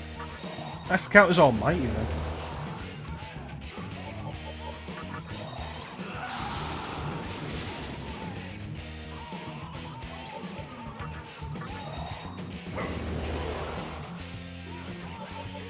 That's set, and then we're just gonna punch ChanceEm until he dies. Don't do that. That's my weakness. Punching is ouchies. Oh no, being punched is my weakness.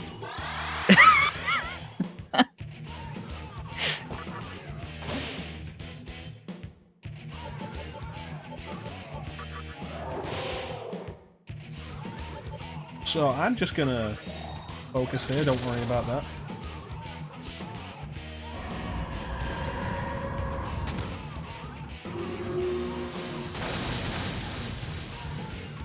Oh, your resistance shifted? Well, as long as it's not resistance to being punched. Shit, it was. Yeah, about that. Then again, your party member also kind of like dodged.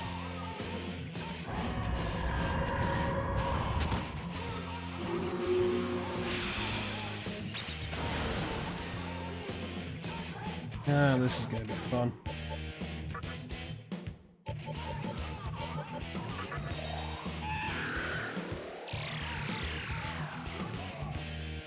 Oh, that was a very small amount that pulled.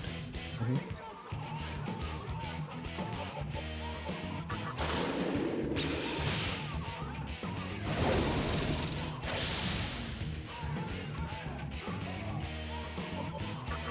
If we're gonna play it this way, let's do some Makakages.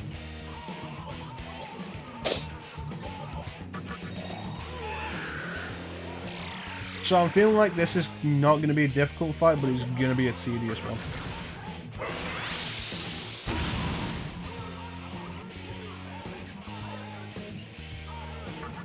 Let's try and make it a little less tedious by boosting the magic damage we all get.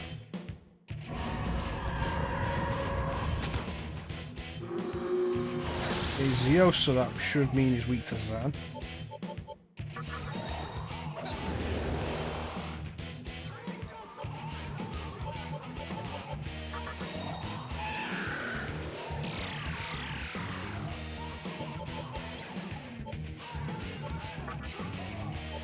Okay, and the Zandine. There we go. Follow it up with the final Makakaja.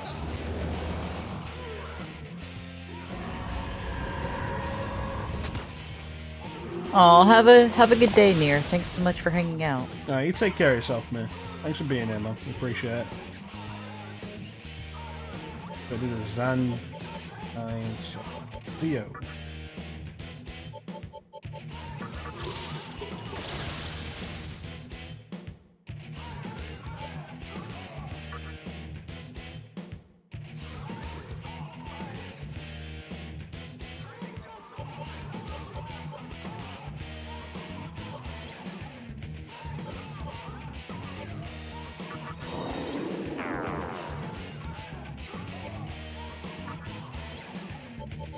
Zio. And past that and just do another Wakanda.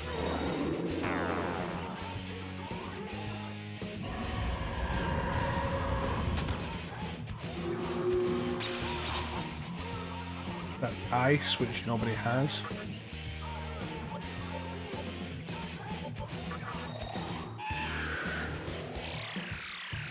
I guess you could say the cold never bothered me anyway.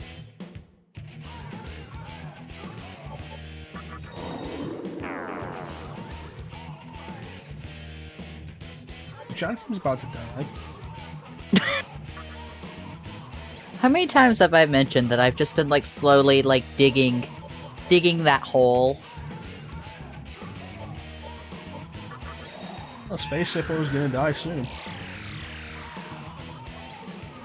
That'll be it. And the last Rotunda.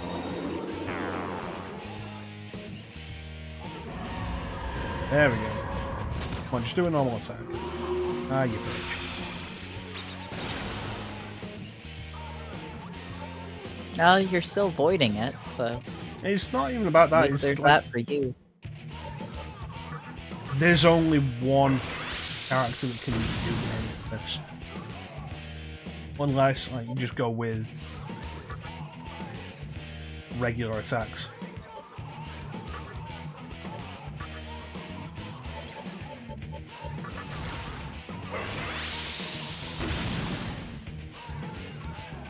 Building a party specifically for this fight would be a pain in the ass. The constant shifting and changing. Yeah, you'd need each demon to have multiple elements.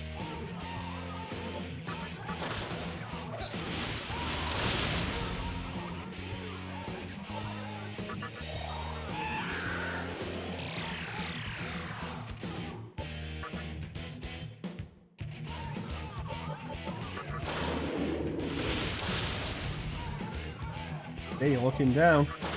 Hopefully that means you're almost dead.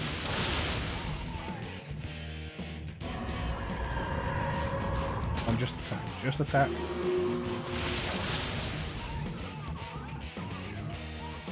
It's not even a dangerous fight. I don't think we've even healed once. I mean, aside from meditation. That's been more about restoring MP than anything.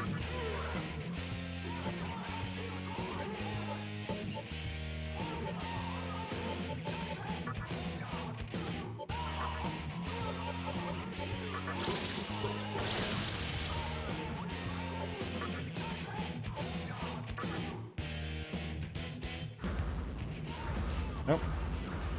Nope. What we doing now? Aside from giving me a seizure. Oh, Why? Why do you always get in my way?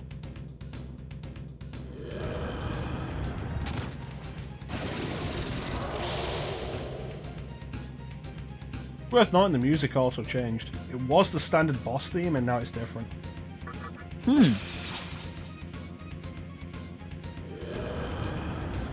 I'm gonna quickly check that out.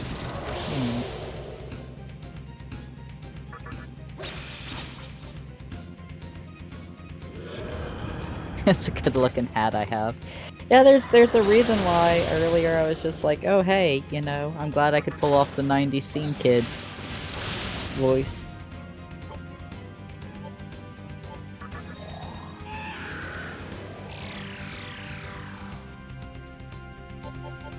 If you're wondering why meditation is always doing damage, it is almighty. And nobody resists. Nobody stops almighty. Nobody's immune to almighty.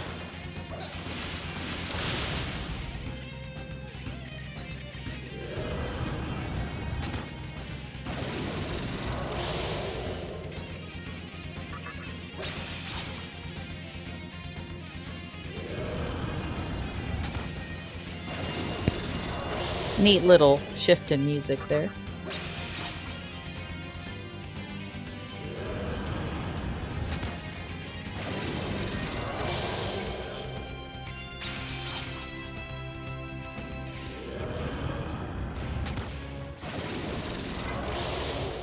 Okay, are you just gonna be weak to anything? Apparently, I'm weak to tornadoes. No. If you're just doing regular attacks, it doesn't give any real indication of what it is that you're vulnerable to.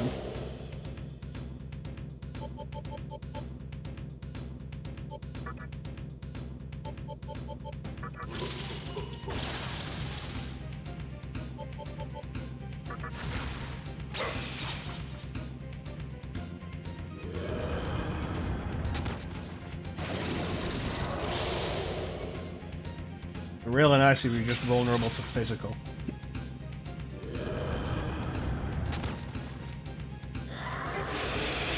Right, that's a fire.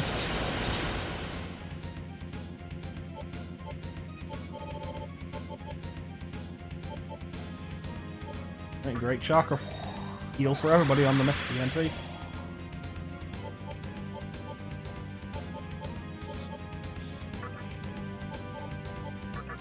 Prominence.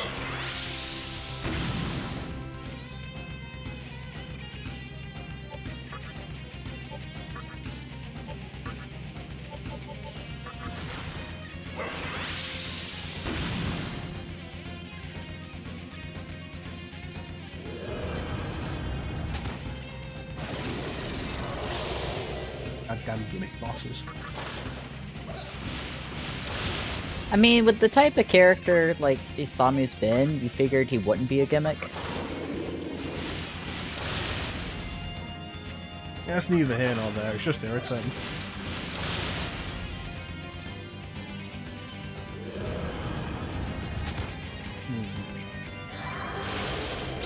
Zio.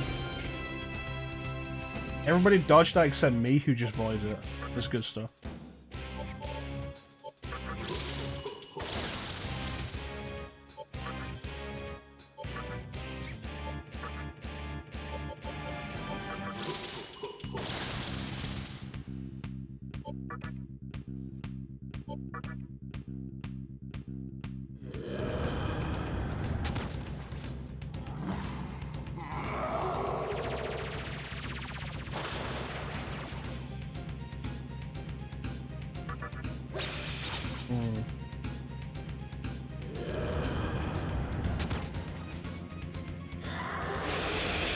That's another fire.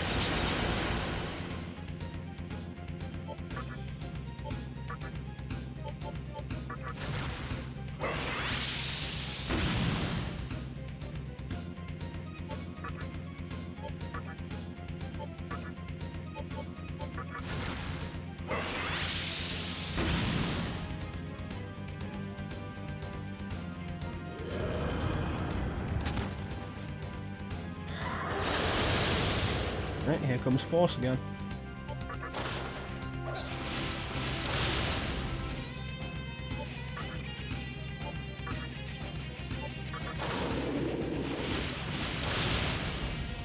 Oh, heads down.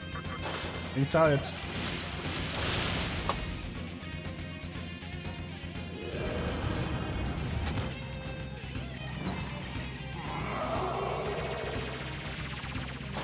Like, I just want... Oh, ouch.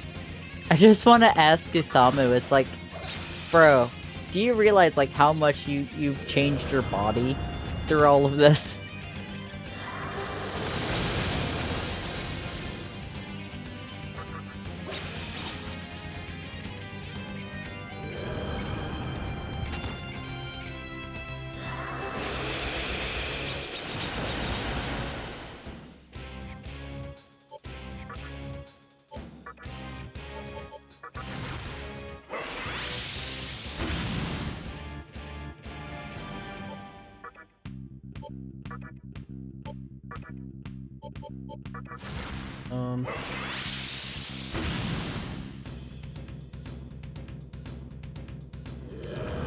Ah, so close.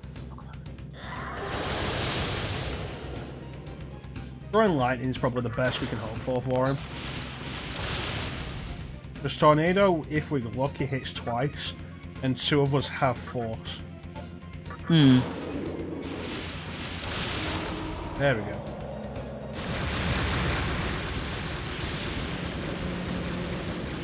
Two down. Oh. I looked like I was melting there at the end. Oh, what a world.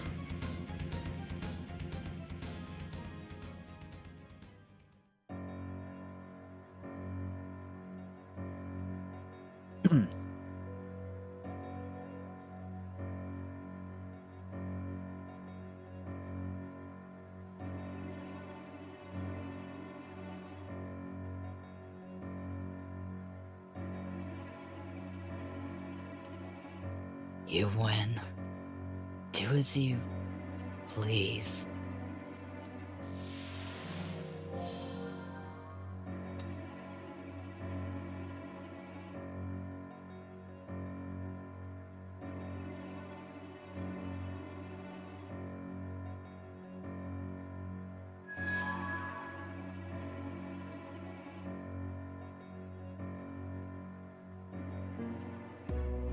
And that's it. Well, it's like, okay, pal. Bye, I guess. Just gone. Like, that was kind of underwhelming. Like, Hikawa had Yeah. more to say before he died. I'm kind of really surprised. It's like one of like the 3 people that you actually knew before the start of all this, and it's just like that's all he said. That's all he had to say at the end.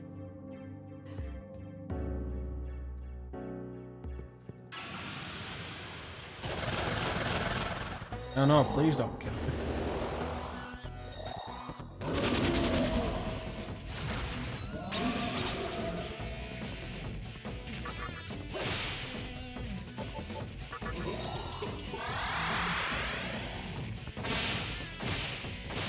There's only one more friend left to go. Or one more person. Unless the teacher's made it up here. And plans to fight us. But never made any indication as such. Everybody else was openly hostile from a while ago. Mm-hmm.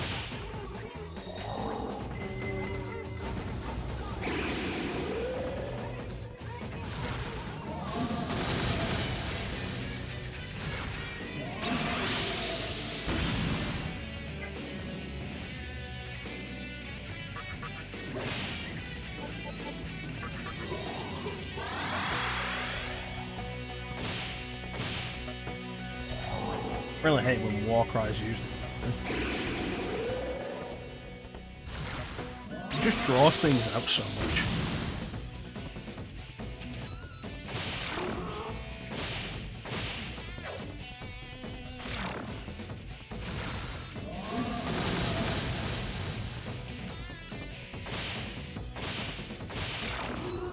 There we go. Yeah, level up. Woo! Level 84. Energy Dolan's not a bad idea.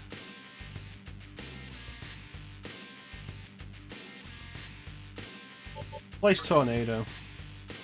Nobody's going to be weak to it, but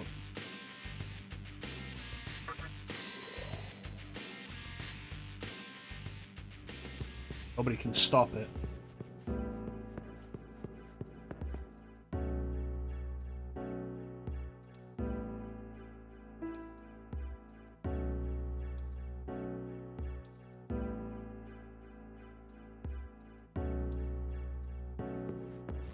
Yep, good luck with that.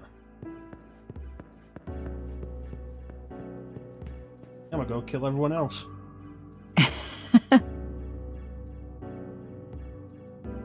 That was the twist all along.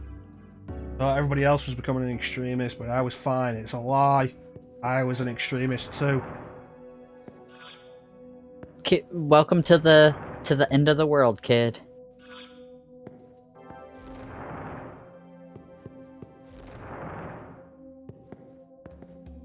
What up?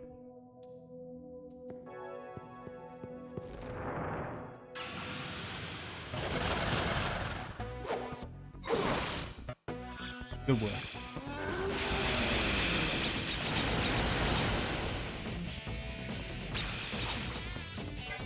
Okay, don't do that again.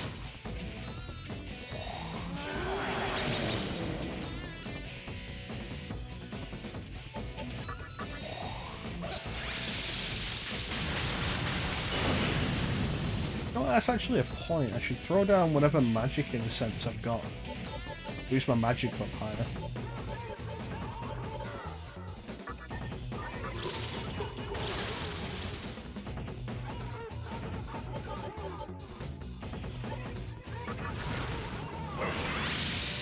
Because at that point, being able to do decent enough damage with magic attacks and having a decent MP pool will be a good thing.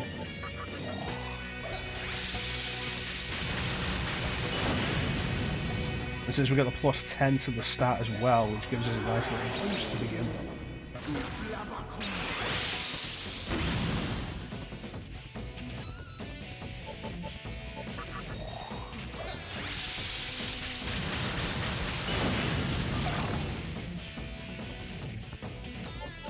Of course, your trade-off with Metrodolan is that it's 50 MP. Another good reason to maybe push that stat up a bit. With Masacados like this, we've got Strength and Vitality maxed. Luck doesn't matter, especially not with Masacados equipped. And Agility, as it currently is as high as it needs to be with the fastest member of the party. And since turns only work in who gets to go first in the party, the rest of it doesn't matter.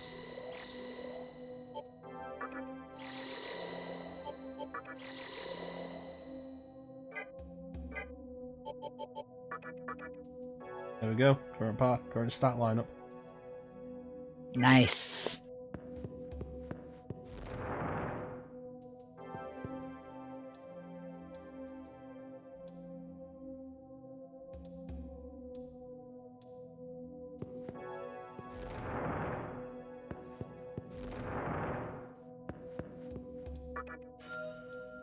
Oh yes, 3 life stones.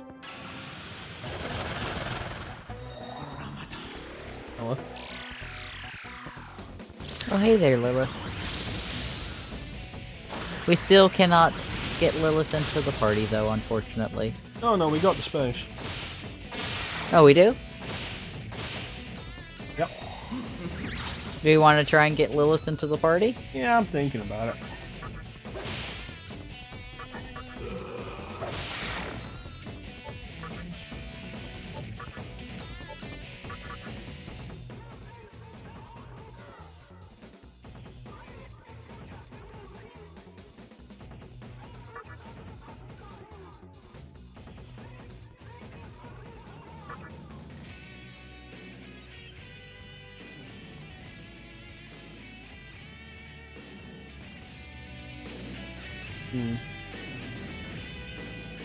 Never expect Lilith to be so playful, but she usually ends up being that way. Mm-hmm. When things aren't serious, if she's a story character when things aren't serious.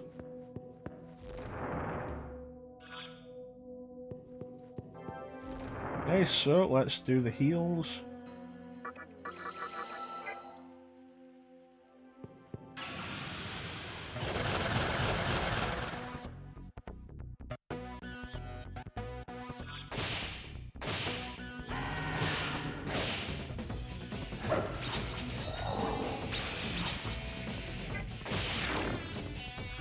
So, anything else on the agenda for today's stream? No. Managed to beat the bonus dungeon. You managed to kill me. I'm just kind of a disembodied voice now, I suppose. Just like Clint.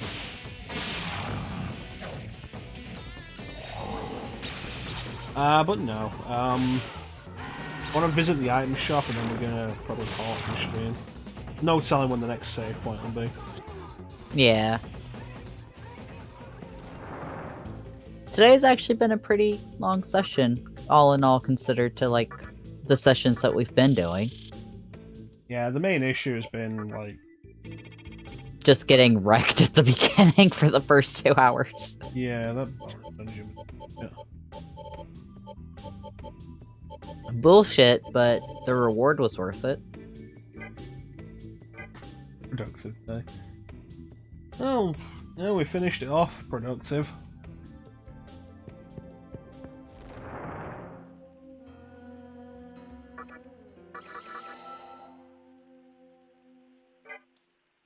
And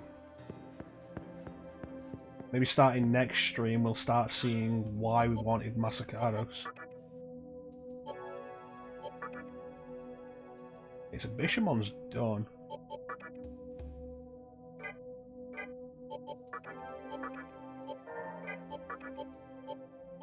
Sati back in the part. Gogamog still has one to go. There are signs of change on him anyway, so he should evolve after that. Which is always a good thing, because you get a demon with boosted stats, a lineup of skills you've already basically curated, and then a whole new set of skills to go.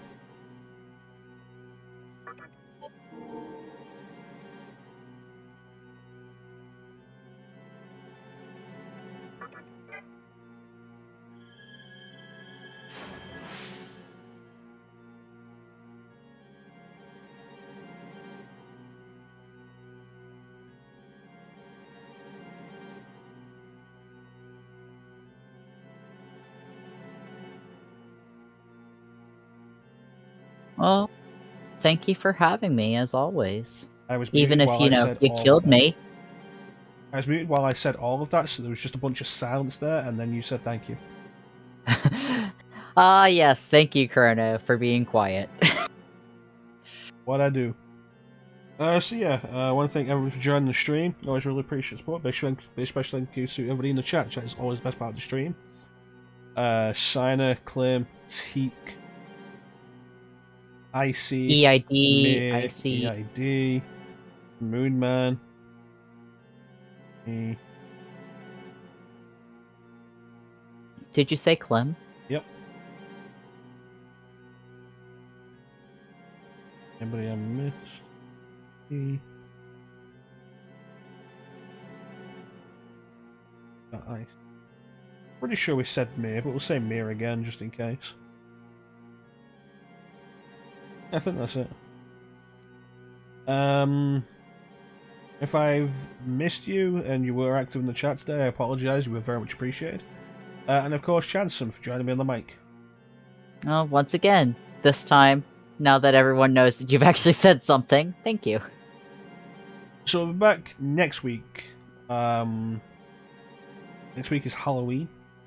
Yes, next week is indeed Halloween. So we'll be starting a new playthrough next week of Project 02, Crimson Butterfly. ChanceEm will be joining me for that because he has no choice. I'm stuck. I've been killed, so I'm just a disembodied voice that Chrono is going to be summoning. For those of you in America, Project 02 is Fatal Frame 2. I'm also joking, we will not be playing that next week. With any luck, we're gonna... I was considering doing something for Halloween, but since we're doing one stream a week, really, I just want to keep going with this. We're so close to SMT5 coming out. Yeah, like, can we finish this before 5 comes out, so we can then not stream it?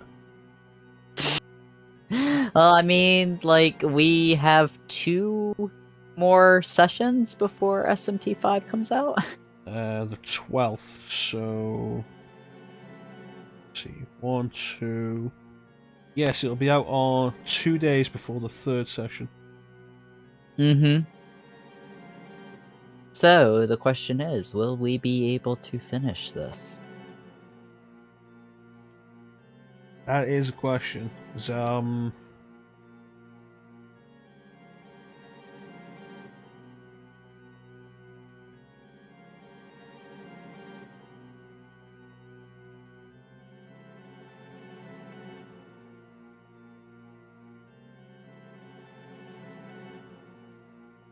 I keep forgetting to save and dying to bosses.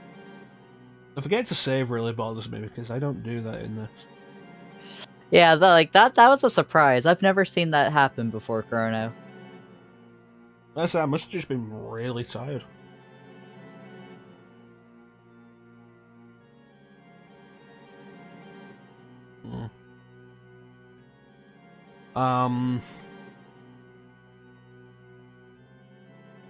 The rest of the Tarot Kagetsuchi shouldn't be a huge issue. It's just going to be about length. The main issue after that is the true demon ending path. Yeah, it's crazy you've stayed up this late with the sun, and do very much appreciate it. You take care of yourself, man. I'll catch you next time. I hope you get some good rest, Simon, and thank you for hanging out with us this entire time. And of course, for anybody who doesn't already, check out my companion ChanceEm Gaming. Has been known to stream on occasion. Sometimes. Sometimes. I'm slowly finding a way to come back. I'm just trying to get things figured out at the moment, because, you know, like, working 5.5 hours over some days is just kind of like, excuse me, what? Mm-hmm. I hate working 5 minutes over because I don't get paid for those 5 minutes. Oh, well, at least in my case, I get paid for my overtime, but also that's really fucked up, Chrono. Yeah.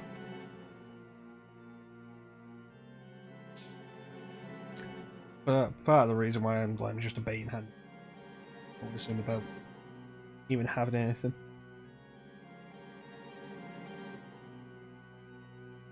It's numerous things.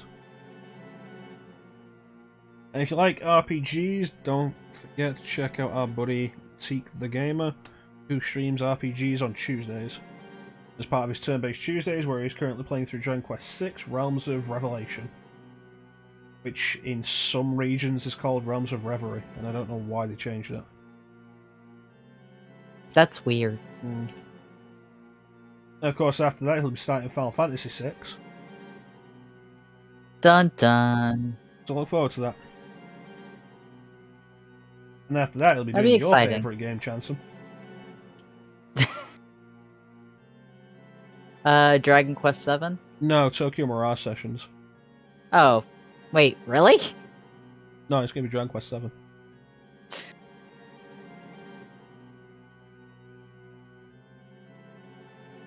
Is the terrible thing you found out about Dragon Quest VI that if the system you're playing on detects that it's not a legitimate copy, it loops the opening dream sequence? I've heard about that. That Dragon Quest VI and Dragon Quest V both had something like that. Dragon Quest V, the ship would never make dock. Yeah, that's what it was for 5. Chrono Trigger had a thing of the time warp animation would loop and would never end when you first go through, first travel through time. It's really interesting finding out all of the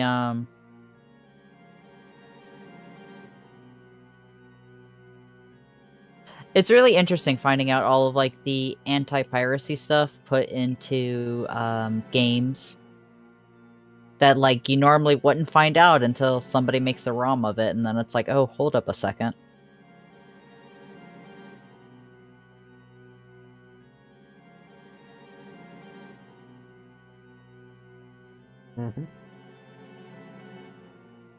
Alright. You got me intrigued, Teak.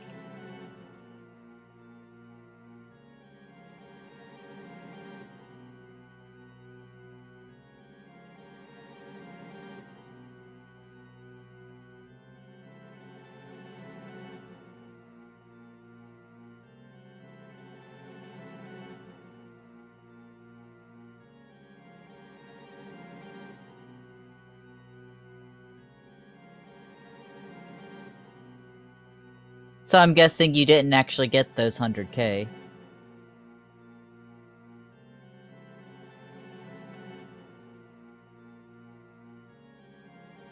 Oh, this is going to be like the thing if you put an experience cheat in Pokemon and it does the level up individual levels.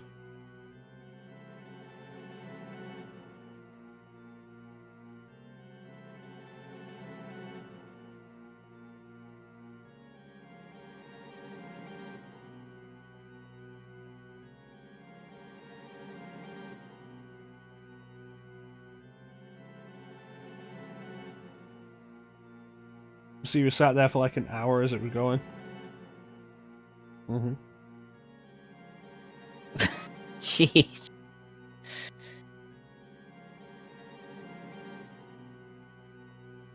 The question, you said you did that off stream. Yeah, you said you did that after stream. I was like, that would have been kind of amusing to watch on stream, just sitting there for 20 minutes like, welp.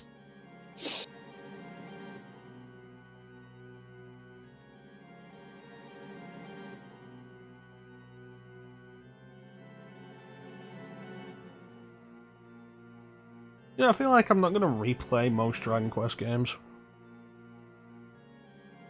I feel like it's just not as replayable as a lot of other stuff. Dragon Quest was my first JRPG, like NES Dragon Quest 1. And I remember as a kid going through Dragon Quest 1, 2, 3, 4 on NES a lot. And there's vague parts I remember from all of them, but I've never replayed them since I was a kid. I think it's the grinding.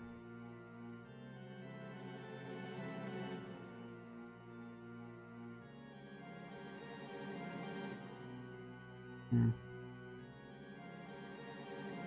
8 might be the only one I'd replay. 9, if I could get some people together to play it. See, that was the thing for me, is like I tried playing 9 and I just wasn't into it because I didn't have anyone to play with, so it was like, oh, I guess I have to make all of my party members, and it's like, oh, this isn't as fun as, you know. Yeah, it ends up being like 3 again. Just, it's interesting. Because 3 had other stuff going for it as well. But See, at that point, Teak, I would have just made like extra saves so I could just load up at that point and choose a different character to marry. well, that's the thing, like, you marry a character about midway through the game. So it's not just 1 or 2 bits that change.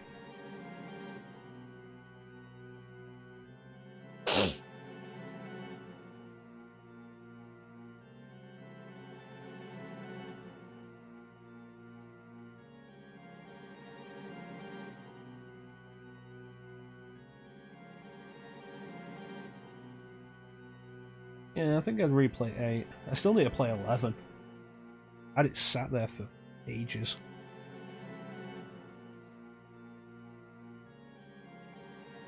I still need to pick up a copy of 11. I wasn't in a hurry to pick it up, and then it came out on Switch, and it was like, yeah, extra scenarios and orchestrated soundtrack, which was one of the biggest complaints people had with the original PC PS4 release.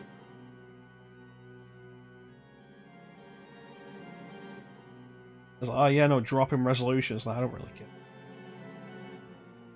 Then when I had the opportunity to pick it up cheap on Switch, or cheapish, I did.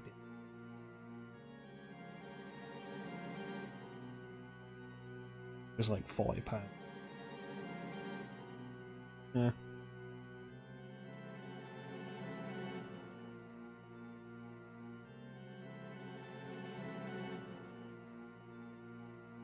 I know it was recently on sale for like $20. It was just I didn't pick it up because my brain at the moment is like, yeah, I need to save that money for SMT5.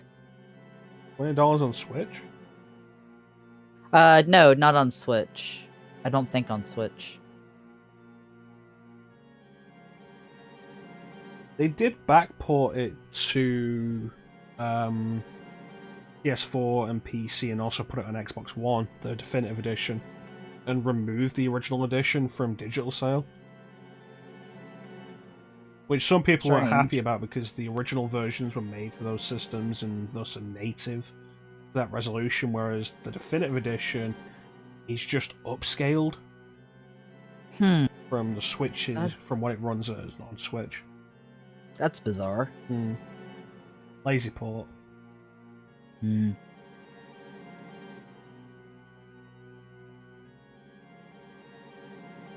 But yeah, I'd say, like, if you can, keep an eye on it on PS4 or whatever, because it will go on sale for cheaper. Alright. I know the physical disc of it, if there is a physical disc, will eventually go cheaper on Switch. Yeah. Nintendo doesn't like to lower their prices.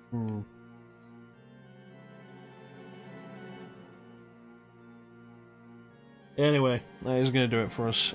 Next week, more Nocturne. Hopefully make the approach to the final area. Or passage, final game. Hopefully.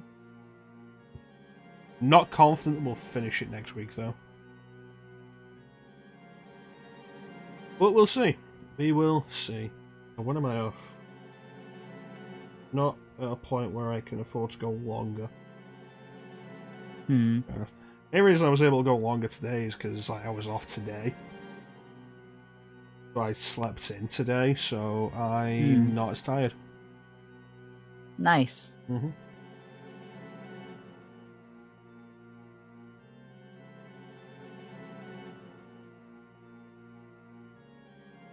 But yeah, I want to thank once again everybody for watching. I always really appreciate the support. Big special thank you to everybody in the chat. That is always the best part of the stream. And super big special thank you to ChanceEm for joining me on the mic. Oh, thank you so much for having me once again. I'm back next week with more Nocturne, the usual time. You know what the usual time is by now. If you don't, then got some questions for you. Yep. If you don't know what the usual time is, then press follow.